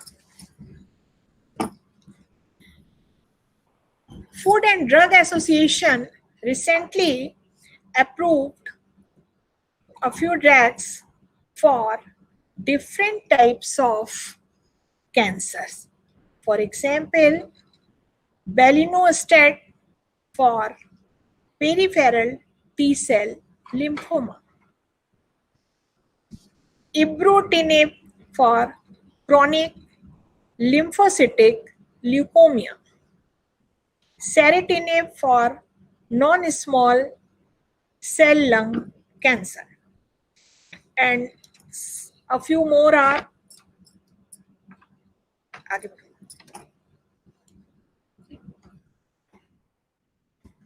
Now we will come to targeted therapies. Nowadays, targeted therapies are more effective. In targeted therapies, doctors are using enzyme inhibitors and tyrosine kinase inhibitors. In targeted drug therapies, here newer drug carrier systems are applied. In newer drug carrier systems, they enhance delivery of anti-cancer drug to tumor tissue and minimize its distribution and toxicity in healthy tissues. We can differentiate if the drug is injected directed or undirected. What is the difference? When active drug is injected to blood tissue in undirected condition, the toxicity distributes to whole body and toxic effects enlarges. But when the drug distribution is directed, it directly goes to the tumor, and here the toxic effects are moderate. As research shows, majority of anti-cancer drugs are poor, they have poor solubility. So a new system, SCDDS, self-emulsifying drug delivery formulations are applied for the therapy. These SCDDS formulations enhance oral absorption of poorly soluble drugs. Here some examples are polymer drug conjugates. These polymer backbone linked with drug and targeting ligand improve pharmacokinetic profile of the drug and improve organ specific and tumor specific delivery. Next. Liposomes are also used. They are spherical vesicles, phospholipids and cholesterol bilayer envelope for active drug particles, and in this system, drug released intracellularly. Examples are paclitaxel, teniposide, adriamycin. antibody-dependent enzyme pro-drug therapies are also applied in target therapies. In these therapies, antibody enzyme conjugate against tumor, activate tumor site by the enzyme. Examples: etoposide, Taxol, camptothecin. Here. Next. Nanotechnologies are also applied for cancer treatment in trigger therapy. Highly targeted therapy with high efficacy and low toxicity. Deliver anti-cancer drugs into cells without triggering P-glycoprotein pump. Here, carbon nanotubes are used, which are well-ordered, hollow nanotubes, single or multiple graphene sheets rolled into a cylinder. Single and multi-walled carbon nanotubes are used. They consist of fluorescent marker and a monoclonal antibody at non-binding sites. They penetrate cell membrane and deliver anti-cancer drug. Superparamagnetic nanoparticles are also applied for treatment of cancer. Here, iron oxide magnetic nanoparticles are used. They functionize with recombinant single chain Fv antibody fragments, target cancer cells, injected into the tumor, and then heated in an alternating magnetic field. Means paramagnetic nanoparticles, they make their alternating magnetic field that destroys the cancerous cells. Next. Nowadays, oncolytic viruses are also used in the treatment of tumor cells. Viruses that can replicate selectively in tumor cells with defined genetic lesions causing cell death include adenoviruses and RSV, designed to replicate in tumor cells that lack functional phosphorus 53. Oncolytic viruses function in these ways to damage the cancerous cell. Cancer vaccines are also maintained. Cancer vaccine contain cancer cells, parts of cells, or pure antigens which give immune response against cancer cells. These cancer vaccines are also of many types: antigen vaccines, dendritic cell vaccines, DNA vaccines, telomerase vaccine, and in modern time, other treatment modalities are hormones therapies, immunomodulators, radioisotopes, and complementary system of medicine. At last, from the whole study, we have seen that the chemotherapy has taken a everyday new path for targeting cancerous cells to destroy cancer and save the body of the people who is suffering from the cancer.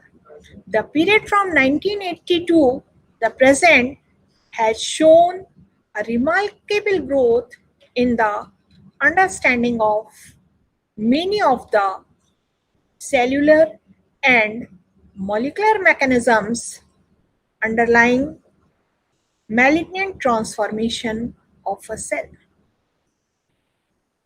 It gave us increasing knowledge about the biology of cancer. It is clear that no single therapy will serve as a panacea, and it is most likely that in the near future, agents directed against the molecular events will have to be combined with the existing standard chemotherapies for the desired outcome. In this way, we can say that if we will go in the path of advancement of chemotherapy, the danger and risk of the cancer will be less and less day by day.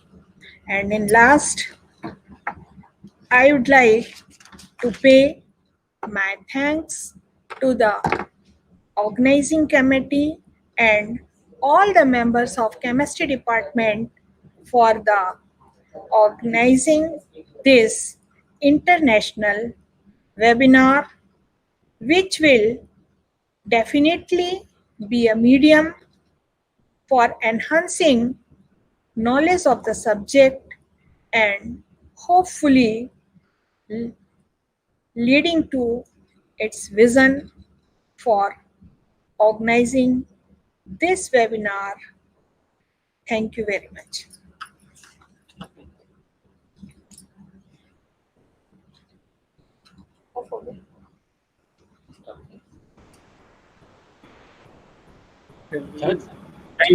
Thank you, ma'am. Thank you so much. हाँ madam phone उठाइए ना, complete हो गया, phone उठाइए।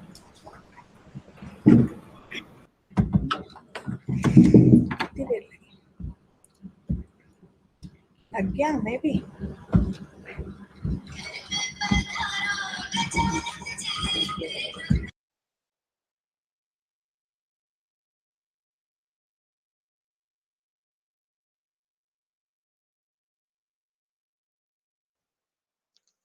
Thank you, ma'am.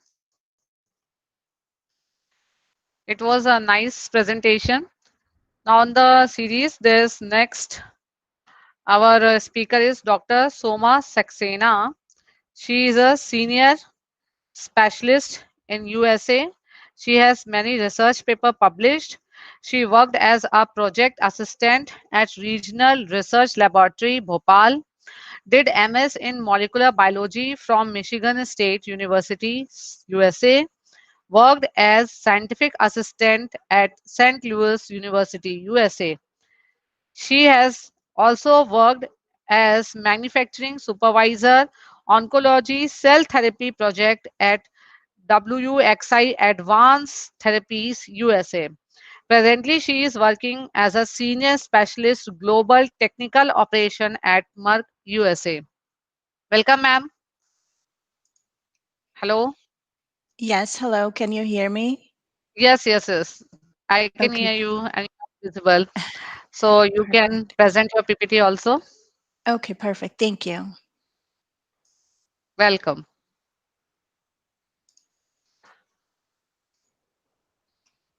Let me know if you can see my screen, please. Yeah, sure. Can you see? No. It's not visible right now. It's not yet? Okay. Yet. Okay. Just click on the present now. Yep. Can you see it now? Yeah. Okay, perfect. Yes. Thank you so much for the nice introduction. And thank you so much for giving me this opportunity. I just wanted to talk to, I know there are chemists and professors in chemistry area. They are all listening. So it is a privilege presenting in front of all of you. I just wanted to, talk about 3D printing revolution, which is ongoing right now, and I thought it would be a good topic to talk about. So what is 3D printing? 3D printing is the construction of a three-dimensional objects from a digital model. Excuse me, ma'am. Sure. Please maximize your screen. Maximize the PPT. Oh, you can't see it? Okay, hold on. Yeah. Okay. Yes. Can you see it now? Yeah. Yes. Okay, perfect. Okay, so 3D printing is the construction of a three-dimensional objects from a digital model. These 3D objects are usually constructed layer by layer by a machine placing filament or another substance on top of each other.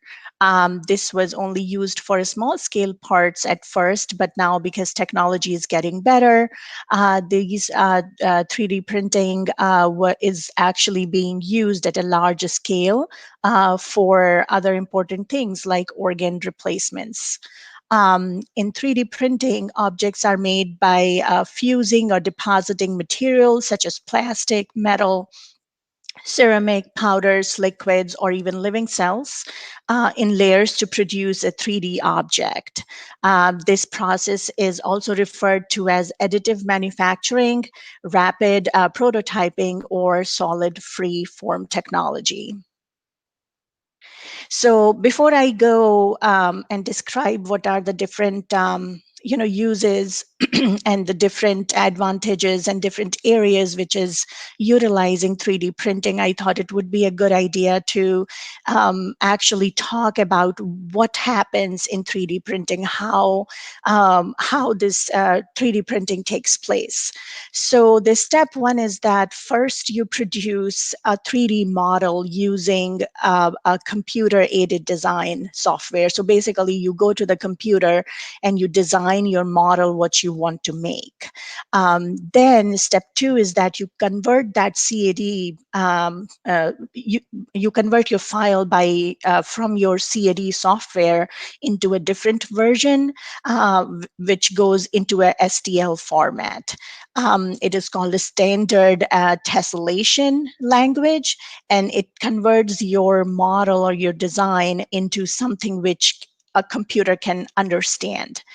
Then the third version is that you basically take that STL file and you copy that STL file to the computer, which controls the 3D printer. And there, a user can designate the size and the orientation of printing. And this is actually similar to the way you would set up a 2D printout to print two-sided or in landscape versus portrait orientation, which we actually get when we print a paper or something like that. Step 4 is a machine setup. So each machine has its own requirements for how to prepare for new print jobs. This includes refilling the polymers, binders, and other consumables the printer will use. It also covers adding a tray to serve as a foundation or adding the material to build temporary water-soluble supports. Step 5 is actually now the build time. So machine does its thing. It builds the process and it is automatic. So each layer is usually about 0.0 millimeter thick, and actually it can be thicker or thinner, whatever criteria we put into those files. And then depending on the object size, the machine and the material used, the process could take hours or even days to complete. So if you have a small model, it will be done in few hours, but if you are trying to print a whole house or the components of the house, it will take few days. Now, step 6 is removal. So once your object is printed, you will take it out from the machine. At that time, you have to be careful because it can be very hot, and the metals are, can injure you. So it's better to wear gloves and protect yourself when you are touching those newly made objects by a 3D printer. Step 7 is post-processing. So many 3D printers will require some amount of post-processing for the printed objects. This could include brushing off any remaining powder or bathing the printed object to remove water-soluble supports. The new print may be weak during this step, since some materials require time to cure, so caution might be necessary to ensure that it doesn't break or fall apart. And the last step is the application. So you take your printed object and you get to use it. So this is basically a picture. So what I described in 8 steps, I'm trying to show it to you over here in just 5 steps. So first, you design your file in the computer, you turn it into a different file, then it turns into another file which can actually communicate with the printer, and then the printer goes in and it prints the actual object, and there you have a chess piece, which now you can actually take and use. So that's how a 3D printer works. So now moving on to the different fields impacted by 3D printing. So first of all, I would like to talk about chemical sciences. So under chemical sciences, 3D printing is now being used for microfluidic devices, miniaturized analytical platform, analytical methods and applications, pharmaceutical chemistry and biochemistry. And then, of course, we know that there is a very big advancement in medical sciences and mechanical sciences where 3D printing is being used currently.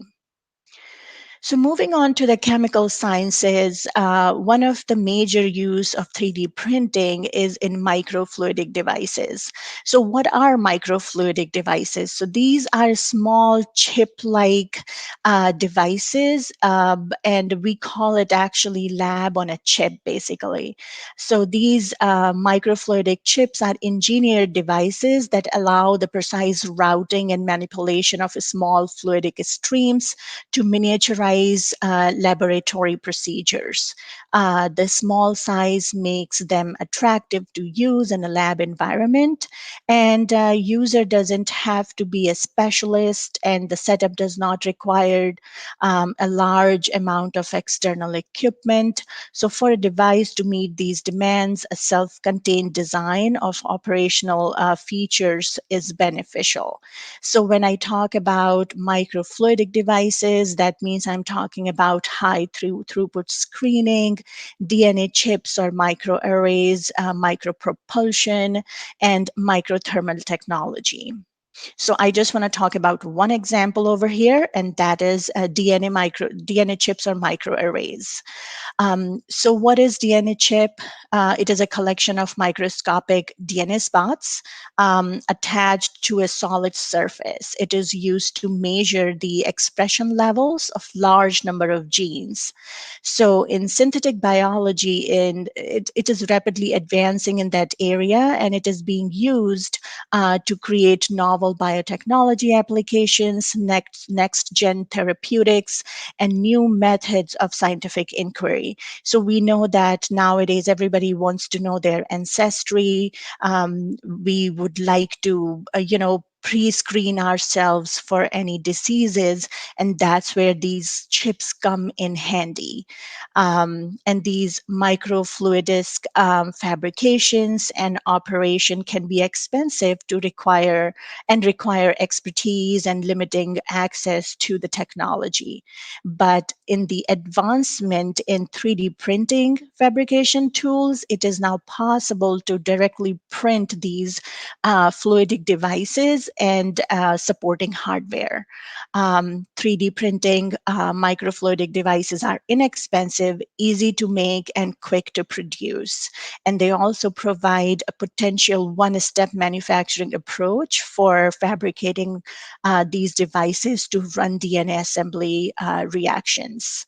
And these are, once these devices are generated and used, the file generated by them, it is very easy to share and download, and easy to collaborate and work with other people on these. So now moving on to the second topic under chemical sciences, the use of 3D printing in miniaturized analytical platforms or detectors. So several studies about miniaturized chemical analysis system. I'm just talking about one thing like electrophoresis, fabricated with micromachining methods were reported. These systems have some advantages, such as these are fast response, a small amount of samples, and low consumption of reagents as compared with the conventional system. So basically, if you are running an electrophoresis, you need a liter of reagent or a small, like not small, but I would say few mils of your samples at least. But if you decrease the size of your electrophoretic system, you would need only few mils of your reagent, microliters of your samples, and then you can save so much money in that area because everything has been now miniaturized. So that's where 3D printing comes in handy. So with such a small system, design of the detector units is very important to monitor analytical performance. So now if you are in some type of a spectrophotometry or doing that kind of assay where we need a detector, then 3D printing not only print that system for you, but also it can print a detector. And the commonly used detectors for analytical characterizations, including UV, ELSD, CAD, CLND, and NMRs. I have written the details over here, but these are the detectors basically used in these platforms, which can be printed directly from 3D printing for the miniaturized system. And you can see over here the picture, basically why I brought it in here, so you can see the sizes of these. Like these are in millimeters, and very small system where rather than having some big of a machine, you can use something miniaturized, and just overall it cut a cost a lot. So now moving on to the analytical chemical methods and applications. So there is a lot going on in the area of analytical chemistry and use of 3D printing in that area. But I'm just going to talk about one example, in which is chromatography. So traditionally, in the one major limitation lies in the slurry packaging. Slurry packing methods universally employed in the manufacturing when they manufacture chromatographic columns, as the resulting lack of precise control over particle shape, size, and position has a deleterious effect on separation efficiency. We all know that column packing is so important. So 3D printing has opened a new paradigm for the fabrication of precisely ordered three-dimensional packed beds. It is layer by layer production. Process enables the creation of difficult designs, including the complex network of channels, voids, and overhangs, characteristics of chromatographic stationary phases.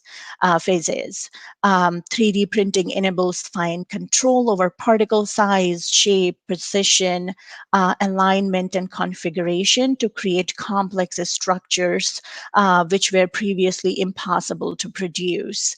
3D printing also presents the opportunity to fabricate ancillary column components such as column cartridge, including walls and flow distributors, and connecting fitting with alternate formats, for example, a spiral or serpentine. So in the right side, you can see a column which is made by 3D printing. You can print the way you want your column and then use it, and you would have more control in making and designing that column. So moving on to the pharmaceutical industry, this is something brand new, and it is now, 3D printing is now being more used in this area, but as of right now, it is really very new area where 3D printing is it's just going in that area. So in 2015, the US FDA, Food and Drug Administration, approved the first and currently only one 3D printed tablet. And this tablet is called Espritam. It is a reformulation of the anti-epileptic seizure drug. And this is the name, it's a little complicated, levetiracetam, developed by Aparicia Pharmaceutical, which is based in Cincinnati, USA. So Espritam has a layered, highly porous structure that rapidly sucks in liquid, and it collapses as soon as it touches the water to form a suspension. It is unique, which is actually difficult, and it cannot be achieved using traditional tablet or pill manufacturing methods.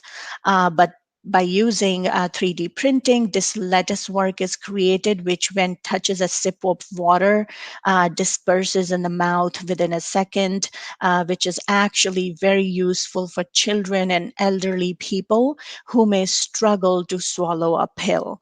So in the right side, actually, you can see how it works. So it is connected to the computer, and basically computer is designing this lattice work of this tablet. Because of this lattice work, this tablet comes out as a porous tablet. So as soon as it touches the water, it just collapses. So it is easy to take for kids or elderly people. So this is something brand new which is going on in the pharmaceutical area. Now, the use of 3D in biochemistry, I think that's where it is being most used. We all know that biochemistry is all about models and the relationship between different molecules and atoms, and 3D printing is being used in that area to teach students to better understand the collaborations between these atoms and molecules. So most of the time, students approach biochemistry and they have this degree of trepidation, of fear, with many think that biochemistry is one of the difficult subjects. But by using 3D printer, students can find out what proteins and DNA actually look like and how they work. A thorough understanding of the function and the activity of molecules require the determination of its 3D or three-dimensional structure, which is routinely achieved using X-ray crystallography, NMR, or electron microscopy. Historically, the construction of physical 3D models were necessary to actually for investigators to validate, explore, and communicate the resulting hypothesis regarding functions of biomolecules. The development of 3D printing actually has enabled the construction of these physical models of biomolecules. 3D printing is the process of fabricating a physical 3D object from a digital file through the sequential addition of layers of a material, and then a variety of mechanisms are used in this process, and which is commonly used fused filament fabrication. And these FFF, fused filament fabrication printers, now they are available in universities and high schools, they are in library, and it is now there is a greater affordability and accessibility to these 3D printing technology, and it is now easier to convert these 3D biomolecular models into accurate 3D biomolecular models. So as you can see, this is the DNA structure, and this is the insulin 3D structure. So it is really easy to teach the students, to make them understand that how these molecules work, if they can actually take these molecules in hand and actually, you know, then it is very easy for them to understand how these molecules interact with each other. So this would make biochemistry for students to easily understand. So that was those were some information for the chemical sciences. But if you move on out of the chemical sciences and go towards the medical sciences and other fields, how 3D printing is being used in that area. So 3D printing has been applied in medicine since the early 2000s, when the technology was first used to make dental implants and custom prosthetics. 3D printing is used in the medicinal field in three major ways, basically. So first is making of medical appliances that assist medical professionals when performing surgery or other delicate procedures. In addition, 3D printing can produce made-to-order jigs and fixtures for use in operating rooms. So we all know that if a surgeon is performing certain type of a surgery every single day, I'm sure that surgeon has, you know, some type of preference that they would like to have an equipment which they uses in the surgery, but not necessarily that equipment is available in the market. So if they want to customize an equipment, they can basically model it in the computer and then print it by a 3D printer and use it in the surgery. So that's where 3D printing comes in role. And then implants to take place of bones, and finally external prosthetics such as hands or legs. So you can see over here that, you know, everything over to the right side, it's all 3D printed. And the use and the impact of 3D printing in medical sciences, it's just taking leaps and bounds. So just one more slide on the medical sciences because of its impact in that area. The bioprinting tissues and organs. So tissues or organ failure due to aging, disease, accidents, and birth defects is a critical medical problem. Current treatment for organ failure relies mostly on organ transplants from living or deceased donors. Although it's still in its infancy, 3D bioprinting offers additional important advantages beyond this traditional regenerative method, which essentially provide scaffold support alone. So such as highly precise cell placement and high digital control of speed, resolution, cell concentration, drop volume, and diameter of printed cells. So what I'm trying to say over here is that we know that if somebody needs a kidney or a heart transplant right now, the process is that we wait for a donor, right?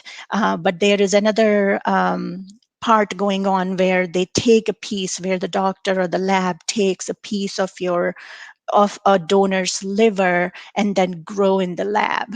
But now then this, because of the 3D printing, now we have a third option where 3D printer can print a liver or a kidney or a heart for a patient.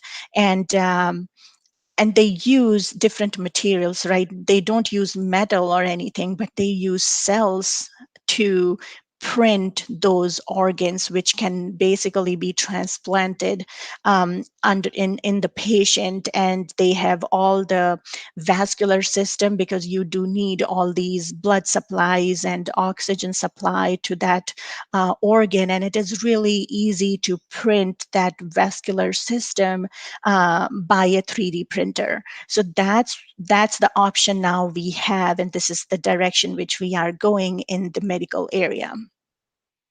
So now, challenges in building a 3D vascularized organs. So most organs needed for transplantation are thick and complex, such as the kidney, liver, and heart. Cells in these large organ structures cannot maintain their metabolic functions without vascularization, which is normally provided by blood vessels. Therefore, functional vasculatures must be bioprinted into fabricated organs to supply the cells with oxygen, gas exchange, nutrients, growth factors, and waste product removal. So although the conventional tissue engineering, which is going on in the lab approach, is not now capable of creating these complex vascularized organs, but bioprinting shows that the 3D printing, there is a promise in that area in resolving these critical limitations. Now moving on to the impact of 3D printing on mechanical sciences. So more and more building parts are being created with 3D printing, as they are much cheaper than the normal parts. So as I said, that because the 3D printer, if you haven't seen, it's like a toaster, a small 3D printer if you want to make small models. But now we are moving in where we are printing a whole house, the parts of houses. So these 3D printers are just getting so big in size, and they print parts of houses which can build together and build a house. So components and models for things like circuits are being made. We already know that these circuits, that's where the 3D printing is coming handy right now, where they make these circuits very easily. And in USA, entire houses have been created with giant 3D printers. These house making technologies moving around the world, and I think it would be, soon it will be cheaper to actually build a 3D printed house than a regular one.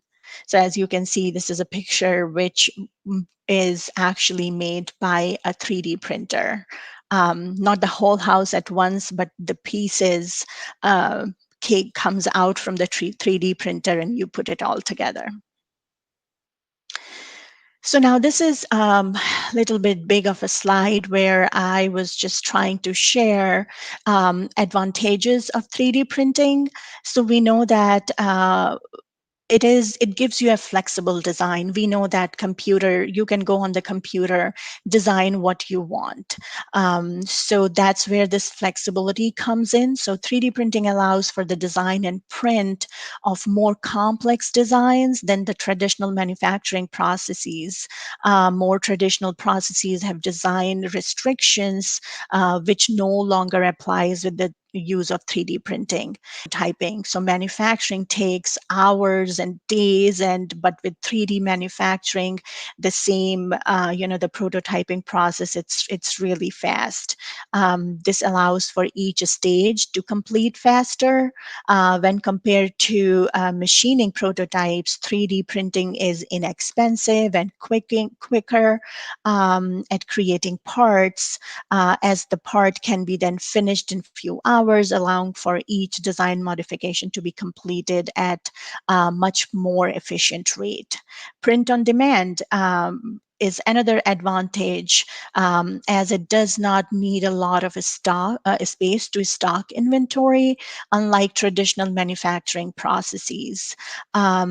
So what happens in traditional process, manufacturer makes something and they store it in their big warehouses, but because 3D printing doesn't take that long, you don't need those big warehouses to save the material. So when the demand comes in, that thing is printed and it is supplied. So that saves the space you need for the storage.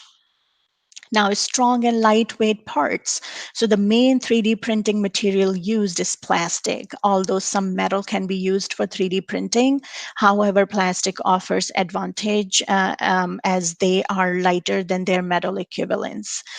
This is particularly important in industries such as automotive and aerospace, where light weighing is an issue and it can deliver greater fuel efficiency.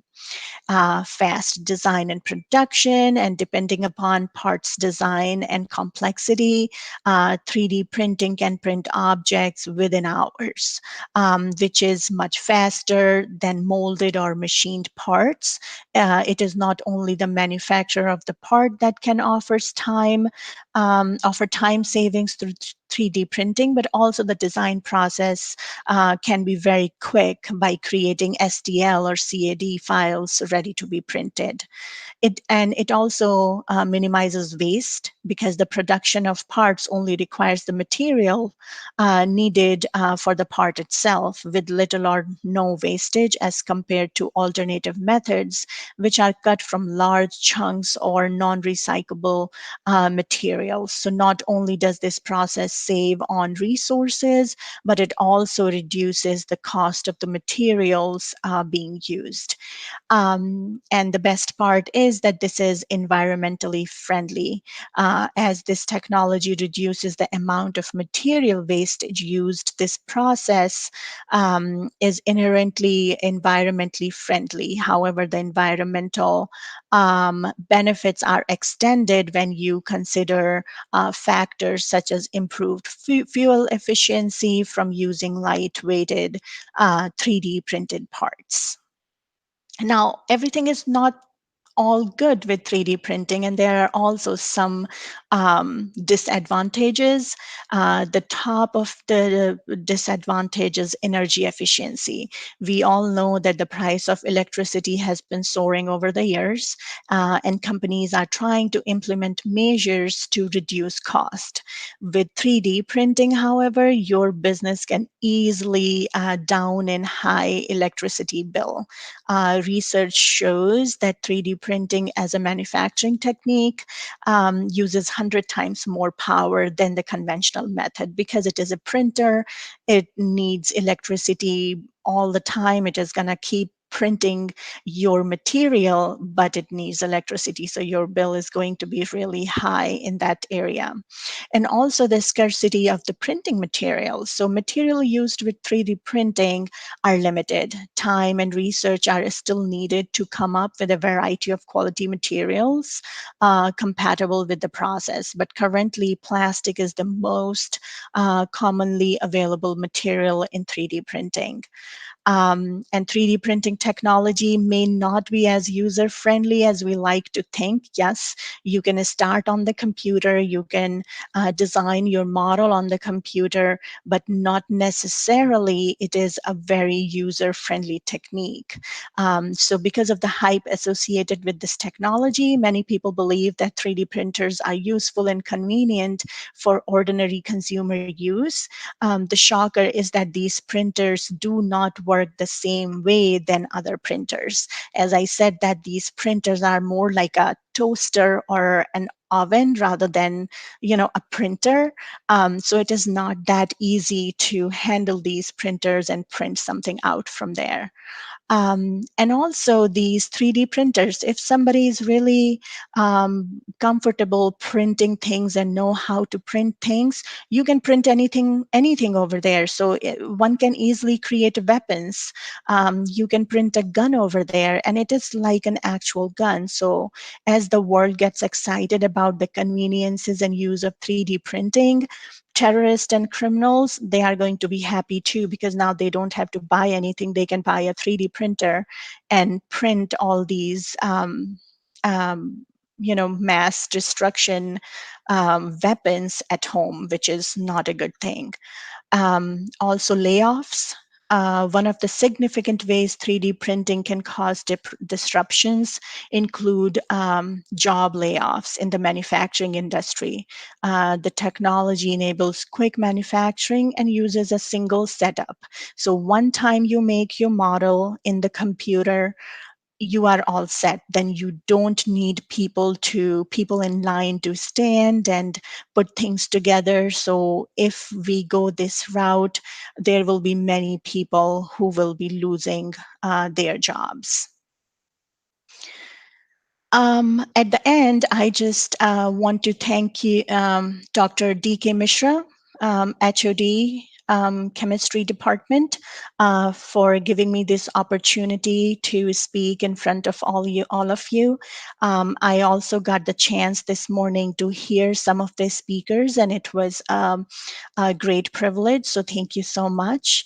And also, I want to sincerely thanks to the organizing committee. I think it is a very good approach, connecting everybody, especially when we are in this pandemic and working from home, and we are all at home all the times. So I think it was a very it is a very good platform where everybody can come together and share our experiences. So thank you so much for that. And thank you for listening to me. If you have any questions, please let me know. Thank you, ma'am. It was nice hearing you about 3D printing presentation. Yes. Hello, any questions? Any queries? Soma, can we have some copyright issues regarding the printing by 3D means? So I don't think so. I don't think you would have any copyright issues. I was thinking to buy a 3D printer, but those are expensive. So, but no, I don't think there would be any copyright issues. There are different computer files which are available to everybody, and you just have to buy a printer and the material which is gonna go in the printer, and then those types of files, CAD files and STL files, and then you can model everything on the computer. I don't think you would have any copyright issues. Thank you. Thank you. Mm-hmm. Thank you, ma'am. Any other questions? Okay. So, ma'am, you can stop presenting. Sure. Yeah. So, on last but not the least, our next presenter is Dr. Dinesh Kumar Sharma. Dr. Sharma is currently working as a senior scientific officer and assistant chemical examiner to the government of MP, India. He did his PhD in 2002 as on selective recovery of heavy metal ions from industrial effluents by synthetic ion exchange. He published a number of research articles in international journals and nationals also. So, Dr. Sharma, can you hear me? Dr. Yes, ma'am. Okay. I welcome you all on behalf of AKS University Computer Science Department. Sir, please open your camera. Okay, ma'am. कोई बात नहीं आगे यहीं से करना है. Yes. Now you can present your screen. You just have to click on the present now icon. Okay.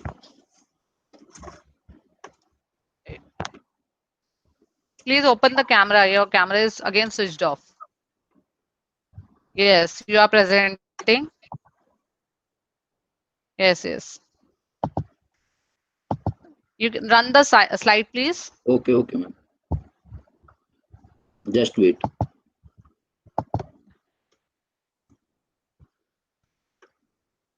वो नहीं आ रहा थी इसमें? Yes, it is visible now. Okay. It is visible. Okay. So system is all yours. Okay, ma'am. Now my topic is forensic science and its importance in crime investigation. So what is forensic science? The application of science to those criminals and civil laws that are enforced by police agencies in a criminal justice system. Basically, forensic science embraces all branches of science and applies to the purposes of law. Some exceptional are fingerprint and footprint science.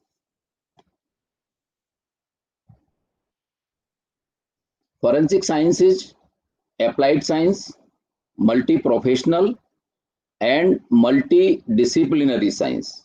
If the investigating officer does not know to collect the correct clues or correct physical evidences, how to preserve them, how to pack them, and keep intact the integrity and the identity of the clue materials, the best of the expertise and the best of the instrumentation with the scientist would not help anymore. Function of forensic science. The most important function of forensic science is to convert suspicious into a reasonable certainty of either guilt or innocence. Forensic science provides answer to the following questions. Has a crime been committed? How and when was the crime committed? And who committed the crime? So there are 3 steps.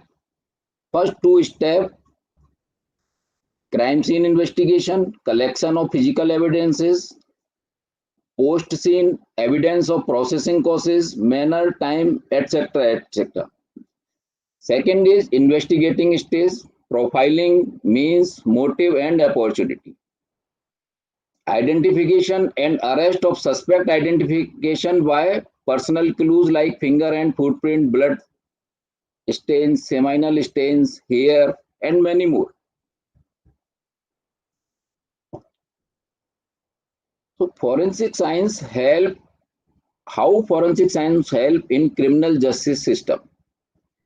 There are main point are provide lead to the investigation, establish whether the scene is real or fake, means crime scene is real or fake, locate hidden clues, correct clues, and also proper sample of comparison, establishes sequence of events,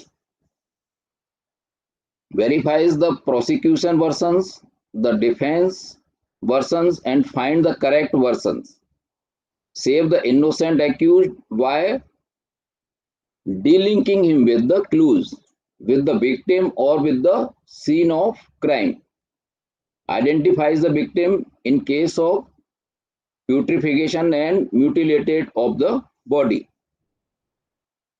identify the correct crime weapon. There are many principles used in forensic science. The law principles of the all science form the basis of forensic science. Means all science are involved in forensic science.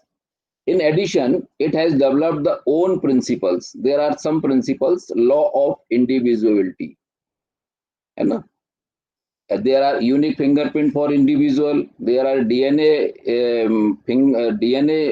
for individuals. Principle of exchange. When we touch some things, we leave some traces of evidences on it. Law of progressive change. Principle of comparison. This is the main principle of forensic science. We compare all things. So we decided whether it is fake or true. Principle of analysis and law of probability. These are the main principle of forensic science. A forensic science laboratory consists the following department. There are many departments: biology, serology, chemistry, toxicology, physics, ballistics, explosive, narcotics, DNA fingerprint unit, forensic psychology, voice analysis, photography, computer and cyber cell, instrumentation unit, fingerprint bureau, government question and document examiner, and many others.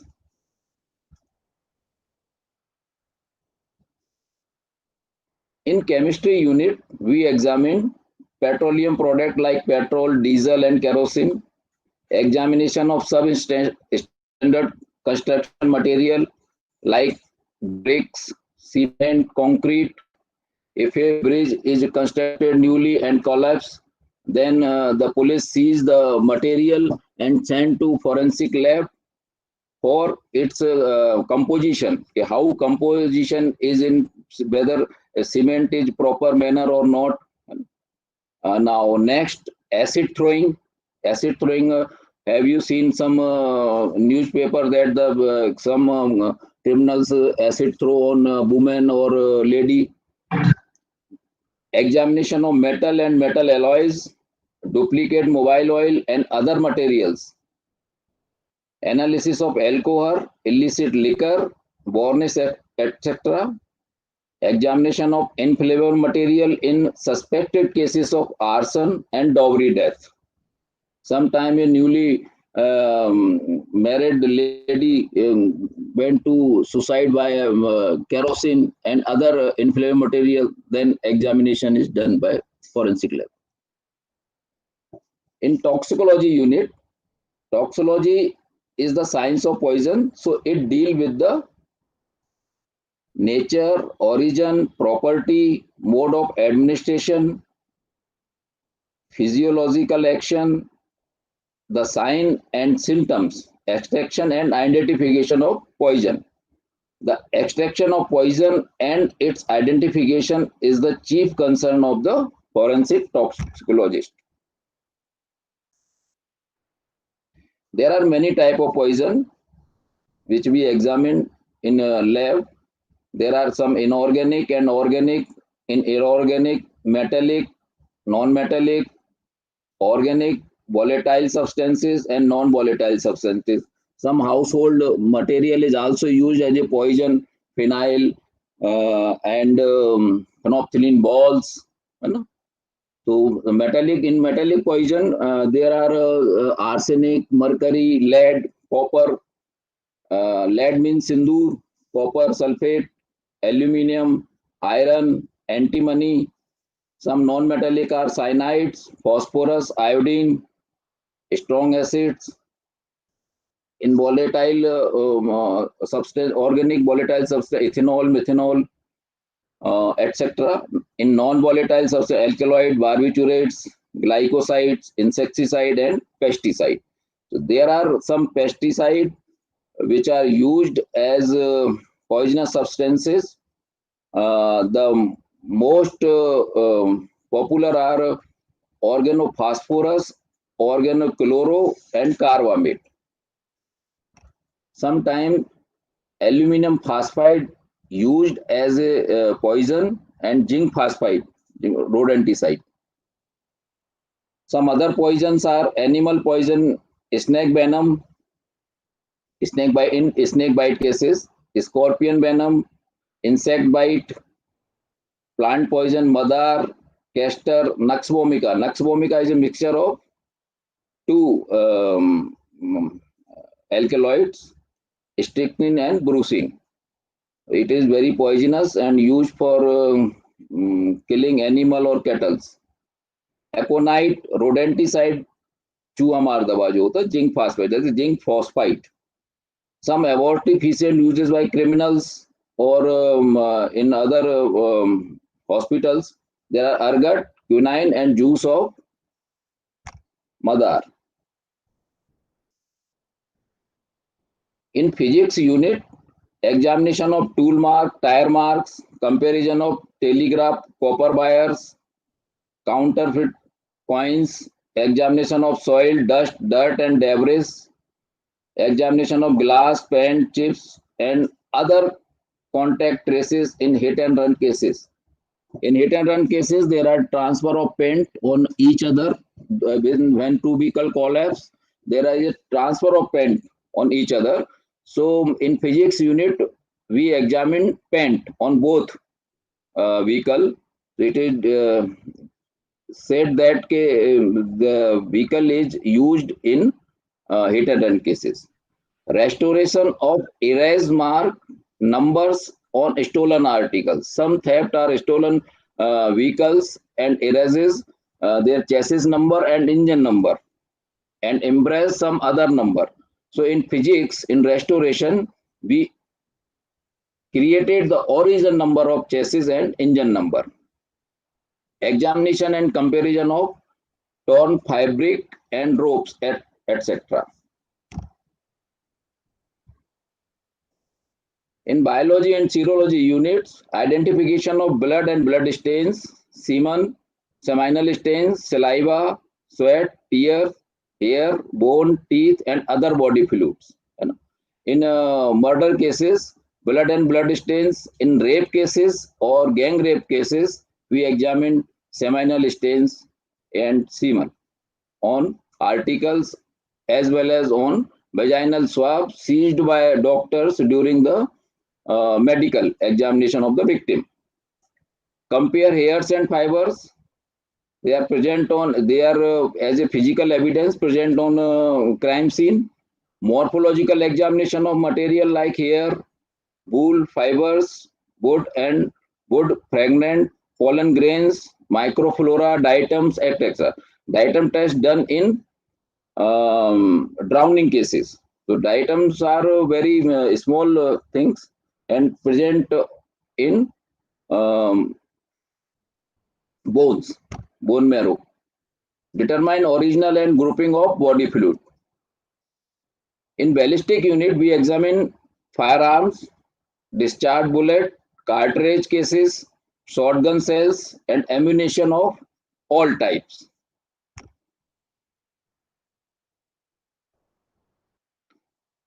So voice analysis unit. What is voice analysis unit? The identification of the speaker voice by speech spectrograph is based on the principle that the dimension of the vocal cavities and coupling of the articulators are affected by heredity, sex, age, and other socio-environmental factors. It is therefore extremely unlikely that two individuals could give rise to identical voice print.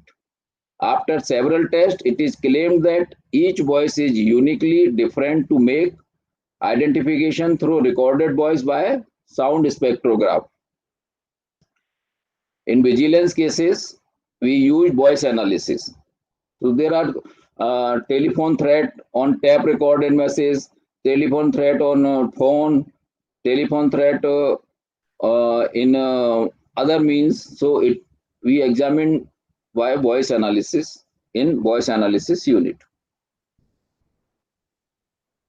This is new branch, forensic psychology.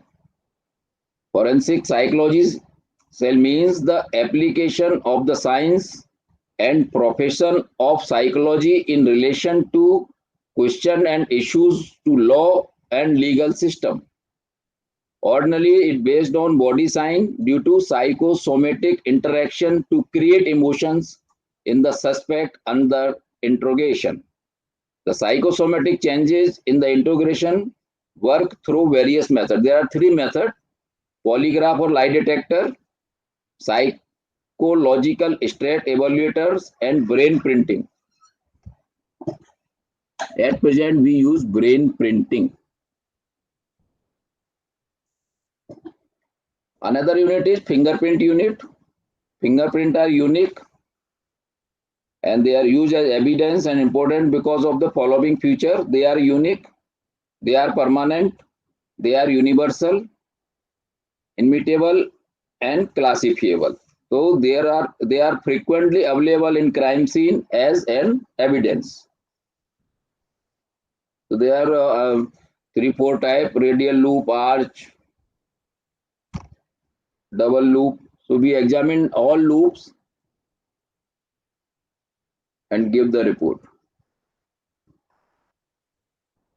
So you can see at the scene we find out the fingerprint, and this is the suspect fingerprint, and the matching of chance is the at the spot the print found indicated chance print or change chance print, or this is the suspect print. These are the matching point. So we can say the suspect is a criminal and his print present on at scene.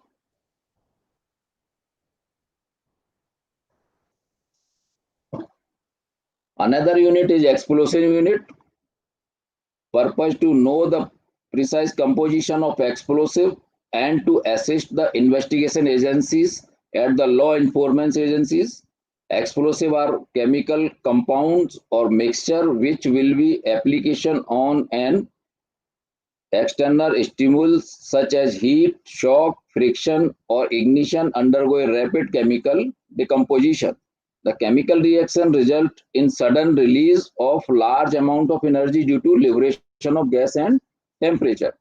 The pressure thus generated and thrust out equally in all directions.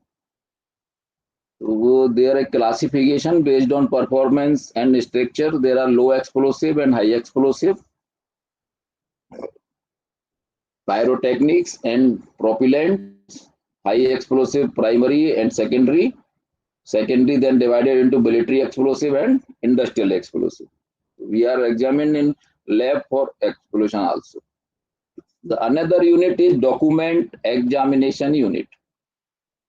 In this unit, we analyze handwriting, paper, and printers of document. Comparison of question writing and signature with known standard writing to establish genuineness or otherwise. Identify make model of age of the typewriter used in typing the typewritten document. Examination of printed matter to identify block or plates used including composed of letter types. Examination of impression of rubber stamps and metal seal with a view to identifying them.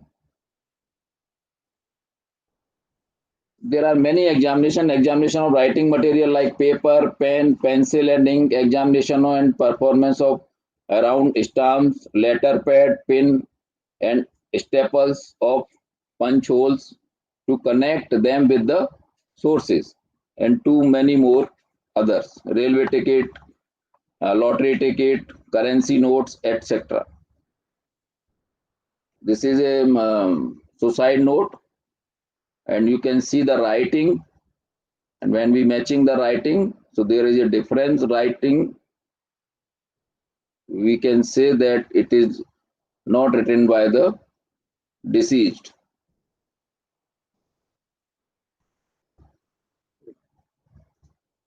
Next unit is computer or cyber unit.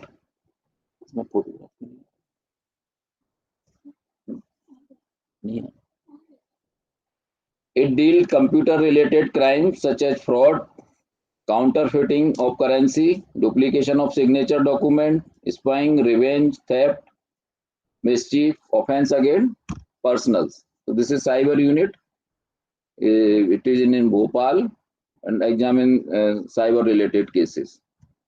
Now the main is DNA unit. DNA fingerprinting is a technique involved chemically dividing the DNA into fragments which form a unique pattern and then matching that identify profile with the pattern obtained from similarly testing a suspect biological sample. So this is a DNA profiling technique. First of all, we extract the DNA from a specimen. Many type of specimens such as blood, seminal stains, saliva, sweat, hair, body fluid or body muscles, tissue. Then extracted DNA is fragmentation for DNA using restriction examination, arranging the fragment on the basis of their length by agrocell gel electrophoresis, transfer of separated fragment to nylon membrane by Southern blotting, then hybridization and visualization.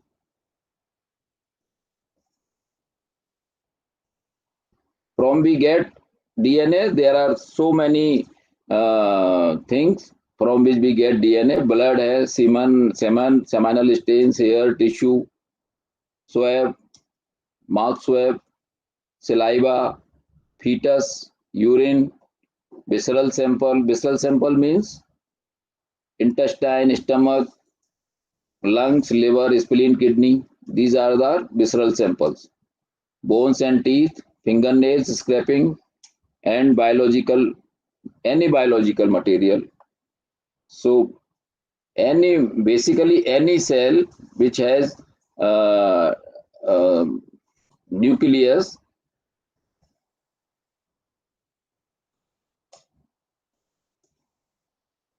forensic application of DNA test, identification of rape, gang rape and murders, disputed paternity and maternity, identification of dead bodies, identification of mutilated remains, identification of missing child, exchange of baby in hospitals,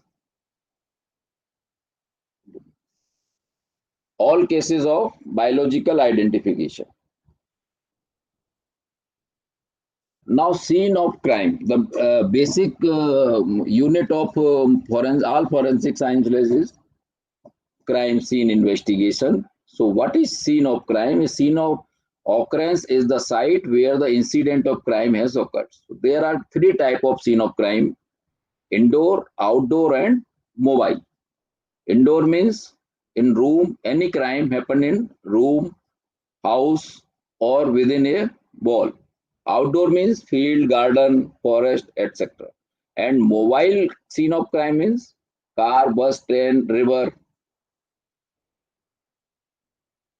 This is the scene of crime unit team: police officer, forensic scientist, fingerprint expert, photographer, bomb and arson expert, and dog squad. These are the team.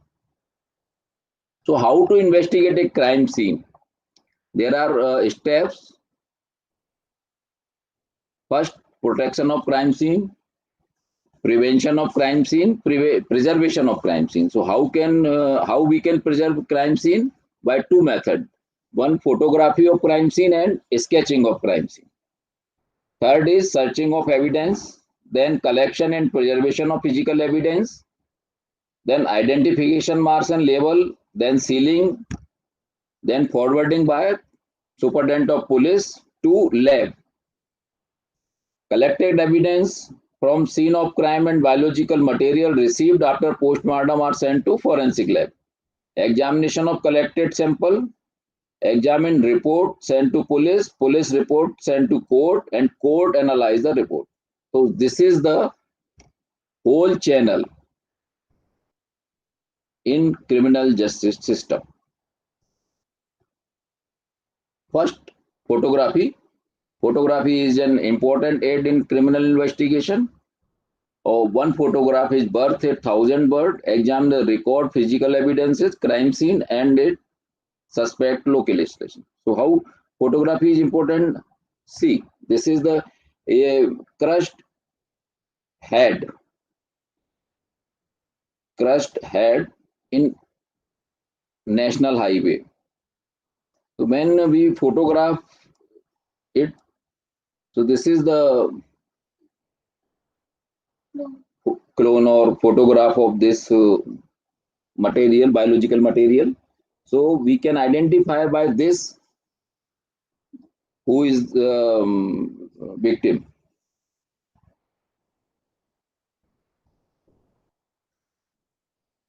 This is blood stain footprint in a murder case. Footprint lifted in a photograph and then compare with suspect, and case is detected. So this is crime scene sketch.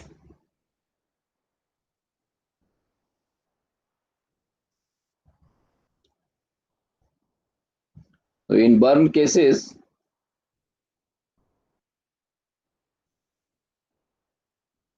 this is a case: a newly married lady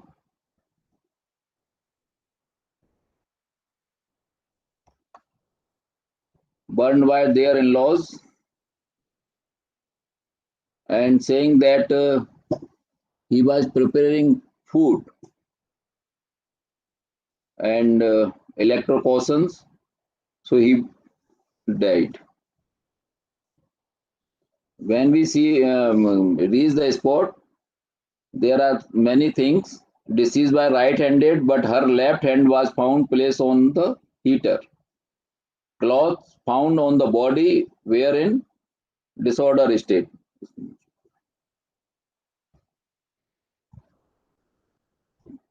And charring on fingers. There are circular ligature marks was found present on the neck of the deceased. There was no entry and exit point of current. The main thing is presence of fibers on the around the neck, scalp hair and blouse of the deceased. You can see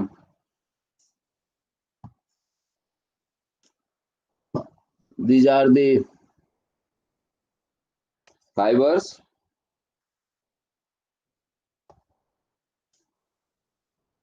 So we search the rope, and rope was found on in a hide place. Rope and fiber present on dead body sent to the lab. Lab analyzed the fibers and rope and found that the fiber present on the dead body are the same nature. Rope seized. So this is another photograph. The wire of the heater were found plugged in the switchboard. No utensil of cooking material being found near the heater or on the spot. So it is a clear-cut murder. Lastly, in court decision, in-laws and her husband went to the jail. This is another case, death from inflammable material. Some inflammable material found on container, mug, spot. This is the crime scene of burn case. In this case, a lady murdered and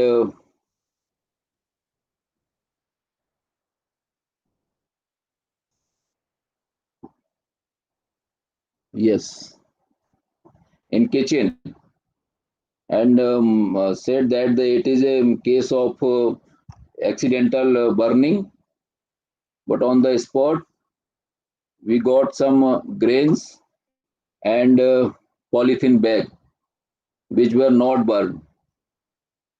So it is another case of homicidal.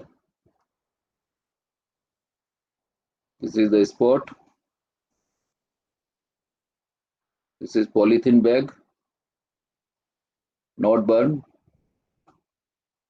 Some grain.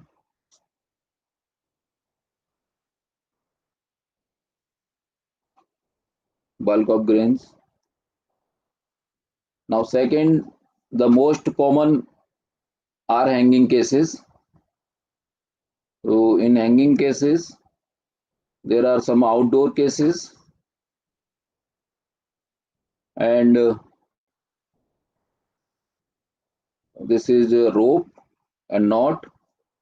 Generally we got sliding knot on neck. If there is no sliding knot, then it is maybe a case of murder.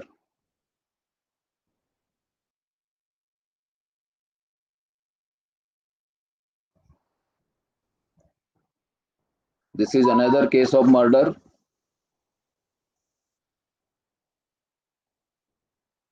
And simulating like as a hanging, suicidal hanging.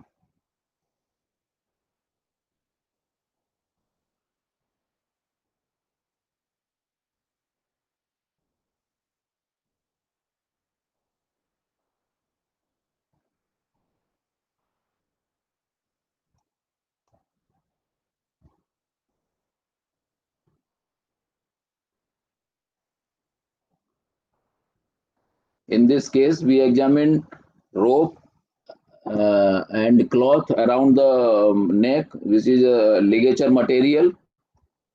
Some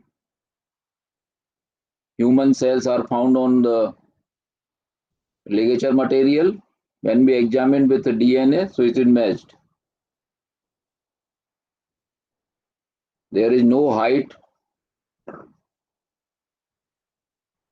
The main thing is distance from the knot tied to the hook on the ceiling to the knot tied on the neck of the deceased by 10 feet. The distances from the knot tied on the neck to the ground was 2 feet. The length of the cord in standing position was 3.6 feet. The height of deceased was 5.3. This is another murder case. This is an from tree, suicide from tree.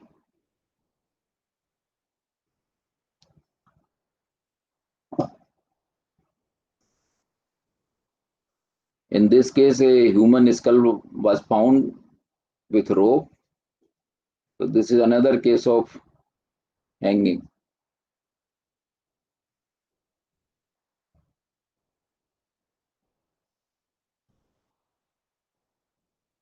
Now murder case. This is a child. And there are so many injuries on his body. We find some blood stains at a spot. Blood stains examined by benzidine test and found positive. The injuries on leg.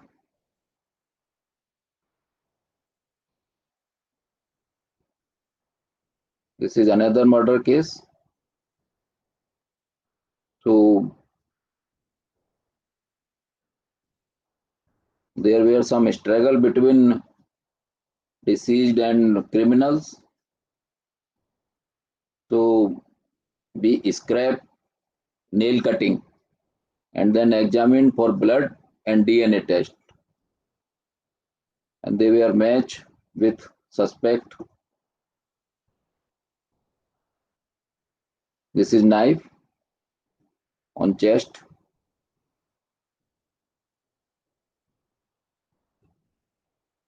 Now drowning, some drowning cases are also in our societies. In drowning cases, we examine diatoms. So diatoms are minute single-celled water-living organism with silica skeleton, which show a fine structure characteristic of the species. So in a particular pond, there are particular diatoms.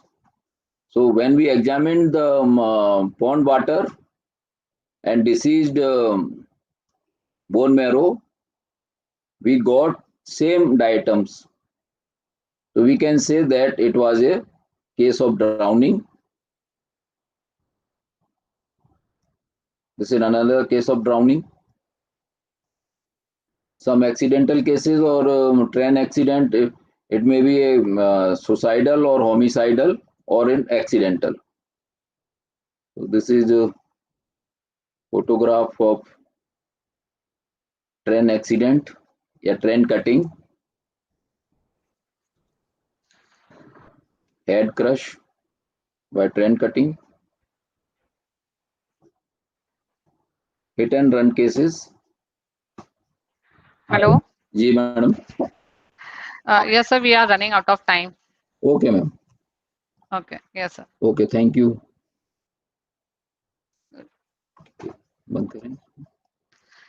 Thank you, sir. Thank you, It was ma'am. very nice presentation and a different, totally different from all the rest of the presentations. But time is very Less, I think. less, ma'am. But some of the pictures were very distractive, but though it was interesting slides. Yes. Yeah. But ma'am, some drug abuses are also in this unit. Next time we can present. Yes, sir. Sure. We will definitely give you that platform to present that also. Mishra साहब ने time कम दिया मेरे को. No, you spoke about 45 minutes. Yes, ma'am. Okay. Yeah. Okay. Thank Thank you, you. sir. Thank you, ma'am. Thank It you was very very much. nice listening you. Thank you. Okay. So on this note, we come to end of our today's presentation. Today we had many different kinds of presentations with different aspects, and the last but not the least was totally different from all rest of the all.